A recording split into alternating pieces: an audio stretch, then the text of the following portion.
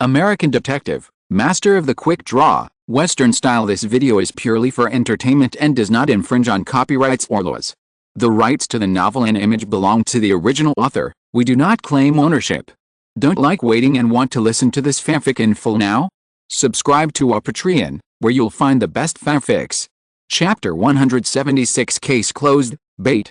The winter night in Los Angeles was slightly cold, but the atmosphere in the room was very hot. Dean wanted to wait for them to finish and then give them a good farewell. But there are some things. Women do persist longer and have stronger endurance than men.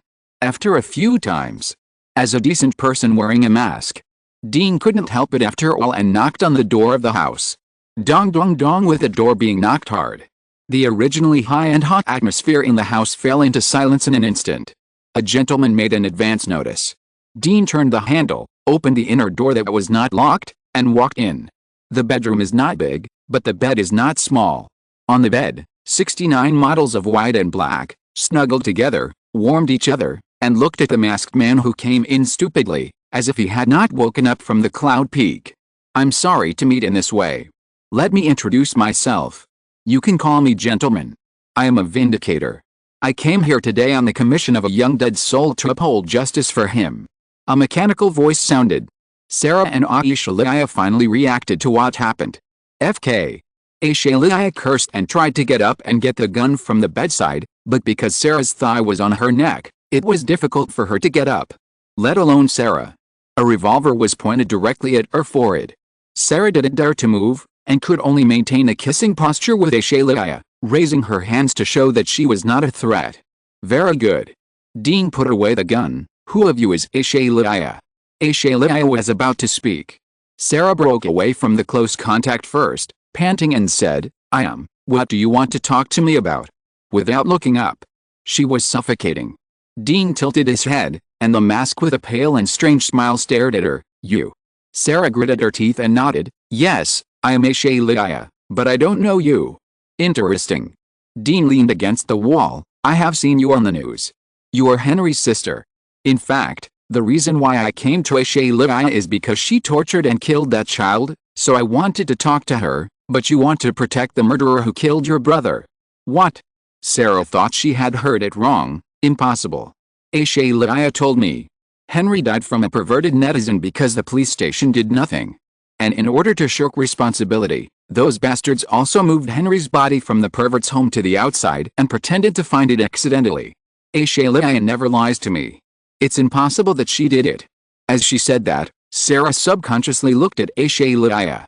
Aisha avoided her gaze, and suddenly exerted force with both feet, bursting with potential, fiercely kicking the unprepared Sarah in the air towards Dean, and at the same time turned over and pulled out the drawer, grabbing the pistol inside. She was fast. Dean's reaction was even faster. He grabbed Sala in the air, used her as a sandbag, and smashed her hard. With a thud, 2 screams were heard.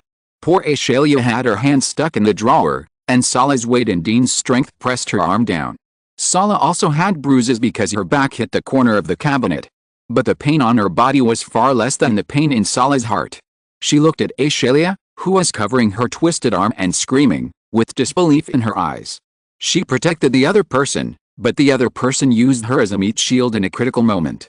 All the previous vows of love collapsed at this moment.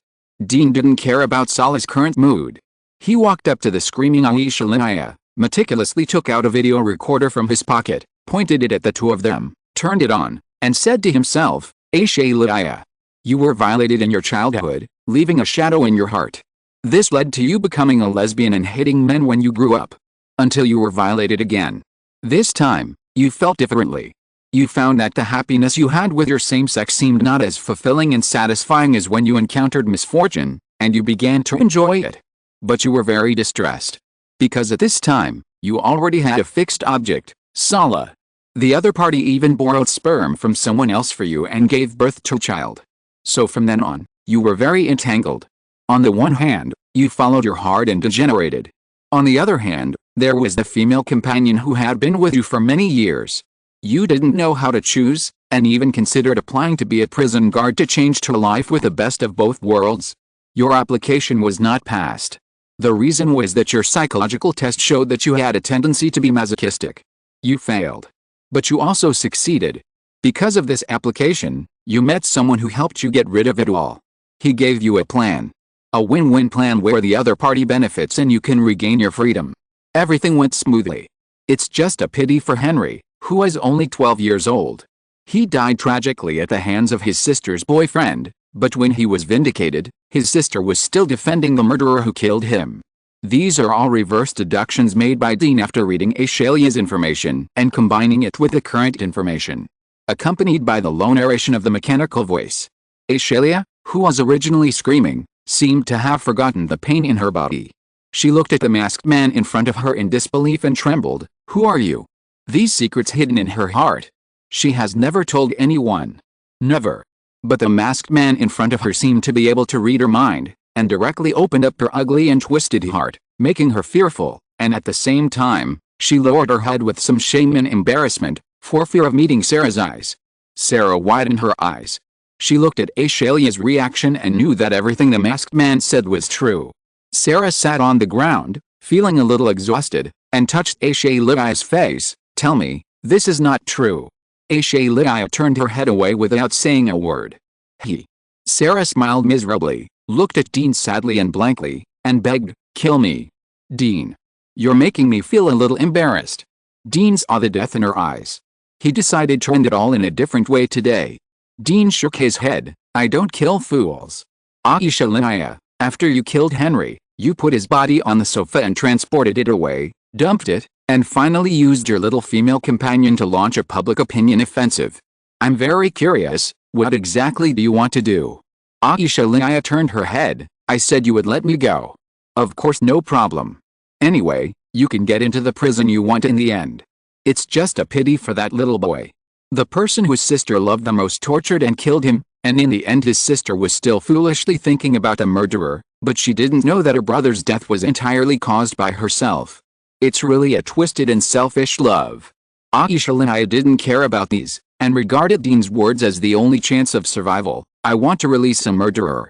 Normal means may cause the forensic department to conceal the blood evidence found directly because of another state, so that this matter will end before it even begins. It's not the first time they have done such a thing. No mistakes, one post, one content, one book, one forum, 1619, one book, one forum, one look. Sala looked at her expressionlessly. Ashalia, tell me, why did you kill Henry and let me sell tragedy and guide those people's emotions? Sala said indifferently, do you think I was lying just now? Sala, don't be naive, I don't want to act anymore. I designed all this just to get rid of your trouble and complete the assessment of joining an interesting organization. After contacting them, I know what kind of people are. Instead of being with you, I can only grind mirrors boringly. Since I met you, I often have mouth ulcers. I have long. Bang watermelon juice splashed. Sala was hit and hit the wall, her three eyes opened wide, and she looked at the gun in Sala's hand in a daze and astonishment, becoming a frozen picture. Kill Sala. Sala threw the pistol she took out of the drawer with a miserable smile, and sat on the ground blankly, smiling on her face, but the tears in her eyes could not stop flowing out. Fake. Everything is fake. For a long time. She got up numbly, picked up the video camera that Dean didn't take away, pointed it at herself and the body of Ashalia whose eyes were opened by the bullet, and said nervously, I don't have the courage to continue living. I will leave this video to the police. I don't want everyone to be deceived by my performance and do something impulsive. I'm sorry. As she said that, she took out her mobile phone, called the police in front of the video, and explained the situation calmly. After hanging up the phone, she walked to Ashalia's body, snuggled into her still warm arms, picked up the gun, and put it in her mouth. After a bang, the gunshot. The bedroom fell into complete silence. In the next room, Dean was teasing Harry's daughter who had woken up. This little cutie seemed to have gotten used to waking up with no one around. Not only did she not cry or to make a fuss, but she also opened her eyes wide, curiously looked at the mask on Dean's face, and stretched out her little hand as if she wanted to grab it. My dear, without such a resentful mother who treats you as a tool, I guess your future will be much smoother. I just don't know how Harry will face his career as a nanny next. Dean stood up and checked the information in his mind. Solving the child abuse case, experience value plus 700, level 17, 1200, $3,200, the experience value is average. But this also shows that Asharia's killing of Henry was indeed led by her, and no one else participated.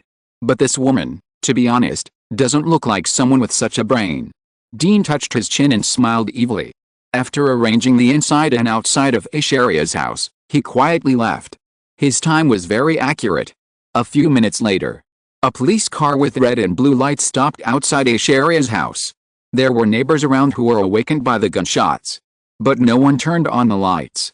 After knocking on the door several times without response, the patrolman decided to break in. After Dean went back, he thought he would receive a call from the duty officer of the detective bureau. After all, Ashalia's residence was also in the jurisdiction of the 4th Squadron. But in fact, until the next morning, Dean did not receive a single phone call or even a text message. Instead, he saw many news reports and lectures on the salad incident in the Los Angeles News. It seemed that overnight, the police figured out the cause of the incident and made up a very reasonable, tragic story with cause and effect. This means that the video recorder he left in Ashalia's house has been taken by the police. The fish has taken the bait. Dean slowly poured himself a cup of coffee, then turned on the computer and connected to a specific IP network. After a while of caching, 4 surveillance images covering Ashalia filled the computer screen. Let's see who the little fish is that has taken the bait. Dean rubbed his hands and flipped through the surveillance content after he left last night. The case shown on the panel was closed, but it was Henry's death case. This is a case within a case. There is someone behind Ashalia. Thinking of how he was targeted by a person suspected of being a peripheral member of the Lucifer game organization at the NSA's number 13 intelligence base in order to obtain information about the masked killer, Dean was suspicious. In Los Angeles, another member of the Lucifer game organization has become active. Dean doesn't want anyone to continue selling his information. He simply left bait at Ashalia's house. He was not sure that Ashalia met someone from the Lucifer game organization. But it doesn't matter. It doesn't matter what kind of fish it is, just make a nest first. Kill whoever you meet. Anyway, you can't be empty-handed. Concentrate your thoughts. Dean lit a cigarette and accelerated the surveillance screen. Chapter 175 was actually posted at 11:30. It was under review the moment it was posted. There must be sensitive words. I revised it several times before I successfully reposted the current chapter. As for the chapter that was blocked by the review, I will ask the editor to help delete it. Good night. Chapter 177 Fishing Out and Going Home. Monitoring. Not long after Dean left, several police cars arrived at Ashalia's residence and blocked it off. They didn't leave until professionals had searched the house, taking the video recorder and Ashalia's bodies and belongings. This surprised Dean, because it meant that the person behind Ashalia was most likely not a police officer. He thought it was an insider. The police handled it very quickly. Those who collected the traces were also very professional, and it didn't look like the methods of the forensic department. Dean guessed that tomorrow morning, he would be able to see the Los Angeles Police's crisis public relations to explain the Sala incident in detail, so as to prevent those black people from thinking that Sala and the others were silenced by the police and committed suicide. As the police left, several surveillance cameras returned to calm. However, Dean's surveillance was assumed to be on the internet line, which could monitor in real time. He was very patient. Time passed. Until about 4 in the morning. 2 black shadows flashed by on the surveillance in front of the door. Dean was shocked. The fish are here. However, the surveillance equipment was a bit rotten, and they could only distinguish that they were 2 people of medium build, with strangely large heads, and other details could not be distinguished. After the 2 men entered the house, their goal was clear. First, they took out a set of complex electronic equipment to scan the house, and finally stopped outside one of Dean's surveillance cameras. The next moment, the surveillance camera fell into darkness. The other party found the camera. This thing needs to rely on the network to achieve online transmission. The other party relied on this method to investigate and found the surveillance camera left by Dean. One camera after another went off. It took the 2 men less than 5 minutes from entering the house to clearing all the surveillance cameras in the house. Easy and skilled. Dean's method was more like playing house to them. Seeing this scene, Dean's face darkened. Damn it. This time's fish. A little treacherous, don't be fooled. It seems that he will be empty-handed. He took a deep breath and repeatedly watched the time period from the appearance of the two to the disappearance of all the surveillance cameras. With the supplement of a few pictures, Dean barely managed to identify the two men in the darkness. They were of medium build and wore animal headgear, somewhat like pig heads. They were also very agile and professional at removing traces, at least better than Dean, a former scavenger. Besides that, the two men came here shortly after the police left, and they had a clear goal after coming in, cleaning up all traces first and then dealing with their own affairs. This shows that they have very strong intelligence support. However, these discoveries, except for confirming that there are indeed professionals behind Ashalia who have contacted and supported her, have no other effect. For this unknown force, Dean is not even sure whether they are from the Lucifer game organization. He needs to find more obvious characteristics. When Dean checked the camera for the third time when the two men just appeared, he let out a surprised sound. There is a discovery. He pulled the mouse and pulled the screen in the computer back to the previous second. The moment the two pig-headed men just appeared, the man on the left of the screen waved his hand, and made a V sign with his right hand towards the hidden camera. Ah, this Anby? This kid finally showed up. Dean cheered up and replayed the footage again. He also focused on observing the pig-headed man who was suspected to be Anby in other surveillance. Judging from the body shape, this seemed to be Anby who had disappeared for a while. He was indeed not dead. It seemed that this third killer in North America who faked his death had now infiltrated another organization and became a little Luo who helped others. It was a bit interesting. But there was one thing that Dean couldn't figure out. How did this guy Anby know that he had been here and put a camera? Dean was sure that Anby knew all this, otherwise he would not deliberately make a V sign to the camera to remind and greet him. I can't figure it out. Forget it. I don't want to think about it anymore. This guy still owes me a favor. I guess he will find a chance to contact me soon. By then, whether that organization is the Lucifer game organization and what its purpose is, it will be clear. Thinking of this, Dean turned off the surveillance and lit a cigarette with a smile. This is very comfortable. Mentor Anthony can't be contacted. Dean was still a little uneasy about being targeted by the Lucifer game organization. He was in the light, and the enemy was in the dark. This means that others can plot against him. But he doesn't even know who the enemy is in reality, so he can only passively defend and counterattack. This is not good. That's why Dean thought of fishing, deliberately exposing his vest, wanting to divert the attention of the hidden enemy, and by the way, find an opportunity to kill them and form a deterrent. Now it's comfortable. Regardless of whether the force behind Ashalia is the Lucifer game organization. The appearance of Anby at least gives Dean more choices and intelligence support, and even allows Anby to get into the Lucifer game organization and find out why the other party is interested in his intelligence. This is very important. The next morning, Dean received a call from his mother Sheila. Dean, I saw a bad news yesterday.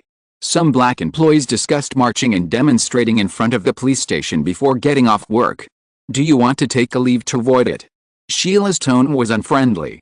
Because Dean hadn't been back for a few days. The eldest son, Baker, also packed his bags and left Los Angeles again with his bastard second brother to pursue their hungry Teo Bayo dream. These days, Sheila is not happy with everything. Dean heard what Sheila meant and said quickly, "Don't worry, Mom. I'll be fine. I'll be back tonight. I hope to see delicious fried bacon on the table. No problem. By the way, Dean, Sinclair may have something unspeakable to you. Don't refuse it then. Unspeakable things. Something that children play with. Baker, that bastard, is not here now, so you have to come forward. Okay, I'm going to the farm to handle the first quarter's order share. See you in the evening, son. See you in the evening, Mom." Hang up the phone. Dean is a little confused. Sinclair is only 11 years old. What unspeakable things does he need his help with? I hope when I go back in the evening, this sister who is about to enter the rebellious period will not embarrass him. Come to the detective bureau. Dean found that there were not only more people at the gate post, but these people were also wearing very complete equipment, vests and bulletproof vests, and some even held semi-automatic rifles in their hands, patrolling outside the detective bureau, giving people a sense of impending storm. And it was also a lot more troublesome to get in. Originally, Dean's license plate was recorded by the system. As long as he drove to the door, the automatic gate would rise, allowing him to drive directly into the underground parking lot without even showing his face. Now he was stopped and asked to check his ID. Dean took out his ID and asked curiously, "Dude, what's going on? You look a little unfamiliar." The young man who checked the ID had a childish face and didn't look very old. When he saw that Dean was actually a detective, envy appeared in his eyes and explained, "Detective Dean, we don't know the situation either. We are just worried that there will be a demonstration today, so we were transferred here by our superiors to prevent any impact." He explained the reason, but did not reveal his identity. Seeing this, Dean did not ask any more questions. The office of the 4th Squadron. Dean thought he should be the first one to come, but he didn't expect Robert to be the first one to come to the office today. In addition to him, there was also a white young man with scars on his face and a fierce look, wearing the same equipment and clothes as the strange guards outside the door, and he was confronting Robert with a red face. The two people seemed to be communicating unpleasantly. If neither side had drawn their guns, Dean almost thought someone was looking for trouble. Hearing the movement, the two stopped confronting and looked at the door. Dean greeted Robert. "Robert, you came so early today. Are you here to meet the handsome guy next to you privately?"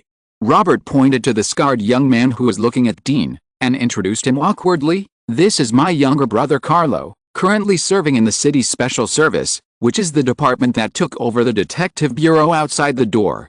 We haven't seen each other for a long time, so we took advantage of his mission this time to meet and chat." Carlo obviously heard Dean's name from Robert.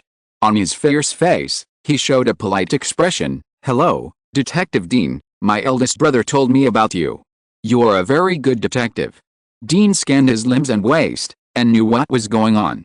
He smiled and said, "I heard Robert talk about you. He said that his younger brother has a very strong level of hand-to-hand combat and is his pride." Carlo looked at his eldest brother unexpectedly. He didn't expect that his eldest brother, who had always been at odds with him, would speak so highly of him. Robert was confused. "Dean, did I tell you that? When we were drinking together, you boasted that your younger brother was very strong. But you didn't communicate much, and you were both hard-mouthed and soft-hearted, which led to the fact that you cared about each other, but the expression was different, so you were still worried about how to get along harmoniously with your brother at that time." Dean lied with his eyes open. These were naturally analyzed by his eyesight. Carlo was a little moved. He shrugged. "Robert, I actually look down on your occasional weakness, but I am very grateful that you think so highly of me. I apologize for arguing with you just now." Robert gave him a middle finger in return and said with a smile, "As Dean said, you have obviously become an independent man, but I still can't help but say something restrictive to you. It is indeed inappropriate, but I still hope that you can consider my suggestion." "What suggestion?"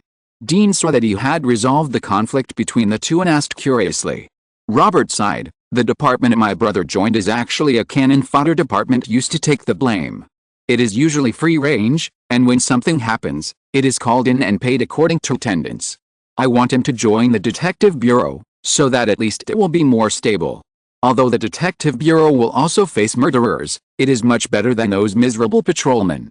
At least when they are in action, they will have expectations in their hearts, and they will not be shot because of checking a car, asking a question, or even because they go to help mediate family conflicts. Take the blame?" Dean suddenly realized. No wonder the detective bureau changed people to patrol outside. Isn't it that those who came to the door were not sure whether the video footage they left behind could resolve the restless emotions of those black people, so they were prepared to suppress them? When the time comes, something will happen. Temporary workers will come in handy. Dean looked at Carlo for a few times and nodded seriously. "Men, I think what Robert said is right. My team is about to be established. Maybe you can consider joining me.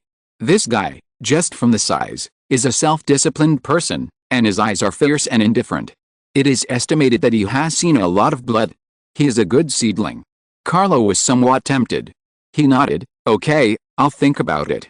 By the way, if you are fine, it's best not to go out on the field today.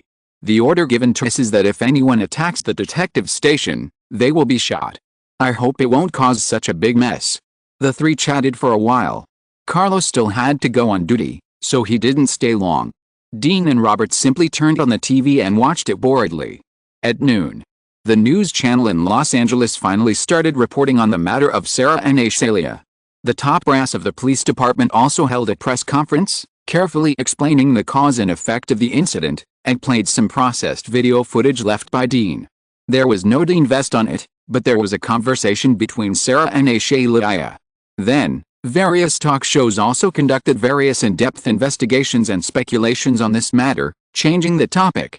Regardless of whether those black people believe it or not, the police and the city government have been very sincere in their attitudes, clearly telling everyone is a citizen of the United States and enjoys the same rights and freedoms. It is not clear how effective it is. But until the end of Get Off Work, Dean did not receive any news of black groups marching and demonstrating. Perhaps they believe the evidence and videos released by the police, or perhaps they believe the words of those interviewers. In short, things seemed to have passed so smoothly. When Dean got off work, he felt a little regretful. Otherwise, the group of people took advantage of the demonstrations to cause riots and do some $0 shopping, and maybe he could earn some experience points. In the evening, Dean returned home. Thompson's face looked a lot paler. As someone who had experienced this, Dean immediately understood what had happened to his little brother recently. He was going to call his little brother aside and teach him what health preservation meant, what it meant to conserve energy, and how to be persistent and powerful. But Sinclair interrupted Thompson's upcoming opportunity. She had already rushed over excitedly, like a koala, and threw herself into Dean's arms. "Dean, my dearest second brother, welcome home." "Dean. It's bad. Looking at the attitude of my little sister, I'm afraid that the help she wants me to help may not be easy to help. Thanks to the book friend Knight of Glory for the reward of 12,000 book coins. Thanks to the boss. Thanks to the programmer who deleted the library and ran away for the reward. Thanks to the boss. Good night." Chapter 178 FBI, Open the Door! Exclamation mark. Today's dinner had a weird atmosphere. After dinner, Mother Sheila and younger brother Thompson gave Dean a look that said he would fend for himself, and then ran away without any intention of curling up in the living room together to watch TV and kill time. This made Dean feel more and more embarrassed about Sinclair's request for help from him. What you fear will come true. When there were only two people left in the living room, Sinclair, the precocious little girl, walked up to Dean shyly and said, "Brother, can you do me a small favor?" Dean, who is always fearless, choked and said nervously, "Tell me what the favor is first." "It's very simple. I want you to date the sister of one of my classmates." Sinclair narrowed his cute little eyes and smiled. "Huh?" Dean breathed a sigh of relief. That's it. But he still had to pretend. His expression turned serious, and he said reluctantly, "Sinclair, you know, I have a girlfriend, and I love her more than myself. You are asking me to make a mistake." Sinclair rolled his eyes and said contemptuously, "Come on, Dean, you just like to eat gigolos. Although I also hope that my future sister-in-law will be a rich woman, you must help me with this favor today." Reason. "Because my classmate is very handsome, I need to find a way to seduce him, but he is very cold and doesn't want to talk to me. I thought, if you can win his sister, we will have something to talk about." Sinclair said it with confidence. Dean was dumbfounded. He looked up and down at Sinclair, who was dressed cutely and had a straight figure, and said speechlessly, "But you are only 11 years old, and you can't let your brother sacrifice his own happiness in pursuit of your own hormonal choice." "So what?" Sinclair said as a matter of course, "I just think that taking him with me will give me face in front of the little sisters. Don't think of him as such a dirty and wretched adult. Besides, this kind of thing is not a burden for a scumbag like you. But there is no need to use such means." Dean had a headache. It's not easy for a man to chase a woman, but it's not easy to deal with a woman chasing a man. You see what he likes, and deliberately show that thing in front of him to attract his attention first. After he takes the bait, keep him hanging, and then he will take the initiative to find you. Sinclair nodded. "I think so too. That's why I let you pick up his sister." "So? He is only interested in his sister?" "Yes." Sinclair smiled and said, "He is very withdrawn, and he talks about his sister every 3 sentences. So he is obviously very handsome, but no one chases him. I think he is cool like this." Dean held his forehead in his hands and was speechless. What kind of little brats are these? What a sin. Dean couldn't bear to see his own sister go the wrong way, so he spread his hands and persuaded, "Sinclair, I guess your classmate is usually taken care of by his sister, so he transferred his dependence on his mother to his sister." Such people will have certain psychological defects. You'd better change your target. So you don't object to my premature love? Yes, as long as you don't find such a weird object, I don't object.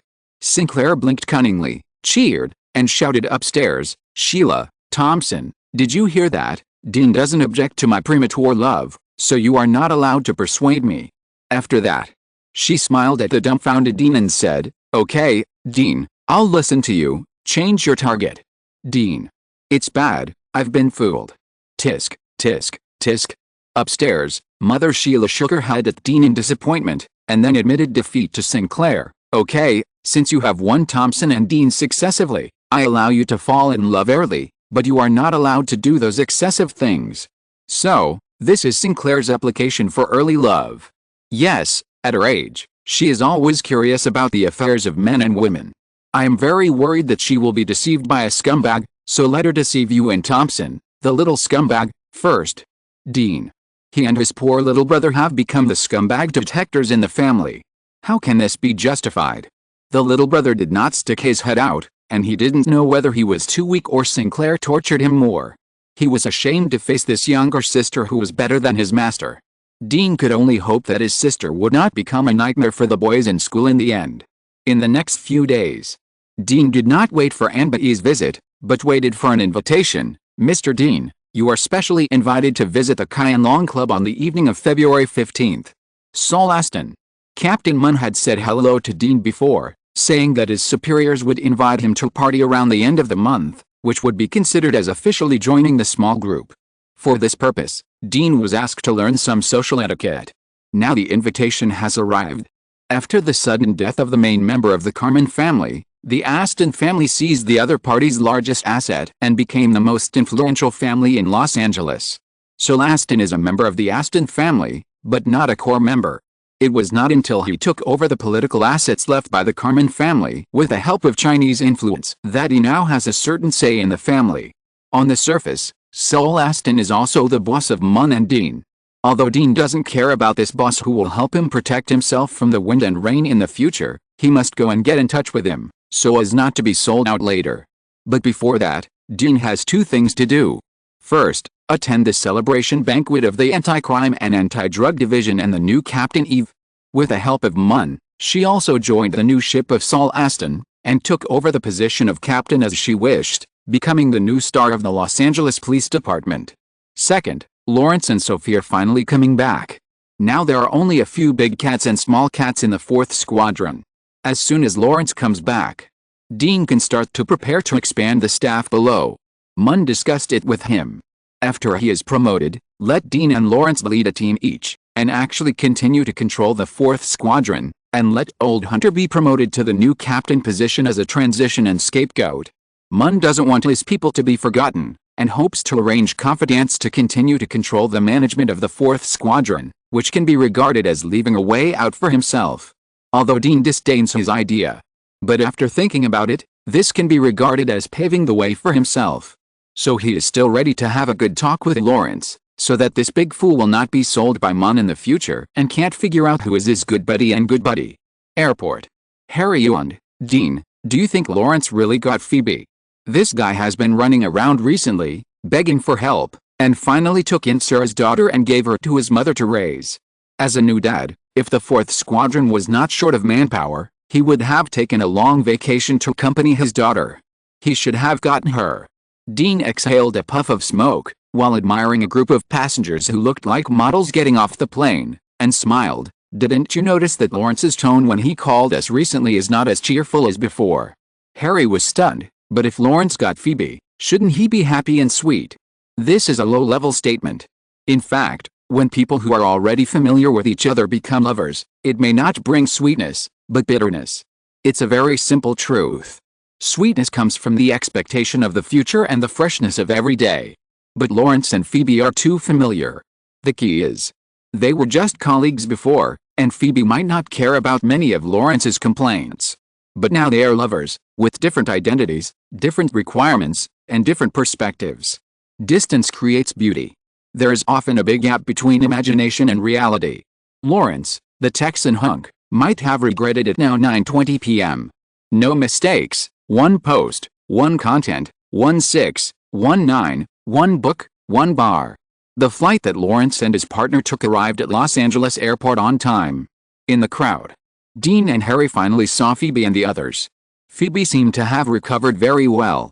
Except for an obvious scar on her right cheek, which added a bit of coldness, her temperament was more attractive to men than before. Lawrence was much more miserable. This strong man, who was 2 heads taller than Phoebe, was pulling 3 carts of things. The 2 pieces of flesh on his face were bulging, and there was a piece of dog skin plaster on the right side of his cheek. He was a real coolie. Reunion after a long absence. Phoebe gave Dean and Harry a warm hug, and then said in a somewhat unhappy tone, "Where's Robert, that bastard? He didn't come to pick me up today."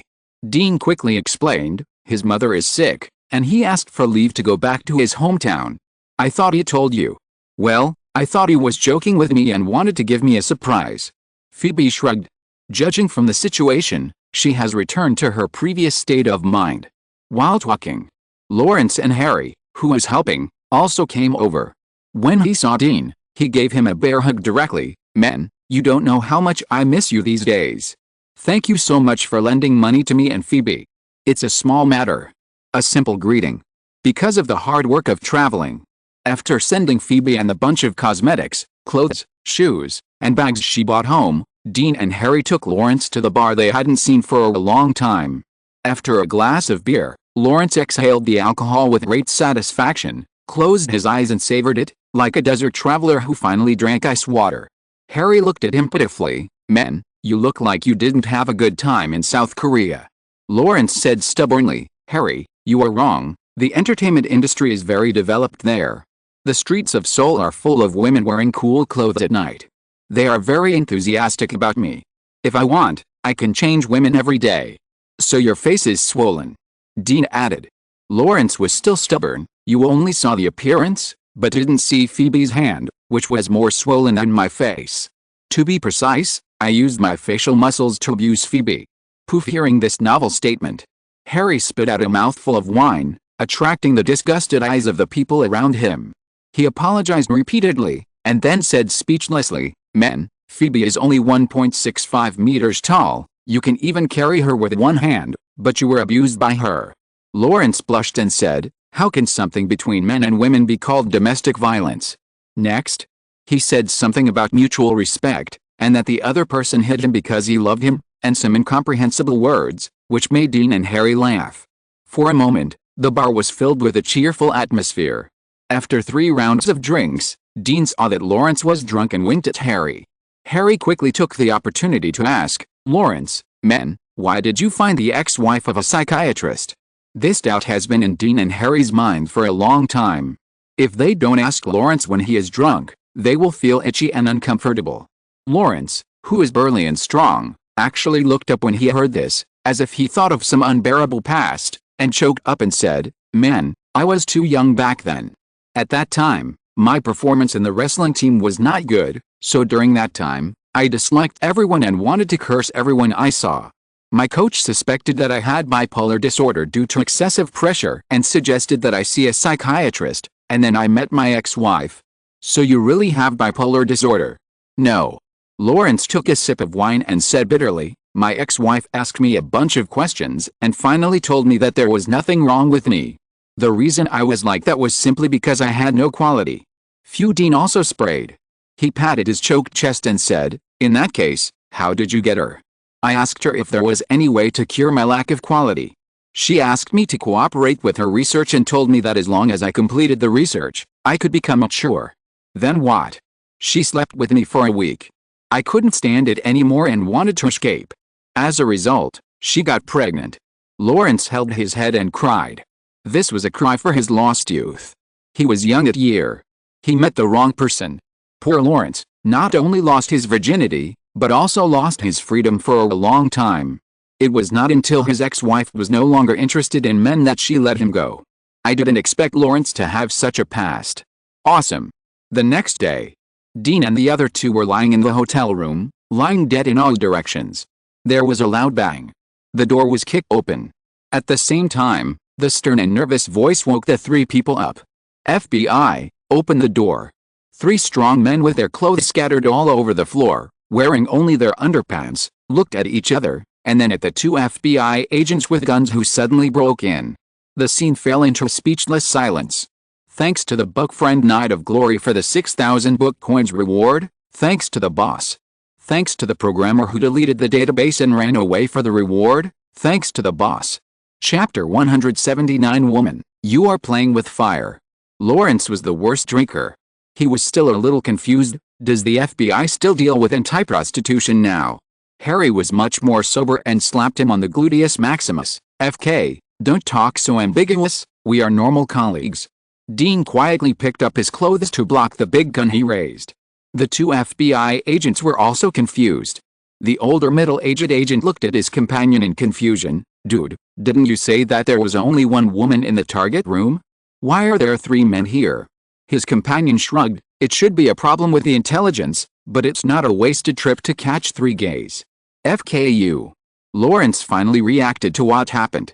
The fat on his face swung and glared at the young agent. Fuck you, gay, which law stipulates that several men can't open a room to rest. Is it true? We need to check the scene before we can judge. They actually dared to talk back. The young agent felt provoked and decided to teach the three gays a lesson. He looked serious. Now, the three of you, put your hands on your heads and squat on the ground, otherwise. Before he finished speaking, a figure jumped up from the ground like a tiger, and before the two FBI agents could react, he grabbed the two men's right hands holding the guns and twisted them hard. The two screamed. The guns in their hands fell to the ground. Dean kicked the pistol on the ground away, then put on his clothes slowly, took out his detective ID, turned the tables, and pointed the gun at the two men. I am Detective Dean from the Detective Bureau. Now put your hands on your heads and don't do anything that may cause misunderstanding. Otherwise, based on your attack on the police, I have enough reason to shit to ensure my own safety. FK. The two unlucky FBI agents, covering their injured right hands, squatted down with their heads in their hands under the black muzzle of the gun. Lawrence showed a grim smile and twisted his neck. I hate gays the most. Now I'm going to start searching you. If you dare to move, I'll strip you naked. Harry was still putting on his clothes.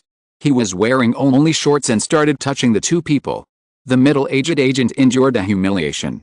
The young agent couldn't bear the humiliation and said aggrievedly, Dude, can you put on your clothes?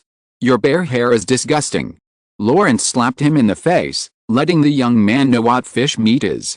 He cursed and opened the documents he found from the two people. When he opened them, he grinned. No wonder it feels so good to slap them in the face. It turns out that they are really FBI agents. The anger was also released. Dean naturally couldn't kill these two people because of such a small matter. Well, it seems that it is indeed a misunderstanding. In this case, we are even. Remember to make it clear next time you knock on the door, otherwise someone will die. After returning the documents and guns to the two people, he was about to take Harry and Lawrence back to the detective station. The middle-aged detective stopped Dean. Hey, men, I'm really sorry about this, but we are now tracking down a cannibal who committed crimes across states. If you find any incomplete remains recently, please call me as soon as possible. As he said that, he handed over a business card. Dean took the card. According to the information on it, the middle-aged man's name is Merck, a senior agent. Agents at this level either have special skills or are old hands with rich experience. Judging from their misbehavior, Dean guessed it was the latter. He was too lazy to ask about the case and nodded, Okay, I'll contact you if I have any news. The 4th Squadron. Robert has rejoined the team. It depends on the situation. His mother is in good condition and it was a false alarm. With the return of Lawrence and Phoebe, the 4th Squadron is also full again. 2 o'clock in the afternoon. Dean is thinking about what gift to give to Eve's promotion party in the evening. Daisy came over and interrupted his thoughts. Dean, you promised me to treat me to hot pot before, shouldn't you fulfill your promise? She has been looking forward to hot pot for a long time. If it wasn't too expensive, she would have eaten it by herself a long time ago. But Dean, this bastard, the case is over, but he seems to have forgotten about it. Dean hurriedly said, Don't worry, Daisy, I never cheat on women, especially beautiful ladies. In fact, I am going to rent a house this weekend. Then we can all come together to get together. You won't be disappointed. Okay. Daisy left with satisfaction. Nothing happened. Dean was ready to run away and buy a gift for the evening. As soon as he left the office, he ran into Mon and Old Hunter, who were carrying the bucket and fishing rod back in the corridor. These two salary thieves were walking towards the office, talking and laughing. Seeing Dean, Mon hurriedly stopped him. "Dean, call the guys to a meeting in the conference room. I have something to announce." "Okay, Captain." The absenteeism failed. Dean had no choice but to return to the office and call everyone to the conference room. "Welcome back. Lawrence, Phoebe, how are you doing now? If necessary, can I approve some more vacation time for you to adjust your status?" Mon won people's hearts as always. Phoebe was a little tempted. But Lawrence patted his chest. "No problem, Captain, I always keep in good condition. Are there any new cases today?" Mon shook his head. He glanced at everyone, with emotion and reluctance in his eyes. "Actually, I am going to transfer to another department. Starting from next month, Old Hunter will temporarily take over my position and become the temporary captain to lead your work." Dean took the lead in applauding. Old Hunter is not young anymore. So he became the captain to help himself occupy the position first. Old Hunter breathed a sigh of relief when he saw the thunderous applause in the conference room. It seems that this old fox is still very popular and loved in the hearts of Dean and his group of young people. "Wait a moment." Meng En pressed his hands together and continued, "In addition to this matter, there is also the promotion of Lawrence. Lawrence, your qualifications have long been enough to be promoted to detective chief. Now that I am leaving, I will help you submit your application." Lawrence opened his mouth wide. "I will be promoted to detective chief?" "Yes, because the performance of the 4th Squadron was very good before. The cases transferred to other squadrons will be handled by us in the new year. You and Dean will be required to lead the team to handle the cases in the future." Meng En's tone was a little melancholy. Seeing that the 4th Squadron was getting better and better, he was about to leave. Fortunately, these people were cultivated and excavated by himself. Even if he changed departments in the future, he could take advantage of the convenience when needed. The third thing is that due to the shortage of personnel, the Detective Bureau has specially approved 4 additional quotas for our 4th Squadron. These people will be supplemented by Dean and Lawrence, so if you have anyone you think is reliable, you can also recommend them to come for assessment. No mistakes in one song, one post, one content, one book, one bar, 1-6, one book, one bar, one look. "Then where will you be transferred to, Captain?" Dean asked curiously. Mun had not discussed this matter with him in advance. Mun adjusted his gold-rimmed glasses and showed a standard gentleman's smile. "Originally it was the operations department, but I didn't like the atmosphere there, so I applied to be transferred to the internal affairs investigation department." Everyone suddenly realized. No wonder Lawrence, a loser, was promoted to detective chief despite so many complaints. It turned out that it was because Mun was about to become the management of the internal affairs investigation department. The supervisor was his immediate superior. It seems that the 4th Squadron will be much more comfortable in doing things in the future. At least some complaints, not to mention being ignored, were also reduced to small matters and small matters to nothing under the influence of Mun. This also means that when Dean and his team go out to handle cases, some matters on the scale can be much more relaxed, and there is no need to worry about being dragged down by their own people. The pleasant meeting ended. Dean pulled Lawrence aside and told him that when he moved on the weekend, he would discuss the matter of 2 people leading people in groups through a group gathering. This also means that the 2 of them will not be partners in the future. Lawrence was a little disappointed. After all, it's quite comfortable to hang out with Dean. Dean has no attachment to this rough guy. He is looking forward to the banquet tonight. After all, the captain's taste should be good. Eve chose the Chinese restaurant. This is a popular trend recently. It's not that the dishes in the Chinese restaurants suit the appetite of people like them. It's because they are expensive and novel. In short, it is suitable for treating guests to show off one's unique taste. The Chinese dishes in this restaurant are basically served by foreigners. Because most Chinese people are reluctant to spend money to eat in such places. A simple dish of mapo tofu costs $19.90. This is the price in 2001. It's too expensive. Arrived at the place, Dean reported Eve's name and was led to a private room. To his surprise, there was no one else in the private room except Eve. "Captain Eve, don't tell me that your people don't show enough enthusiasm for you, the new captain." Eve was wearing a professional suit, with a capable temperament, and her hair was lightly tied up. "I have made an appointment with them to celebrate on the weekend." Tonight belongs to only the two of us." As she said, she shook the bell.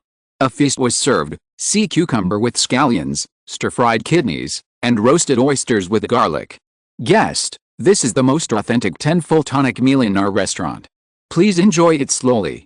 The waitress smiled ambiguously, turned around and left, and closed the door of the box. Dean raised his eyebrows. "Eve, you are playing with fire. Then can I increase the intensity?" As she said, Eve picked up the briefcase on the ground, took out her captain's uniform and fluorescent stockings, undressed, and looked like silk. "Dean, I don't know how good the sound insulation of the box is. Do you want to try it?" After eating and drinking, Dean wiped the sweat off his body and lit a cigarette. Eve had become soft as mud. She stared at the ceiling with lifeless eyes, not yet falling from the afterglow. It was a pity for the captain's uniform she had just received. She would probably have to use it in her room in the future. Until the hotel was about to close, Eve, with weak legs and feet, stood up tremblingly, and sternly rejected Dean's request to get a room for the next game, saying that she wanted to go home. "Okay, Captain Eve, as a subordinate, I will take you back personally." "Thank you, you are such a considerate subordinate. It would be better if you were not so rude." The two of them said a few words in disgust. After Dean cleaned up the battlefield, he supported Eve, who was unsteady on her feet, and pushed open the tightly sealed door of the box. A noisy sound came from outside. Dean vaguely felt that something was wrong and looked downstairs. He saw two police cars with flashing red and blue lights, whimpering and calling out. "It depends on the situation. This restaurant has encountered a problem." "Okay, 2 chapters and 7,000 words. The dog thief is going to eat first. After eating, we will fight again. Thank you brothers for the monthly tickets. The monthly ticket extra chapters will be made up at the beginning of next month. 1,000 monthly tickets for one update. I don't know if I can reach 5,000 this month. Today I will make up for the extra chapters from the helmsman and the whoremaster." Chapter 180: Man-Eating Demon. Because someone at the branch office might know the two of them, Eve pushed Dean away and returned to the box. "Dean, I'll ask my bestie to pick me up." "Okay, call me if you have anything." Dean nodded perfunctorily and left alone. After going downstairs, Dean met an old acquaintance, Hawk. He was directing his men to cordon off several trash cans, and many residents who were walking around were watching from a distance. They were heard whispering and discussing. It seemed that a homeless man found a severed hand when he was rummaging through these trash cans. Severed hand. Dean's heart moved, and he remembered the 2 FBI agents he met before. It seemed that they came to Los Angeles just to track down a cannibal. In Dean's hand, there was also the business card of the senior agent Merck. If this was really done by the cannibal, then the other party's efficiency was really good, and he actually committed the crime so quickly. After thinking about it, Dean walked towards the bald Hawk. Hawk was on the phone, calling the on-duty personnel of the forensic department. When he saw Dean, he was surprised. After briefly explaining the situation, Hawk hung up the phone and said in surprise, "Dean, are you nearby? I heard that the Chinese food here is good, so I came here to try it after get off work. I seem to hear passers-by say that a severed hand was found here." "Yes." Hawk led Dean to a trash can and pointed to something wrapped in a plastic bag and said, "The severed hand is in it. The discoverer is a homeless man." The guy was scared. I asked the guys to take him to eat. Dean took out a pair of disposable gloves from his pocket and put them on. He squatted down and looked through it. The plastic bag was black, opaque, and the edges were clean. No blood was found. When they opened it, a black and purple palm appeared in front of the two. This phenomenon is because after the human body dies, the blood coagulates, and finally reacts to the surface of the body after exposure to congestion. This means that the owner of this palm had been dead for more than 24 hours before being dismembered.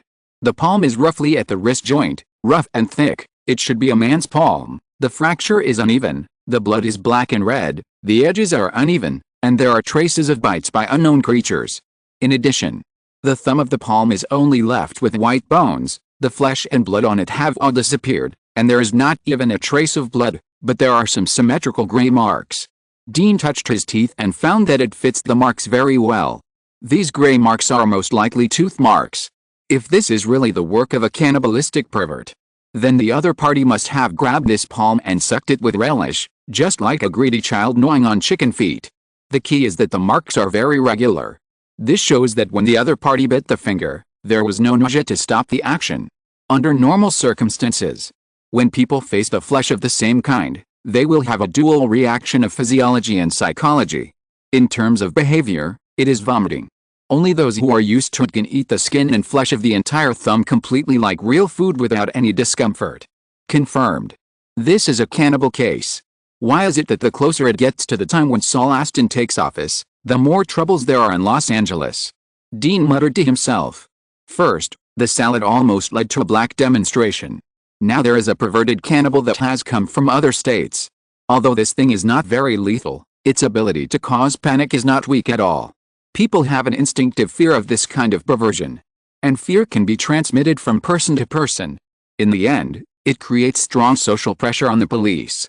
But this palm appeared in the jurisdiction of the 4th Squadron. What a pity. Seeing that Dean's expression was not very good, Hawk realized that something was wrong. Dean, is this case very troublesome? Man-eating man, what do you think? Dean asked back.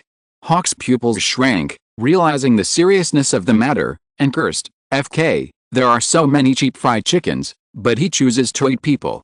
How could such a pervert appear in my patrol area? Don't be nervous." Dean took out the FBI agent's business card. There is a scapegoat this time. This murderer fled to Los Angeles to avoid the FBI's pursuit. You contact your boss first to explain the situation. I will contact the FBI. We are not in a hurry to intervene in this matter. The pervert who can escape the FBI's pursuit across states is definitely not simple. Dean can't solve every case. This thing is important for ability, but luck is more important. Anyway, as long as he participates in it, he can gain experience points. Dean's first reaction was to find a scapegoat first. Hawk knew the truth of listening to others' advice and having a full meal. He contacted his boss as soon as possible. Dean also called the owner of the business card, Senior Agent Merck. 20 minutes later, the on-duty personnel of the forensic department had not arrived yet. Merck and his young companion came over first. "Inspector Dean, nice to see you again." Merck politely shook hands with Dean, then asked, "What's the situation here now?" "Someone found a severed hand. After checking, I found traces of human bites on the severed hand. According to the wound analysis, the owner of this hand should have died before the hand was detached, which is why the color of the hand is black and purple." After that, Dean took them to check the severed hand. A simple inspection. The young agent was a little puzzled and said, "Merck, this doesn't seem to be consistent with the devil's habit of eating people. Could it be that his followers have appeared?" The middle-aged agent Merck nodded first, then shook his head. "It should be him. Elegance is carried out when conditions permit. You should know that because of our relentless pressure, he has not eaten for nearly half a month, so his food is simple, which cannot be said to be the work of the devil." "The devil you are talking about is the ogre we are tracking," Dean interrupted. Merck did not speak. The young agent who was slapped by Lawrence last time took the opportunity to show off his dissatisfaction. "This is a case handled by our FBI. You are not qualified to know this. Do you understand, Mr. Inspector?" YIKOYIFAI.com. The humiliation last time deeply hurt the young man's heart. There are so many patrolmen present this time. He doesn't believe that Dean dares to attack them. "How do you know?" Dean smiled and stepped back, and said to Hawk and other patrolmen, "Guys, did you hear it?" Hawk also grinned. "Of course I heard it. This is a case handled by the FBI. We are not qualified to interfere. However, in order to maintain the stability of Los Angeles, we are still willing to provide some help within our capacity." The young agent's face froze. "Damn, I was fooled." Merck's face also turned black. He glared at his companion and apologized to Dean. "I'm sorry, my guy has just started working and can't speak. Inspector Dean, please don't be angry. In any case, this case also happened in Los Angeles. We definitely need your assistance to catch the devil." "Of course I can help." Dean squatted down and pointed at the severed palm. "Although I don't know what the devil you are talking about is, this severed palm leaves a lot of information. First, the bone of the severed palm is smooth. This shows that the murderer used a sharp tool. He cut off the severed palm directly along the wrist joint in one go. The skin and flesh on the edge of the severed palm have traces of biting, which is most likely the murderer's dining habit, just like we will habitually suck our fingers after eating food with good gravy. Second, the most flesh and blood on the palm is located at the tiger's mouth, and the flesh at this position is undoubtedly more resilient. The murderer only dealt with the flesh and blood of the victim's thumb, which shows that the other party has a strict order in his dining habits. This habit usually appears in people with a good family education.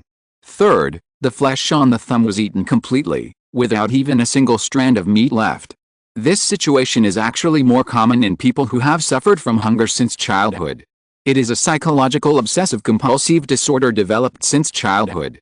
Otherwise, it would be very difficult to eat uncooked flesh to this extent, no matter how perverted one is. The analysis of these three simple pieces of information is complete. Dean looked at Merck, who was already dumbfounded, and said calmly, "Agent Merck, I wonder if the demon you are talking about is consistent with my analysis, that is, the kind of elegant but paranoid dining habits." Merck nodded hesitantly, "Yes, in fact, we only know his code name. This guy only shows up in front of his believers, with long hair and a lush beard. He spreads the deformed belief of cannibalism and commits crimes by inducing some citizens with mental problems to voluntarily sacrifice themselves. That's why we haven't arrested him yet." The young agent looked at Dean suspiciously and said unconvinced, "Don't pretend here, it's just a broken hand. How can you analyze so much information? Did you inquire about the devil's intelligence after meeting us last time, and directly put it on this time?" Seeing this, Merck remained silent. Obviously, he actually had such doubts in his heart, because he had only seen Dean's analytical ability in some masters of the headquarters. Even though Dean became a detective at a young age, he still doubted Dean's ability. Dean glanced at the young agent and sneered, "Do I need to explain to a small character like you? You." There was a crisp sound. Dean shook his hands, looked at the small character who was knocked to the ground, and said to Merck with a smile, "I'm sorry, I'm not very educated. I can't help but want to sweat this annoying guy to death when I see him as annoying as a fly." Merck looked at Dean expressionlessly, "But he is from the FBI, you are going too far. But you forgot, this is our territory." Dean's face also darkened. "We are not your subordinates, we are kind enough to help you, just because of a sense of responsibility, but your stupid companion has been buzzing in front of me like a fly. I didn't sweat him to death because he is wearing the skin of the FBI." These words not only made Hawk's heart surge. The patrolmen around him also looked at Dean with admiration. Having said that, but ordinary police officers and detectives really wouldn't hit an FBI agent like this in public. After all, it's not the agent himself that is being hit, but the face and authority of the FBI. Seeing the tense atmosphere, Dean changed the subject. "But Merck, you are right. Your companion is still young and can't speak. I will regard that slap as my selfless help for his growth. I forgive him. Now let's talk about the case. I have to attend the new mayor's banquet in 2 days, so I don't have much time to assist you." Hearing about the new mayor's banquet, Merck's pupils shrank, and a chrysanthemum smile spread on his expressionless face. "Detective Dean, you are right.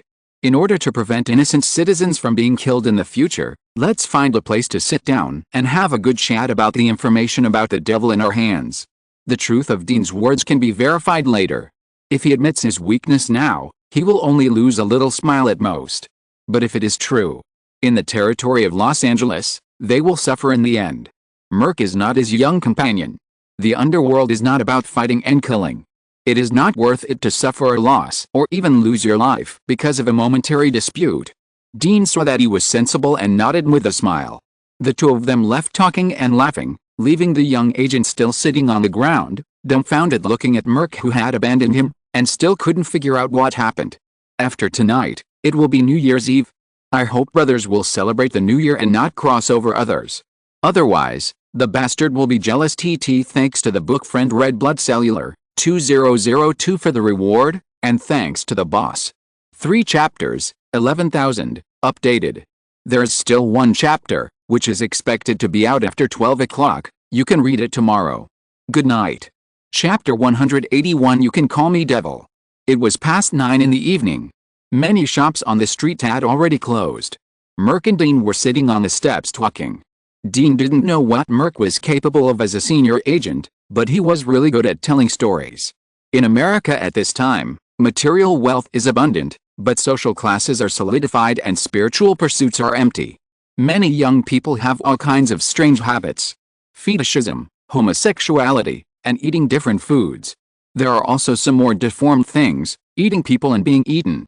The cannibal demon is such a person. He first appeared on the internet. It was a simple dining table. On the dining table, there was a fresh arm that was still bleeding. The cannibal demon held a knife and fork in his hand, and was gentlemanly and elegant in front of the camera. It took only more than 10 minutes to eat half of the arm and finally ended the video. Some people thought it was just a clown's performance. Some people thought it was a prank. But there were also some people who watched him taste the body of their own kind bit by bit, and they actually had a strange yearning. They didn't want to eat meat, but wanted to be eaten, and be eaten by the cannibal demon bit by bit, elegantly and cherishingly. Every 3 days, the cannibal demon will release a video of enjoying a delicious meal. Or a hand, or a foot, or a torso. This continued until he took out a woman's head and someone recognized the woman's identity. It was a female student who had recently disappeared. Only then was it confirmed that the things in the video were not limbs disguised as food, but real bodies of the same kind. The police quickly found the other party's residence through the network IP address. But it was just an abandoned house. And in the basement where the video was shot, the other party left a message. Merck said here, and he stopped in a very dog thief way, took out a cigarette, looked at Dean, and seemed to be waiting for the other party to light a cigarette for him. After a pause, Merck reacted and realized that the person in front of him was not his apprentice, but a hot-tempered detective. He said awkwardly, "Detective Dean, do you have a lighter?" Dean was stuck in the middle of this bastard's story, and he took out his lighter in a bad mood. "Hurry up and tell me, what did he leave behind?" After lighting the cigarette and taking a deep breath, Merck's eyes were empty, looking at the dark night, and he continued to tell the story of the man-eating demon in the smoke with a hollow voice. "That is a passage that makes me sweat coldly when I think of it now. Cold-bloodedness comes from transcendence. When humans surpass monkeys, they will no longer sympathize with the death of monkeys. So humans can feed on monkeys. When an animal surpasses humans and feeds on humans, then what will humans call this animal? Good evening, snacks. You can call me Devil." Merck took a deep puff of cigarette and looked at Dean. In him, I saw elegance and cruelty, nobility and decadence, but until now, I still don't understand the meaning of his words. "This is to spread ideas," Dean said calmly. He compared himself to a demon that surpasses humans, so he can feed on humans. Once someone accepts his idea, it's over, so this is also his means to capture food. This thing looks very pretentious. But in fact, it is essentially the same as brainwashing and fundraising for religious beliefs. For example, in Dean's previous life, he saw a female bodhisattva who gave alms in the flesh in a small country in Southeast Asia. These female bodhisattvas have been brainwashed since childhood about the greatness of the gods, the significance and sacredness of giving. Before globalization, these female bodhisattvas were props used by monks to vent their desires. As a result, after globalization, those female bodhisattvas who regained their freedom not only continued to do physical giving, but also taught their offspring who they accidentally got to become the new generation of female bodhisattvas. Because their worldview has been distorted. In their view, physical giving is practicing, not promiscuity. When the three views are distorted, then doing all kinds of crazy things will become normal. For example, feeding the devil with one's body. After listening to Merck's description, Dean realized that the cannibal demon was doing such a thing. He spread his distorted belief through the internet to attract a group of spiritually empty and numb people to worship, thinking that this is a very sacred thing. Once this idea comes into being, it is doomed to a tragic ending. Because thoughts are the fastest growing things in the world. After listening to Dean's explanation, Merck gave a thumbs up. "Your psychological analysis is very powerful, because that's what a cannibal demon does." He sighed. "Since we found the place where he used to film before, we can't find any trace of him. We thought he had fled the area." Not long after, a cannibal cult appeared on the internet. The sect is full of believers and worshippers attracted by the cannibal demon through videos. Some people envy his strength and evil. Some people worship his ideas. There are also a few people who think that being eaten by him is a sacred and great thing, so they hope that the cannibal demon can enjoy their flesh and blood to get them out of this dirty world. By the time we reacted, it was too late. No mistakes in one song, one post, one content, 1 book, 1 bar. He has a sufficient source of food and can accurately identify the bait we set. It was not until our colleagues in the cybersecurity investigation section that they almost caught him by locking on to several core believers he developed. As a result, when they took action, something went wrong. What about the behavioral characteristics in your tracking methods? Dean pointed to the trash can in the distance. Live human flesh and dead human flesh are completely different. Since he was forced to eat dead human flesh, it means that he dare not do anything to living people. This should be your method. Merc nodded. Yes. I must admit that you are really good. You asked the key point directly.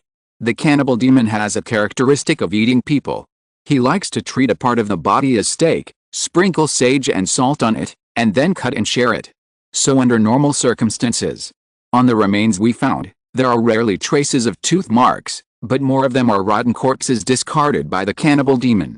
He likes fresh ingredients. So the cannibal demon often keeps the other party in captivity after fishing for food in his hiding place, and then slowly enjoys it. In this process, 10 so-called believers will regret it. But except for one lucky person, no one can escape at present. The reason why we can always lock and force the cannibal demon to escape is that we have locked the other party's appearance characteristics through this lucky person. Now, as long as he dares to show up, we have a great chance to identify him and arrest him. But the amazing thing is that he seems to be able to guess our methods. The cannibal demon fled all the way, forcibly resisting the desire to eat people. It was not until we received your call today that we knew that this guy started to eat carrion. After listening to Merc's words, Dean shook his head disappointedly. Merc, I'm sure you are wrong. The cannibal demon did not resist the desire to eat people, but his believers took the initiative to deliver them to the door. It's just that you don't know. The internet world connects the entire America. He probably has believers in Los Angeles to help him cover and support him, otherwise he wouldn't run here. Merc was embarrassed and unhappy when Dean said this. But there was also a hint of doubt. Simple communication. He has recognized Dean's thinking of solving the case. You mean, the severed hand is not the work of the cannibal demon? Merc asked tentatively. Dean nodded confidently. A guy who eats people needs seasoning, not carrion. This kind of pervert is generally extremely narcissistic and self-centered, and has very strong principles. He thinks he is a demon higher than humans, and from the beginning, he looked down on your pursuit. According to psychological speculation, the broken arm found today was either done by his imitator, or another cannibal pervert appeared, or...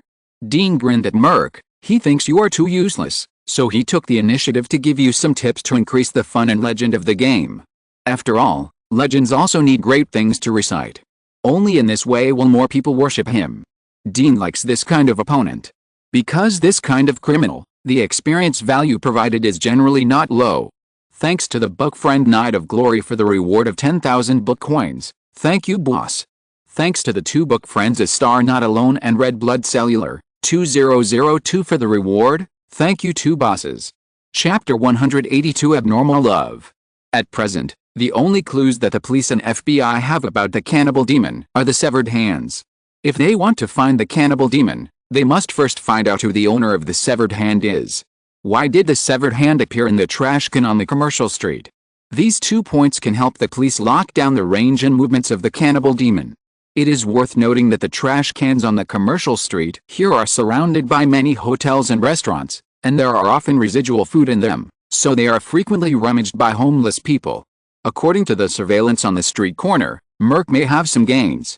When Dean was about to leave for get off work, the people from the identification department finally arrived. Merc went up to communicate with them. Dean said hello to the patrolman such as Bald Hawk, and then left quickly. The next day, after enjoying Sheila's breakfast, Dean drove his bulletproof Hummer to the detective bureau. At 9 o'clock in the morning, as soon as he arrived downstairs of the office, he saw Merc, the senior FBI agent yesterday, squatting at the elevator entrance, his eye sockets sunken and black, and a pile of cigarette butts on the ground. When he saw Dean, his tired eyes sparkled. Detective Dean, you're here. Dean was a little confused. Agent Merc? What are you doing? Merc's face showed embarrassment. I need your help, Detective Dean. Dean was even more confused. Man, am I not helping you? The case of the cannibal demon has become troublesome. Merc threw away his cigarette butt. The severed hand found last night was posted online by the onlookers. Someone broke the news about the cannibal demon's previous crimes. Although the colleagues in the Internet Investigation Department dealt with those posts, it still attracted the attention and random speculation of Los Angeles netizens. Dean frowned. There's a problem with this. Even the homeless man who found the severed hand only knew that it was human remains. Those onlookers should not know that it was the work of the cannibal demon. Yes. Merc nodded in annoyance, indicating his approval of Dean's inference. I suspect this is a provocation from the cannibal demon to us. He wants to show his presence in Los Angeles. What's more troublesome is, yesterday, my companion and I wanted to check the surveillance cameras at the corner of the street, but we found that neither the surveillance cameras at the surrounding shops nor the surveillance cameras at the corner of the street covered the location of the trash can. We have no idea who abandoned the severed hand. Merc is under a lot of pressure now. It doesn't matter that the cannibal demon appears in Los Angeles. The problem is that this guy committed a crime. It's okay if he committed a crime. Because under normal circumstances, the police detective department could have taken the blame for this case first. But because of the recklessness of his companions yesterday, the Los Angeles branch did not even report the case to the police detective department, but directly handed it over to the FBI. Early this morning, Merc was scolded by his immediate superior, who said that if the cannibal demon continued to be arrogant, then he, who was in charge of this case, would be ready to take the blame. This made Merc, who was middle-aged, very distressed. He didn't want to be unemployed in middle age. Dean heard this and thought flashed in his eyes. The severed hand, the surveillance cameras, and the first-hand netizens' revelations. Logically speaking, this is a cannibal demon, ready to show his holiness in front of people and show his existence to his believers. But Dean found the problem as soon as he heard it. He looked up at Merc, who looked tired, and smiled. You have been tracking the cannibal demon here for the second day, right? Merc nodded. To be precise, today is the third day. We received intelligence before that a woman had an appointment with a cannibal demon at the XX bar in Los Angeles. Through communication positioning, my companions and I finally found the hotel where you, Inspector Dean, had stayed before. The woman booked a room in the hotel, but did not stay there. As a result, my stupid companion misheard the room number. Inspector Dean, you should know what happened afterwards. As he said, Merc took out a document. This is the information of the woman. Her identity is a bit special, so we are only monitoring her now, but not directly summoning her. Dean took the document and shrugged. You are too tired. Go to our 4th Squadron's meeting room. The coffee there tastes good and can help you recover some energy. 4th Squadron office. Lawrence and Harry were stunned when they saw Merc following Dean.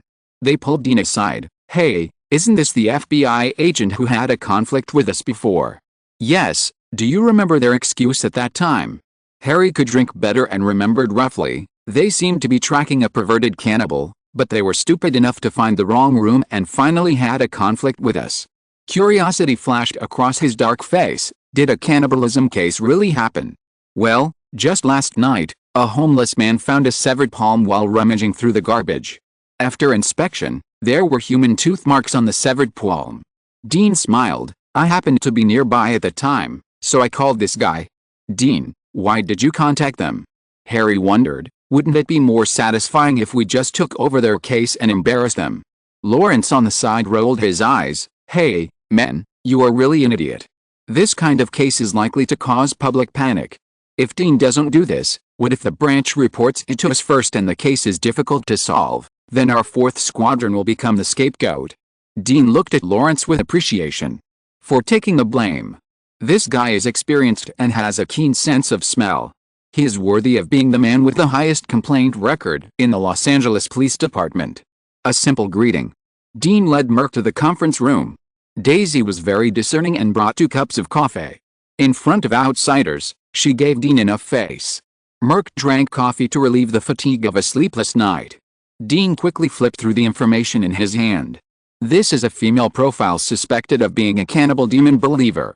According to the information on the profile, the woman's name is Yuko Yamaguchi, 17 years old, Japanese, and from a wealthy family. Yuko Yamaguchi's father is the owner of a chain of Japanese restaurants here, with assets of over 10 million, and her mother has many relatives who are married to white employees of the Z government and members of the police force. There are many people of status among them. This is why Merc felt that the other party was difficult and did not directly summon him. Under the key surveillance of the FBI's Internet Investigation Division. Half a year ago, after discovering the idiot video of the cannibal demon on the dark web, Yuko Yamaguchi became a fanatical fan of the other party. Not only did she support the cannibal demon by purchasing some virtual currency through special channels, But she also kept sending meeting requests to the Cannibal Demon's online account. And the Cannibal Demon also responded to her.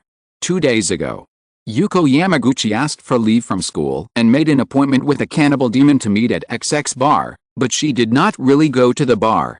Instead, she went directly to the hotel where Dean and the other two were resting, opened a room, and went back to campus. Merck and others suspected that there was another way for Yuko Yamaguchi and the Cannibal Demon to contact each other. Combined with the information Merck said before, Dean had a guess. Collect the documents. He looked at Merck, who was drinking coffee silently. Agent Merck, did the forensics department get any additional findings about the severed palm yesterday? Merck took a sip of high-concentration coffee and nodded. Most of it is consistent with what you said, Inspector Dean, but the conclusion of the forensics department is more precise. According to the test, the source of the severed palm is a male corpse that has been dead for more than 24 hours. The deceased was about 30 years old and had a deep wedding ring mark on his index finger.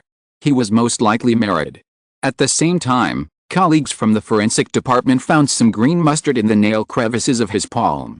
The only pity is that there is no information on the deceased in the database. Green mustard. Dean was more certain of his guess. Seeing that Merck seemed to have no sensitivity to this stuff, he reminded him, mustard is usually divided into yellow mustard and green mustard. The yellow mustard mainly comes from China and is made from mustard seeds. Green mustard mainly comes from Europe and is made from the plant horseradish, wasabi. It is light yellow in itself, but it is dyed green with dye. It has a spicy smell and is commonly used in Japanese cuisine for seasoning. Merck put down the water cup and his pupils shrank slightly. Detective Dean, you mean that the victim went to a Japanese restaurant before his death? It may be an employee of a Japanese restaurant, or it may be a customer who went to a Japanese restaurant for dinner.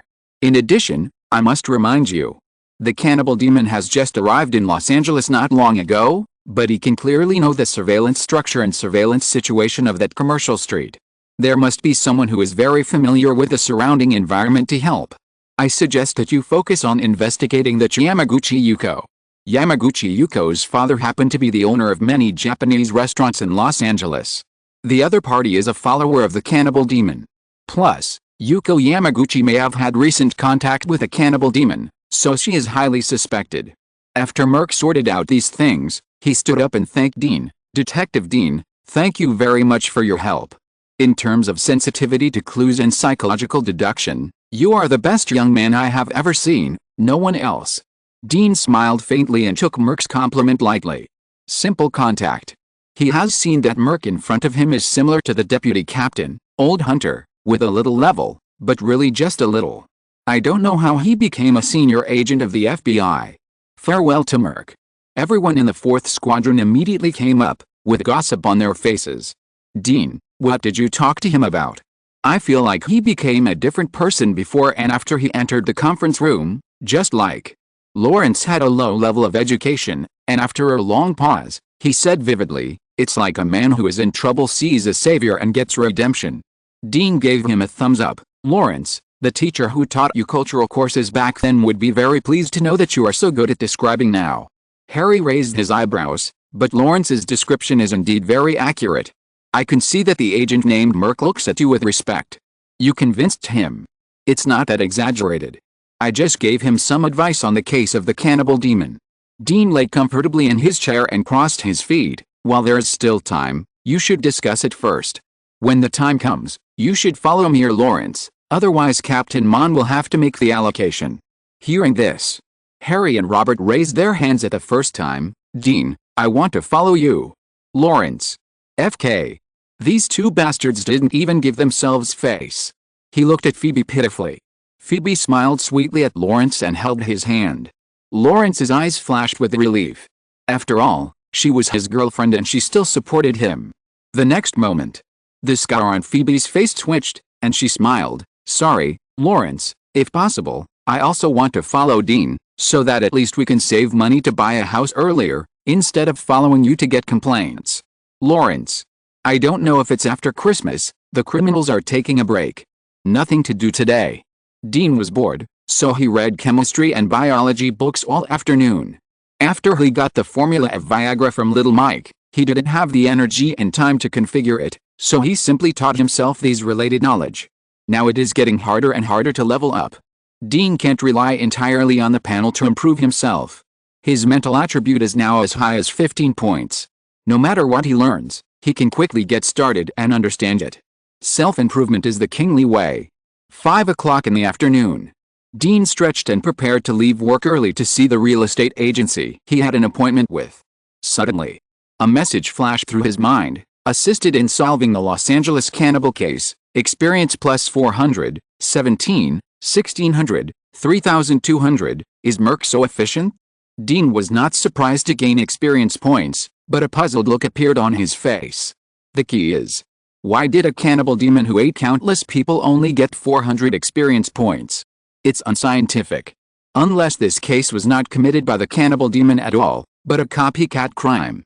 While he was thinking, FBI Senior Agent Merc called. Dean clicked the connection. Merc's grateful voice came from the other end of the phone. Detective Dean, because of your reminder, we have caught a cannibal Ken who eats broken palms. The result is very surprising. Yamaguchi Yuko? Dean asked tentatively. Merc, yes. He was depressed. Chatting with smart people is easy to feel a lack of sense of accomplishment and inferiority. Especially for an old-fashioned person like him. After your hint, we quickly identified the owner of the broken palm. It turned out that the owner of the broken palm was actually the cousin of Yamaguchi Yuko. These two people. One is 17 years old and still in high school. The other is 29 years old and has married and had children. After Merc locked the identity of the other party, he immediately controlled Yamaguchi Yuko, and then found the remaining remains of Yamaguchi Yuko's cousin by searching her chat records and residence. Speaking of this, Merc, an experienced old agent, actually had a faint sign of nausea. Dean, you can never imagine how crazy this 17-year-old girl is. After killing her cousin, she bought an extra-large freezer and froze her cousin, preparing to dismember the body bit by bit, and then all of them went crazy. I asked her why she did this. She told me. In this way, she can be with her cousin forever and ever. Hearing this, Dean shook his head. You don't have to guess that this is a deformed love that transcends ethics.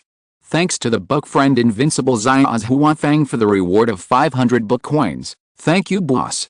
Thanks to the book friend Sasa Sunnyday 7791 for the reward, and thanks to the boss. This chapter is from yesterday. I revised it twice yesterday and couldn't post it.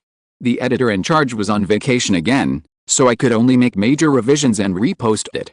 If you're listening to this novel on a channel other than Fanfic World, it means they downloaded and uploaded it without effort. We cordially invite you to visit our channel, Mundo Fanfic Novelis. There you'll find the original version of this story and you can explore many other novels of various genres. We're waiting for you to immerse yourself in a world of incredible novels. Chapter 183. If you love him, you will be crazy about him. Merc came across the state to hunt down the man-eating demon. Although Yuko Yamaguchi is not a man-eating demon, her previous actions show that she has had contact with a man-eating demon, and may even have met and communicated with it. So she will go through some different procedures. For example, the FBI interrogation. The most suitable place is undoubtedly the interrogation room of the 4th Squadron. At 10 o'clock in the evening, Merc and his young partner, escorted by several patrolmen, brought a petite, melancholy-faced cute girl to the interrogation floor belonging to the 4th Squadron. Out of curiosity, Dean gave up the choice of choosing a place to stay today and stayed.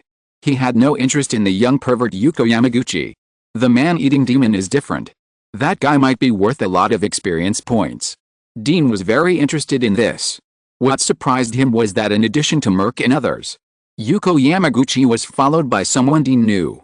A woman. Dean stepped forward, greeted Merc warmly, then walked to the woman and held out his hand. Padolia. Good evening, Detective Dean. The woman was petite, but very attractive. She was the widow that Dean had met in the 1st Squadron before Padolia. Dean shrugged. Don't tell me that Yamaguchi Yuko is your relative. She elegantly rolled up her hair, bringing a hint of the unique fragrance of a mature woman, and said helplessly, but the fact is that I am Yuko's cousin. The Yamaguchi family was shocked by what happened to her, and they were also worried that she would be treated unfairly, so they asked me to accompany her. Sorry, Ms. Portolia, our greatest tolerance is that you can watch from outside me, but you are not allowed to interfere in our interrogation, otherwise we will expel you. Merc did not give Portolia face and interrupted her chat with Dean. A cold light flashed in Pedolia's eyes, but an apologetic look appeared on her face. "I'll pay attention, Agent Merc." Merc nodded, motioned to Dean, and continued to take Yamaguchi Yuko to the elevator to the interrogation room floor. Because there were too many people, Pedolia took the initiative to stay and took the next elevator with Dean. After all, they knew each other. Pedolia was also very good-looking.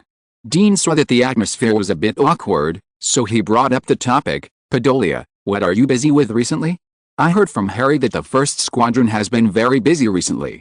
"Yes, because many cases before Christmas are now being prosecuted, so we need to prepare a lot of information. The case I am in charge of now is very strange." This is a very speechless theft case. A 43-year-old woman stole a 2-meter-long Christmas tree from Walmart. She took the Christmas tree into the bathroom and tried to hide the tree in the boulevard. Dean.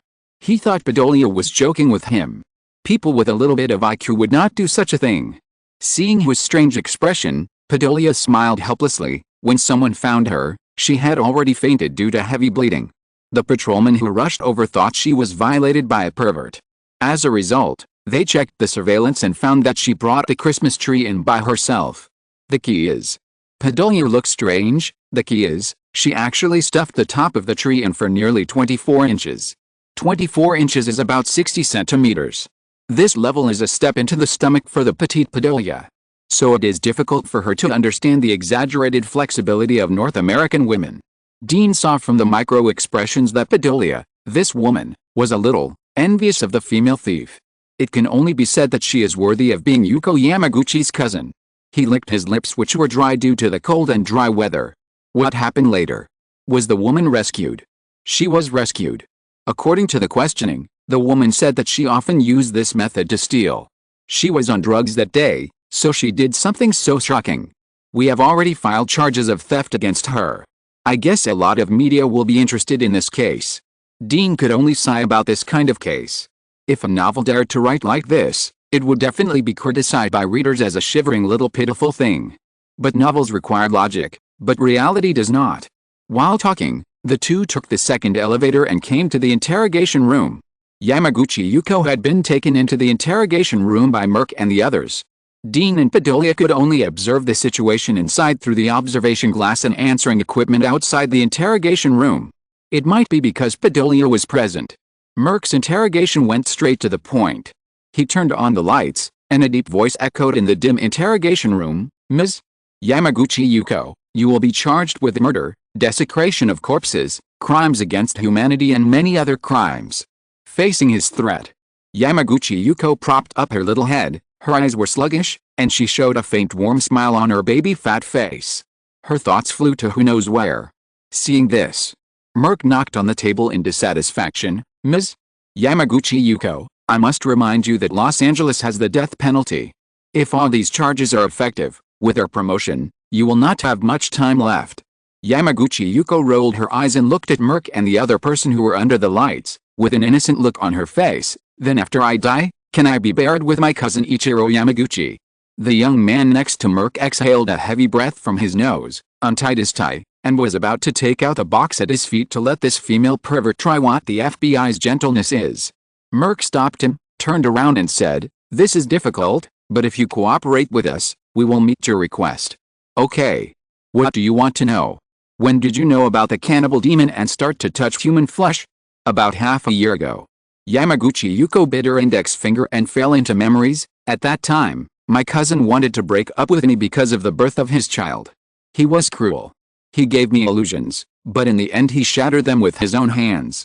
I was very cowardly and could only bear the pain of losing my lover alone. But I loved my cousin too much. He was the one I saw with my eyes open and closed. In the end, I could only hope to alleviate this pain with the help of the internet. In a chat room, I confided my pain to some people who had the same experience. One of the netizens finally sent me a link. That was also my first contact with a cannibal demon. He was so elegant, powerful and admirable. I was convinced by his ideas. The cannibal demon was right. The reason why people are cowardly is due to the choice of consciousness. We are born with more noble genes in our bodies. But when you let go of all moral constraints and embrace that part of the gene, you will no longer be a coward. In order to get my cousin back, I accepted the advice of the cannibal demon. became his true believer, and lured a poor guy as food to get rid of my cowardice. No mistakes, one post, one content, 1619, one book, one bar. Take a look. Outside the interrogation room, Dean narrowed his eyes slightly. He has read a lot of miscellaneous books recently and saw a report. According to modern medical research, a large number of human chromosome 20 genes are taboo genes, PRNOP genes, also known as prion antibodies. Prions are not real viruses, but alienated proteins that can attack the central nervous system of the infected body's brain, making the infected body unable to control its own behavior and highly aggressive. Probably similar to zombies. The main way prions are transmitted is to eat the flesh of infected bodies. This means that long ago, many people's ancestors had experienced the same kind of reality, and in the end they were lucky enough not to die, so they left the genes for prion antibodies to their descendants. This prevents their offspring from turning into zombies after eating Ren. According to information revealed by Yuko Yamaguchi, the cannibal demon not only used online videos to find food that was delivered to the door, but also selected companions. In the interrogation room, after listening to Yuko Yamaguchi's narration, Merc was silent for a moment and continued, "Why did you kill your cousin and pretend to be a cannibal?" Yuko Yamaguchi put down her bitten index finger, with regret on her face. "For my cousin, I am willing to give everything, including eating those disgusting things. But he is very heartless. I begged him to stay with me for one last night. He agreed. But I don't know why. When we merged together, I felt that my cousin was particularly fragrant, so I had the idea of truly merging with my cousin. In this way, I don't have to worry about my cousin leaving me, and he won't change his heart again, but will be with me forever and accompany me all the time. As for why I want to put the blame on the cannibal demon, it's very simple. The guy told me that he was being targeted. The cannibal demon knew that I was rich, so he hoped that I could help him hide in Los Angeles for a while. This is easy for me. I agreed. But unfortunately, before my cousin died, he hoped that I would not hurt his family. I like my cousin so much. Naturally, I will not let him down. So I thought, let their whole family and cousin be reunited in my belly. That way, I can be with my cousin forever, and my cousin won't be disappointed or sad. It takes some time to do this. Moreover, my cousin is the business backbone of the family. If he disappears, it will also arouse suspicion. So I need someone to help me divert attention and buy time for action. The cannibal demon who happened to run into me is the most suitable candidate." As she said. Yuko Yamaguchi licked her lips, savoring the taste. "Speaking of which, my cousin tastes very good, and it goes well with wasabi. It is the best sashimi I have ever eaten in my life." The cannibal demon is right. If you love him, you will be crazy about him. Merc and the other man in the interrogation room were silenced by the deformed love of this woman. Outside the interrogation room, Wendine was sighing that the stupid Japanese guy was playing quite perverted. A burning breath sprayed beside his ear. I saw that Midoriya beside me stood on tiptoe with difficulty, raised her red lips, and whispered in Dean's ear, "Detective Dean, this is a shocking scandal of our Yamaguchi family. Can you keep it secret? Our family will thank you when the time comes." The Yamaguchi family has won over many Native Americans through marriage. Many of them are public officials. Midoriya is like this, and she knows her husband. Once Yamaguchi Yuko's perverted deeds are exposed, this will cause a devastating blow to the Yamaguchi family's plan to gain a foothold in America. Because no one is willing to face the secular gaze and combine with a family with deformed ethics and perverted genes in their blood, even if they are given more money, it won't work. Dean sniffed the fragrance surging at the tip of his nose and nodded, "Thank you, I'm not a talkative person." The two snuggled together ambiguously outside the interrogation room. In the interrogation room, after Merc calmed down, he asked a key question, "Ms. Yamaguchi Yuko, where's the cannibal demon now?" "Yamaguchi Yuko, in my suburban estate, number 34, Braun Town. If you hadn't found me so quickly, I would have taken the initiative to expose his whereabouts to you and buy time for my actions." He got what he wanted. Merc stood up, "I am very glad that I prevented a tragedy." Yamaguchi Yuko sneered, "But it also brought death to you and your companions." She raised her head, her voice hollow and melodious, "Demons will never die." Chapter 184. And Bay was almost shot to death. Demons never die. Dean smiled silently when he heard this. He looked at the rosy-skinned Baudelaire beside him and said, You discuss the follow-up of your cousin with Merc and the others. I'm off work. Since the hiding place of the man-eating demon is already known, it's better to collect the experience as soon as possible, so as not to be alarmed by the unreliable FBI agent duo of Merc and let the other party escape again. Baudelaire obviously didn't want to let Dean go. She grabbed Dean's right hand. Inspector Dean, it's my son's birthday in a few days. Can you come to attend? Dean refused directly. Sorry, I have a lot of things to do recently. Is it because I have a child? Or because I am Japanese, so you don't like Inspector Dean who has Chinese blood? Seeing her speak bluntly, Dean didn't bother to be polite, nodded, turned around and left. He didn't lack women, so there was no need to provoke a widow for that shiver. Watching his back as he left, Padolia's eyes showed disappointment, and she sighed in her heart. Dean Jun, I really want to date you, but you are unwilling to give Leah a chance, so I can only exchange you for promotion. Beauty and temperament are her greatest assets. Since it is useless, then maximize the benefits. She leaned against a cold wall, looking at her cousin in the interrogation room expressionlessly. There was a cold light spitting out from the 10 weak and boneless fingers hidden in her sleeves, hiding murderous intent. After leaving the police station, Dean first called his mother and said that he would not go back today. Then he drove the car to a hotel, opened a room, and picked up the Los Angeles map brought from the car to study. According to Yuko Yamaguchi, she did not have direct contact with a cannibal demon, but placed the other party in her suburban, Brauntown No. 34 manor. This small-town manor is similar to the residence of the priest that Dean killed before. But considering that Yuko Yamaguchi is still a minor, even if her family gives her assets, it will not be too expensive. So Dean guessed. That place should be a mountainous area similar to a holiday, and there will not be too many people living around. He turned on his mobile computer and typed in Bloomtown Manor to search. He found that it was more than 40 miles away from downtown Los Angeles. It was not far, but because there was a basin around it and there were many mosquitoes, it was indeed a remote place. Put away your things. After Dean simply cleaned up his search traces, he walked out of the room and left the hotel along the safe passage. Not far from this hotel was his safe house. There were black guns and some gadgets for him to use. Dean was already familiar with the surrounding environment. In the dark, he swiftly shuttled through the blind spots of surveillance, flipped over the fences and high walls outside the community, and touched his safe house. Suddenly, a chill emerged in his heart. Without the slightest hesitation, Dean flashed, not caring about looking stupid. The moment he entered the safe passage, he jumped 3 meters, staring at the wall and jumped to the upper level of the passage. The man was in the air. Bang bang bang, the gunshots were deafening in the dead silence of the night. More than 10 bullets instantly covered the direction from which Dean sensed the attack, hitting the dead branches of the greenery in that area, making them crackle and scatter debris. Just as Dean landed to change the magazine and head behind the cement flower bed, preparing to continue suppressing fire, a suppressed, trembling voice with suppressed pain came from the area where his bullets were fired. Fuck, it's me. Hearing this familiar voice, Dean's finger, which was about to be pulled down, just stopped. He hid behind the flower bed, his ears trembling, and he asked in surprise, "Anby, it's me. You psychopath, you almost killed me." Anby lay on the ground, gasping for breath, still in shock. It was too scary. He just wanted to scare Dean. As a result, before he could make a move, more than a dozen bullets broke through the air and hit him. Even though Anby's reaction was far beyond that of ordinary people and he used evasive actions, 4 bullets still hit his chest. If he hadn't been wearing a bulletproof vest and was lucky enough not to be shot in the head, he would have gone to see Satan now.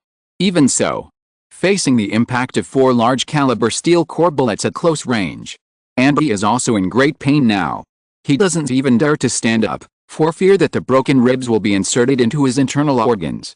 That would be too frustrating to die. It is definitely Anby. Dean did not relax his vigilance at all. Taking advantage of Anby's reply, he quietly went around, and through the moonlight, he made sure that Anby, who was lying on the ground, had no power to resist, and then strode over. He squatted in front of Anby with interest, pressed his chest, and whistled, "You are lucky, you are wearing a bulletproof vest."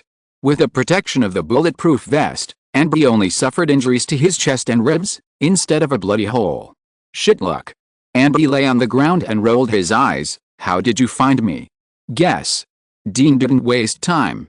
After a simple cleanup of the scene, he grabbed Anbei and strode towards his safe house. Don't look at the dead silence around after the gunfire stopped, and there was no resident who even turned on the lights. But he was sure that someone must have called the police. Shortly after they left, the sound of sirens rang out from the street outside.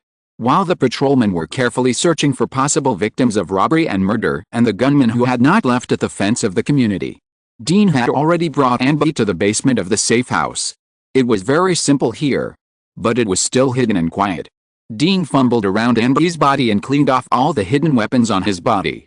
He almost opened his meat bun to see if there was anything trapped in his goat intestines. Then he carefully checked his injuries. After a moment, he shrugged. "You are really lucky. The ribs should only be fractured, not broken. If I help you fix it, you can recover some mobility." "Thank you." Anbei closed his eyes and let Dean fiddle with him. I don't know if it was an illusion. I haven't seen him for a while. He feels that Dean is much more terrifying now than before. "You're welcome." Dean didn't feel any guilt for accidentally injuring Anbei. There's only one life. Not to mention accidental injury. Even if he overreacted and caused manslaughter, he would never regret it or hesitate. At most, he would buy a better coffin for the unlucky guy and give his family some financial compensation. After helping Anbei deal with his injuries, Dean took out a cigarette, and after being rejected by Anbei, he lit it by himself. After taking a deep breath, he said in a deep voice, "Have you been watching me?" Last time he was fishing at the home of the female receptionist. Anbei appeared with a changed face, and deliberately made a gesture in front of the camera he installed to warn himself, and revealed his identity by the way. "This time, I wanted to go to the safe house to change clothes. Anbei followed me again." This is no longer a simple coincidence and well-informed explanation. Anbei grinned and climbed up from the wooden board, and put on his coat clumsily. After a simple adaptation, he said a little depressed, "Dean, it's not me who is paying attention to you, but the organization I recently joined. They are paying attention to you." "Lucifer Game Organization?" "Yes." Anbei sighed and talked about his experience after faking his death. He violated the rules of the dark world and killed most of the direct members of the Carmen family in Los Angeles, resulting in a bounty hunt by those powerful people. In order to protect himself, he detonated a large amount of explosives at the Lincoln farm owned by the Carmen family, used the material transmission channel of the underground factory, faked his death and escaped, and helped Dean clean up his handiwork in the underground laboratory, helping him to take the blame again. Afterwards, Anbei disguised himself and mixed in with a remnant gunman of the Carmen family, and was finally recruited by a mysterious force. And this force is the Lucifer Game Organization that has always existed only in the online world. Don't those gunmen recognize their companions who they are with day and night? Dean was a little skeptical about Anbei's words, and took a step forward calmly. Once he found out that Anbei was lying, this distance was enough for him to exert force instantly and smash Anbei's head with one elbow. Anbei felt a chill in his body for no reason.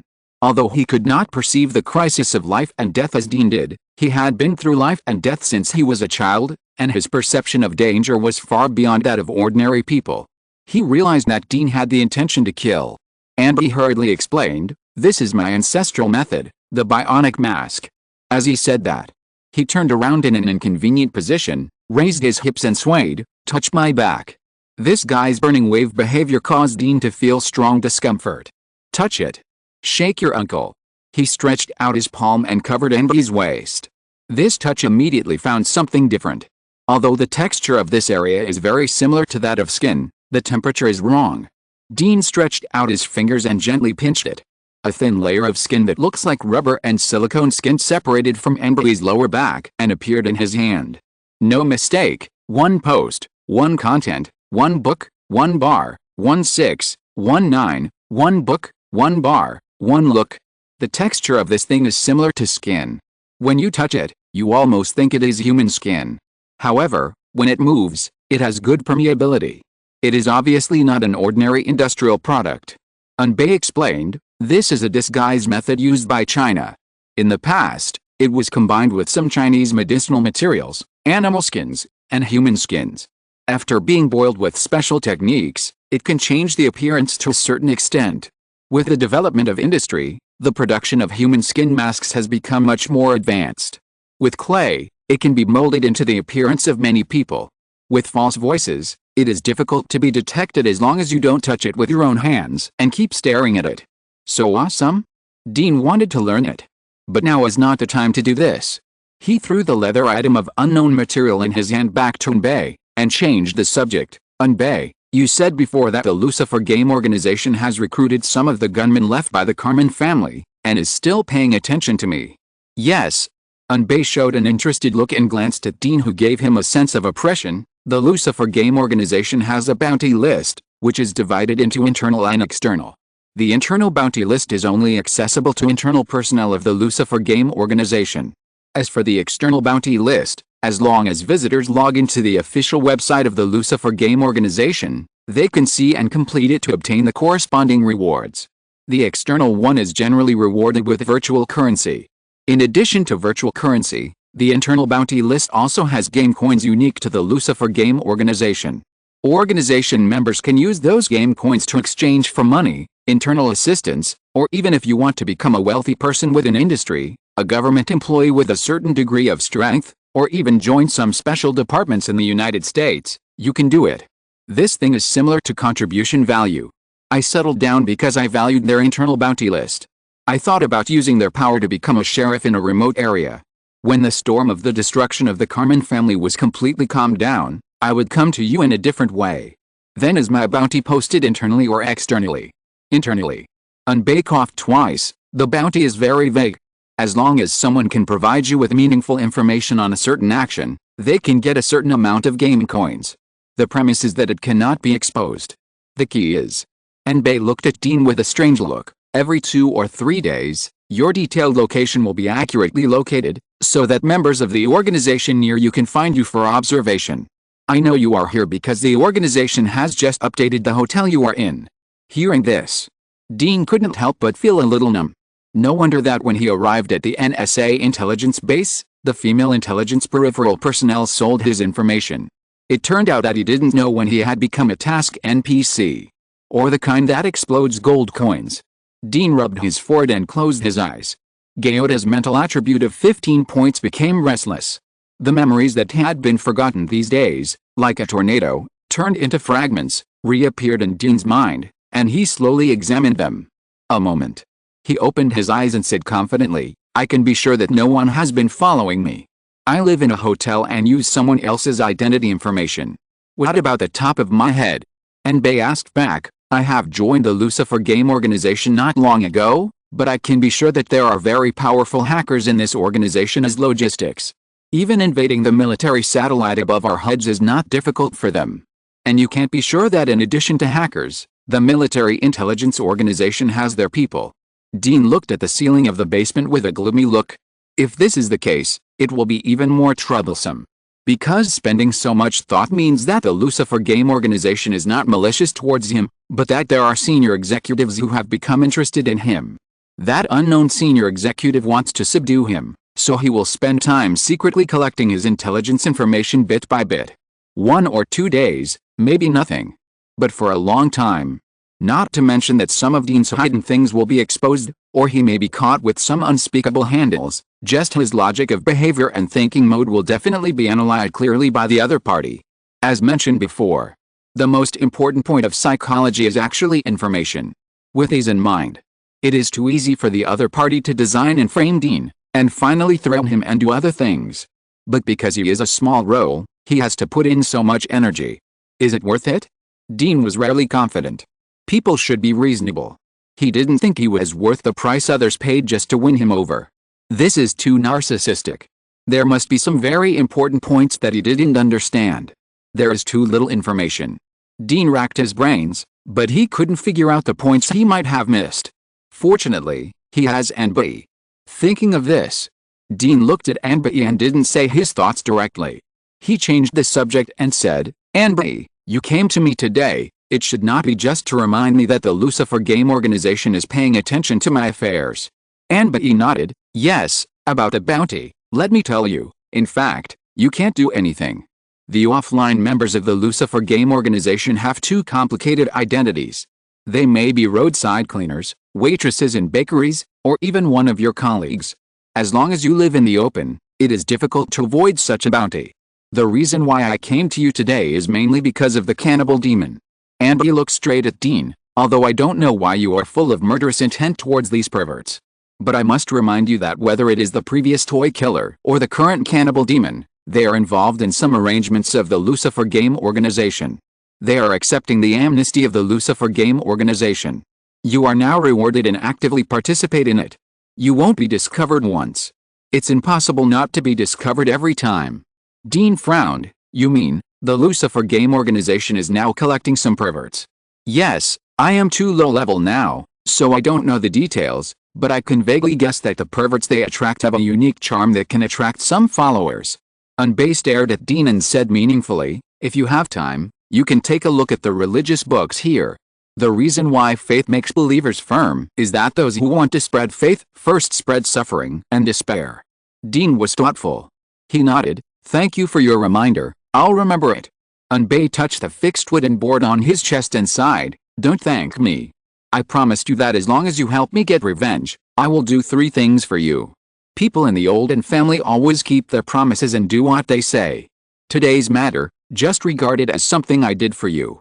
After speaking, he no longer persuaded Dean not to continue to contact the cannibal demon and walked out of the basement with some difficulty. Looking at his back, Dean whispered, if I need something, how can I contact you? Order 6 takeouts from Sam's Biscuit Shop and deliver them to the homeless outside. I will come to you when I receive the message.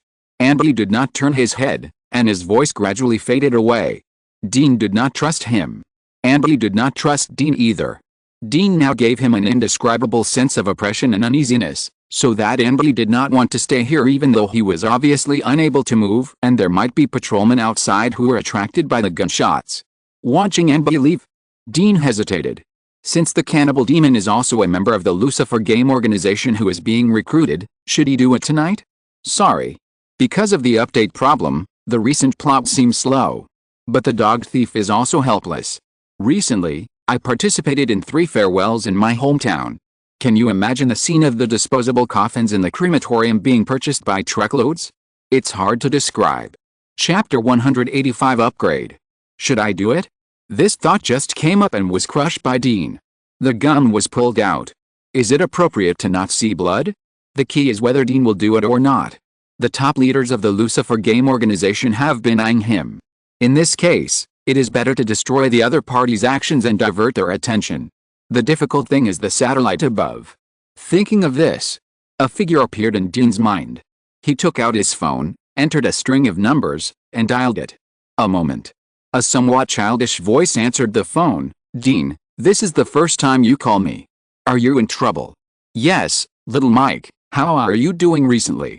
Although I don't like to waste my rest time by talking nonsense, the people you arranged are very professional and have a good sense of confidentiality. I feel good. After the last communication with the little Mike, Dean asked for help from the dog owner Ross and asked for some professional servants to take care of little Mike. The people he arranged were all servants who had received professional training from big families. Now it seems, Ross was really nice and didn't treat him perfunctorily. Dean knew how little Mike behaved, so he didn't waste any words and asked for help. Little Mike, do you know anything about satellite monitoring? I know a little bit. I often invade some ground-based space stations and use their satellites to see the outside world. Hearing this, Dean's face showed joy. If I am monitored by satellite, how should I deal with this situation? Little Mike thought for a while and explained to Dean, there are only 2 ways of satellite monitoring at present. One is optical monitoring, similar to a camera. Among them, special military satellites can even accurately detect the scene about 1 meter around you, and use the first generation of AI calculations to lock you. The other is communication monitoring. This is used more frequently, usually to locate your mobile phone communication and lock your location.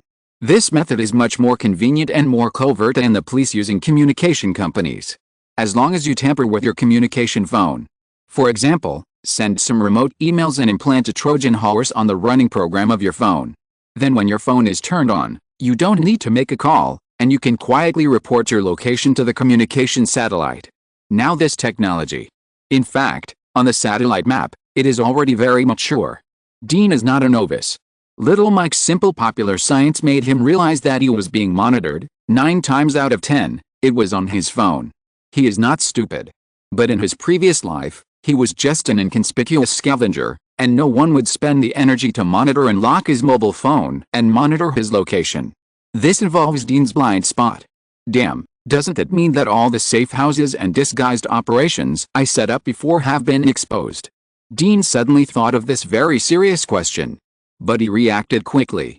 He was scaring himself. There are two reasons. First, when Dean went to kill the Catholic Bishop of Los Angeles, the people of the Lucifer Game Organization also sent a woman to the hotel to test whether he was there. This means that they did not monitor his location at that time. Second, and Bay said in person that his location will be updated on the internal network of the Lucifer Game Organization every few days. This means that the other party's monitoring of his location is staged, not real time. Seeing that Dean didn't speak, Little Mike continued, in fact, as long as you know these in advance, the method of cracking is very simple. If it is communication monitoring, then you can change a mobile phone that no one knows. If it is optical monitoring, the operation of satellites has a fixed cycle, and the number of satellites is limited. As long as you lock the intervals between these satellites, they will be powerless to your actions. I will send you a copy of the operation time of some satellites with monitoring capabilities tomorrow. Got it, thank you, Little Mike. Dean couldn't help but feel fortunate that he didn't kill Little Mike at the beginning, and said softly, "Buddy, contact me next time, good night." Good night. Little Mike hung up the phone in seconds. His health is very poor, and he needs enough sleep to maintain the high-speed operation of his brain every day. Now that he knows the monitoring methods, Dean has a clear idea in his mind. His whereabouts tonight have been leaked once, so he must not personally do it. Or, he can do it.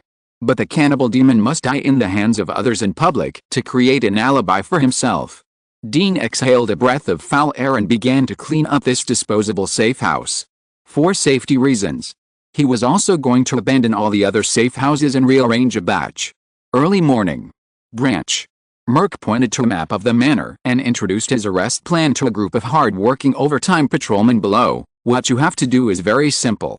At the beginning of the operation, surround the entire manor, and then search little by little until you catch the target. Offstage. A bald man frowned. Agent Merc, interrupt me, do you mean that you want the brothers to capture him alive? Merc's eyes stayed on the bald man and recognized that he was a senior police officer of the branch. His name seemed to be Hawk, and he was one of the patrolmen leading this operation. He nodded and replied, "Yes, Officer Hawk, if possible, I hope you can capture him alive. The cannibal demon is notorious in Nevada. Capturing him alive and holding a public trial can calm the hearts of those frightened citizens." Hearing this, Hawk lowered his head to hide the dissatisfaction in his eyes. Bullshit to calm the frightened hearts of citizens. These two FBI bastards clearly thought that catching the perverted cannibal demon alive would better demonstrate their abilities. But if they wanted to catch him alive, they had to use some non-lethal weapons. This requirement would put the patrolmen who were in action at greater risk. Anyway, Hawk had made up his mind. When the action started, he took his brothers to slack off. He would rather not have the credit for the assistance than take any unnecessary risks. In order to avoid more trouble. After Merc arranged the action, he took the patrolmen of the branch, got the equipment, and drove 4 or 5 cars to Manor number 34 of Yamaguchi Yuko in the suburbs of Los Angeles, Bloomtown.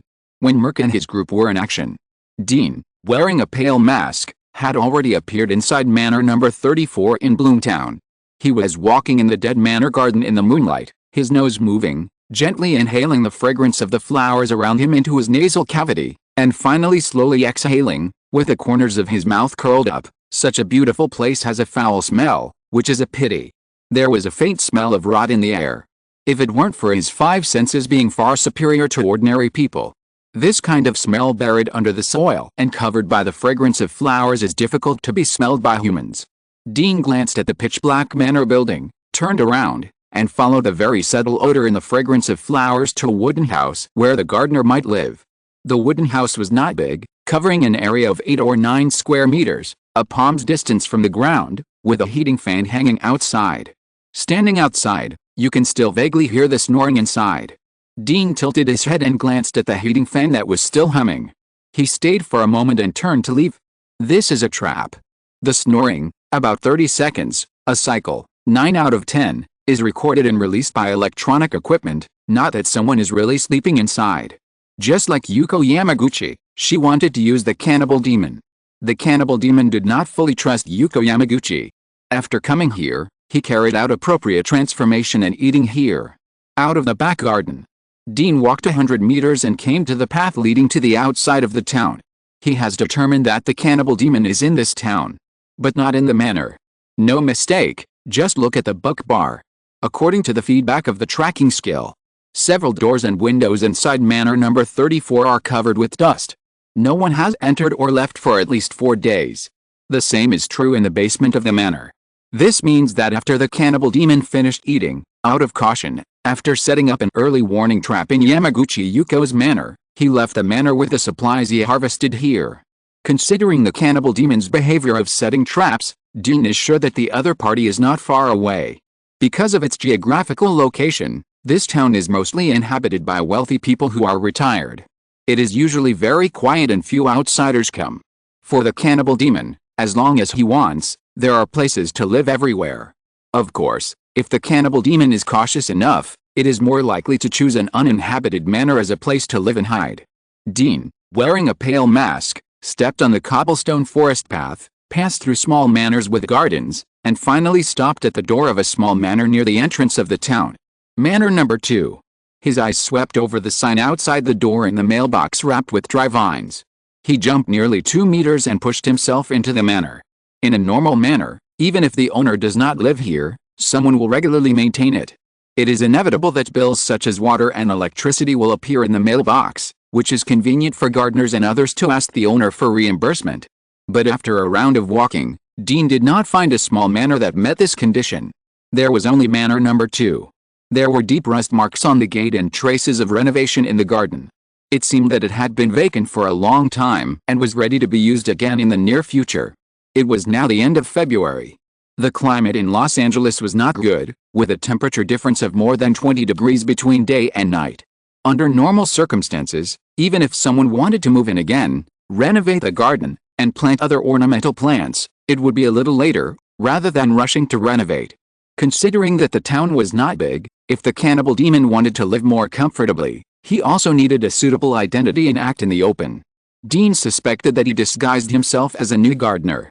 Along the renovated lawn, Dean came to the gardener's cabin a few meters away from the manor, took off a stalk of an unknown plant from the side, put it in front of him, and approached the cabin carefully step by step. He walked about 3 meters.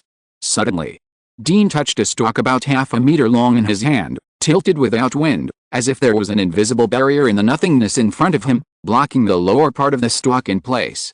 At the same time, there was a slight click from the soil under his feet. Dean immediately stopped, holding the stalk in his hand, slowly backed away, then squatted down and observed carefully. Sure enough, at the height of the calf, he found a warning trap in the shape of a spider web made of colorless and transparent thin lines. It's a hammer. The cannibal demon is in manor number 2. The exposed trap will directly lose its due function. Dean followed these thin lines and finally took down a pile of cans in a corner of the cabin, then checked again. After confirming that there were no other traps, he was about to continue approaching the cabin only 1 meter away. Suddenly, click, there was a sound of pulling a wire in the wooden house. The next moment, the originally dark wooden house was lit up with orange lights.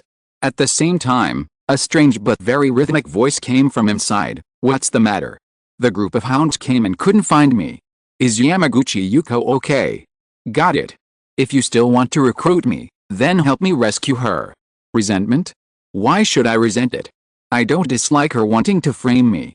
On the contrary, I admire her behavior of swallowing her lover. She is the most potential believer I have ever seen, and I am deeply fascinated by her.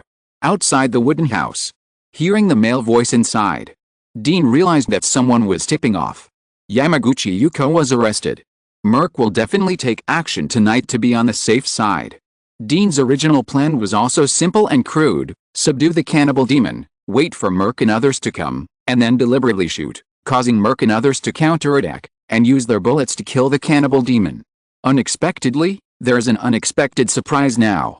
The person who tipped off the cannibal demon must have been involved in the case against Yamaguchi Yuko, so that he could know the situation of the other party immediately after Yamaguchi Yuko was arrested.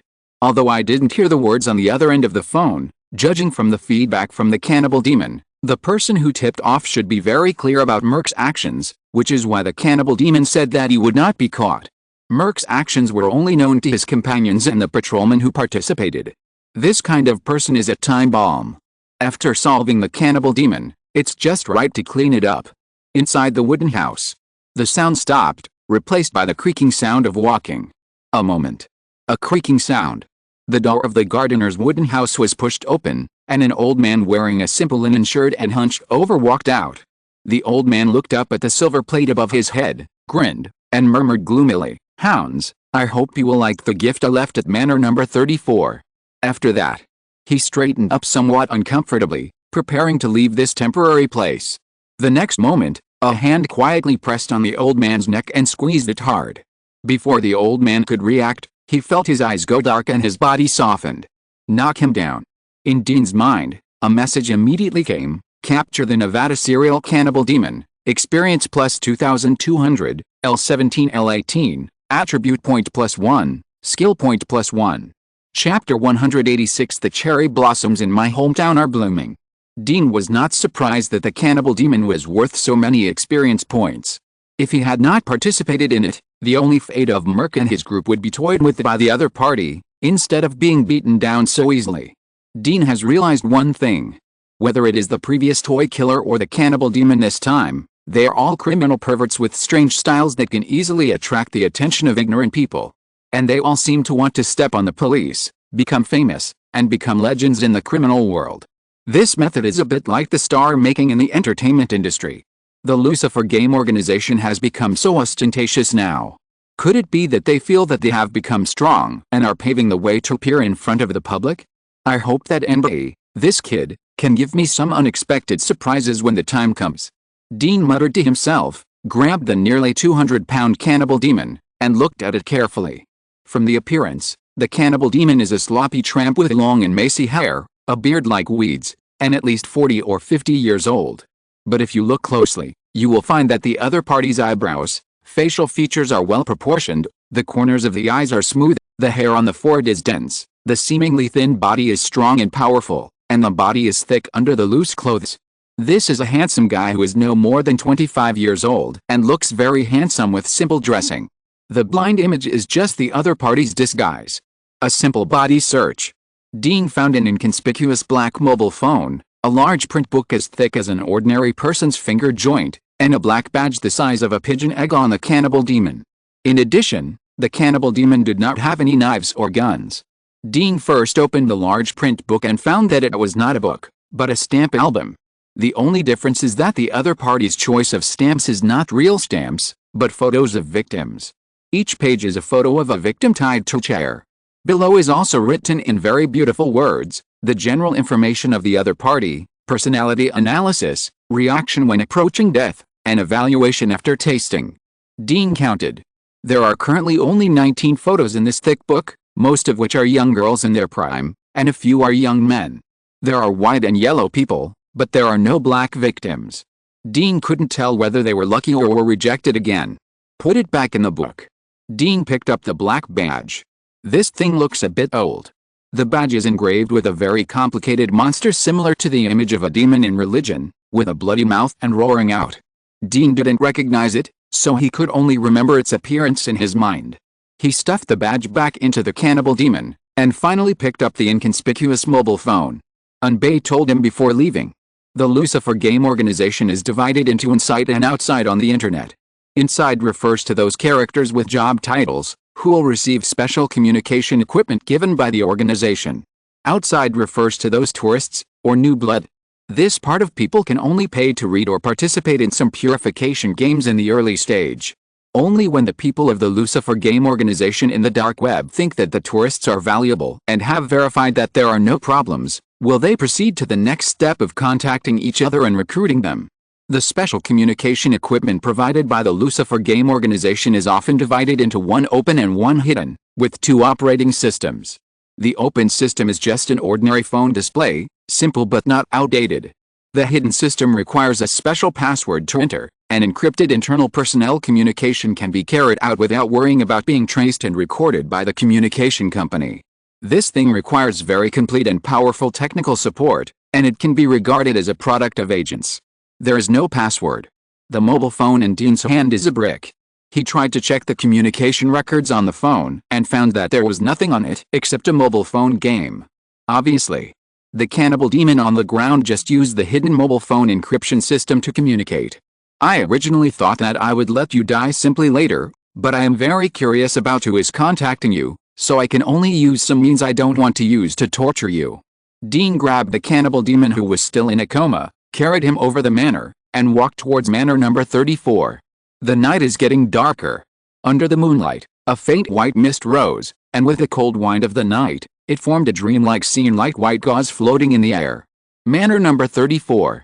Dean threw the cannibal demon on the ground, stroked the muscle texture of the other party with his palm, bent his hands, suddenly thrust hard, grabbed two bulges, and twisted them in the opposite direction. Hiss! The cannibal demon in a coma actually opened his mouth and made a violent gasp that could not be suppressed in the face of irresistible pain. The structure of the human body is very delicate. The membrane, flesh, various tissues under the flesh, bones, and 5 internal organs. The distribution of pain nerves in these areas is different. Dean's method is to stimulate the areas where the pain nerves of the cannibal demon are well developed, so as to avoid leaving external injuries and let the other party feel the most direct and violent pain. When the pain reaches a certain level, the cannibal demon suddenly opened his eyes. His eyes were slightly confused, his face was distorted, and he wanted to twist his neck to look around, but a big hand suddenly grabbed his neck, and then the nearly 200-pound man was grabbed by the big hand and raised his head. His eyes met Dean's emotionless eyes under the pale mask. Dean grabbed the cannibal's neck with one hand, took out his mobile phone with the other hand, and said in a low voice, "If you don't want to die in pain, tell me what the password of your mobile phone is." The cannibal let Dean lift his upper body. Because of the severe pain from his body, his face was distorted, and his eyes were full of fanaticism. "What a strong body, the meat on your body must be very chewy, the best of the best. So it is difficult for perverts to understand the thinking of madmen." Dean knew that he could not know the secret system password of this phone from the cannibal's mouth. He was about to knock the cannibal unconscious again. Suddenly, there was a sound of a car tearing through the darkness and tranquility from outside the town. Dean realized Merc and the others had arrived. Dean quickly grabbed the cannibal demon and disappeared into the darkness. Several cars tore through the darkness of the night and stopped in all directions of manor number 34. Several headlights illuminated this manor, which was actually not very big, as if it were daytime. This kind of pocket-sized manor, except for a small garden, is strictly speaking not much different from an ordinary single-family multi-story bungalow. This also gave the police a simpler and more brutal choice for action. Bald Patrolman Hawk picked up a red thermal imaging device, scanned manor number 34, and frowned, saying, "Agent Merc, the heat source in the main house is wavy, and someone should have lit the fireplace inside. At least there is no reaction around." Merc put on the night vision goggles and waved to everyone, "Follow the specific plan. If it doesn't work, just shoot the other party." Hawk nodded and muttered to his companions behind him. More than a dozen patrolmen picked up the equipment they brought and formed groups of 3 under Hawk's leadership. One of them was walking in front with a bulletproof shield, and the other 2, one holding a long rifle that looked like a shotgun, and the other holding a pistol, hid behind the shield and slowly surrounded the building in manor number 34. Under the special explosion-proof shield, even if the cannibal demon was awakened and wanted to resist with a gun, he was powerless and could only watch these patrolmen rush into the house and finally take him down under the cover of the shield. Seeing that everyone was getting closer and closer, suddenly, snap accompanied by the sound of glass breaking. Bang bang bang! The people in the house took the lead in firing. Hawk was the most alert. He was wearing an explosion-proof shield and shouted to his brothers without hesitation, "That bastard is standing in front of the window. Everyone, suppress fire, charge." For a moment. No mistake, 1 poem, 1 post, 1 content, 1 book, 1 bar, 1 6, 1 book, 1 bar. The team member behind Hawk picked up a shotgun and fired at the front door. Wood chips flew. Hawk kicked open the broken door without a lock and rushed into the hall with a shield on his head, but saw bullet holes all over the wall covered with white cloth. Under the window, a twitching figure was spitting blood and holding a pistol, raising it towards the door. It seemed to be asking for help, but it seemed that he was stubborn and wanted to shoot to resist. Hawk winked at his companion. The strong man who broke the door before pulled out his gun to reload, grinned and stuck the muzzle of the gun out of the explosion-proof shield, and pulled the trigger at the other party. FBI bastards, let them risk their lives to help. Still want to capture the pervert alive to show how powerful you are? Wishful thinking. Bang, a shock. Hundreds of steel balls flew out, covering the space of 1 or 2 meters in radius, and completely submerged the struggling figure on the ground. When Merc and his companions finally entered the house, the poor cannibal demon had become a completely motionless mass of rotten meat. Not to mention that he was still alive, it was even difficult to identify his identity. FK. He clenched his pistol and wanted to question Hawk and the others why they did not use tranquilizer bullets as planned. Hawk, however, seemed to know their morals and patted the explosion-proof shield in his hand. Sorry, this guy would rather die than shoot. If it weren't for the explosion-proof shield, we would have suffered casualties and there would be no chance to capture him alive. The other party said so. What could Merc do? If he dared to say one more word, this group of people might make him and one of his companions the only casualties in this operation. This kind of thing has happened before. In desperation, Merc had to take his young companion to search through the cannibal demon that was beaten into a sieve. When he found the big head book and opened it, he breathed a sigh of relief. The appearance of the deceased and the things on his body were enough to prove that this was the cannibal demon they were chasing across states. The case was closed. When Merc and his group were collecting the bodies, Dean was already on his way back to the city. He didn't tamper with anything on the cannibal demon, except for the phone. There was no password. Under normal circumstances, the encrypted phone was basically equivalent to a broken brick, and it could easily become a tool for the Lucifer game organization to locate. But Dean had Little Mike. The other party also had the means to remotely invade. After Dean used the cannibal demon's phone to open a text message and used the original SIM card in the phone to call it, Little Mike tried to remotely break the page on the phone. After all, it is not the smart age. This hidden interface is not as impeccable as imagined by hacker masters. Half an hour later, when Dean was about to drive into downtown Los Angeles, Little Mike called, "Dean, the password is 1001. After entering it, the hidden mobile phone page will appear, and then the communication page will emerge. In addition, I have to remind you that this kind of mobile phone is a natural positioning device. If you want to save it, you need to use a sealed lead box to save it." Dean heard the key and immediately thought of it. "Dude, can you reverse crack the location of the mobile phone positioning transmission, then invade them and get the location of all the other parties' mobile phone units? In this way, wouldn't he be able to get the distribution of most of the internal members of the Lucifer game organization at once?" Little Mike directly denied Dean's flash of inspiration. "It can't be done, otherwise this organization would have been destroyed by those people who fished on the dark web. Okay, good night." Hang up the phone. Dean stopped the car, looked at the rugged offshore sea outside the driveway, picked up the phone of the cannibal demon, and entered 1001 on the key. The next moment, the original simple interface, like a curtain, was pulled to the right, and a dark black and red operation interface appeared in front of Dean. Click the button representing communication. This time, finally, a complete communication record was saved. This communication record is different from normal mobile phone chats. There is only a code name, and there is nothing representing the phone number when you click it. In addition, I don't know whether it was the cannibal demon who took the initiative to clear it, or the record on this interface will be refreshed at a fixed time.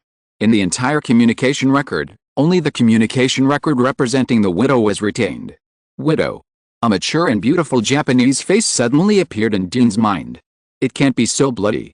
He took a deep breath and dialed the communication code directly. After a few breaths, a hoarse mechanical voice came from the other end. "Demon, how is the matter handled?" Mechanical voice. Dean frowned and tried. "Widow, the cherry blossoms in my hometown are blooming." The other side fell into a deathly silence, and then hung up the phone directly. But Dean already knew the answer.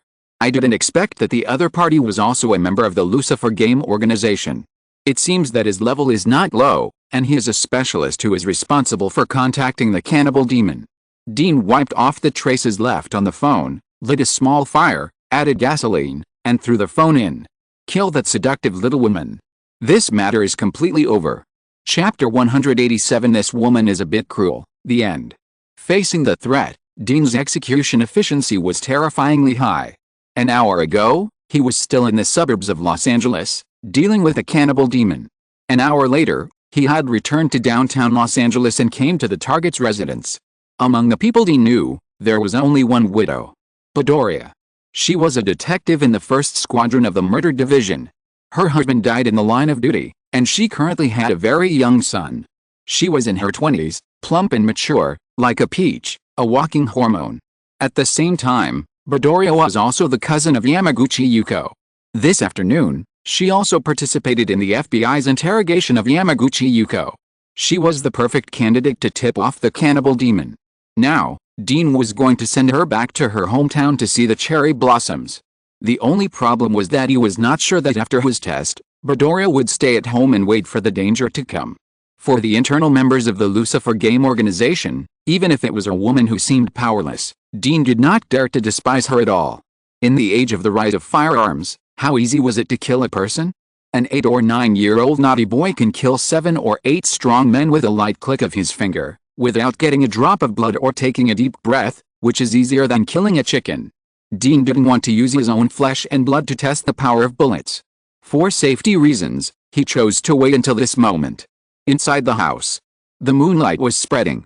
On the bed, a disheveled woman hugged a sleeping child, sleeping soundly, and seemed not to notice the coming of the crisis.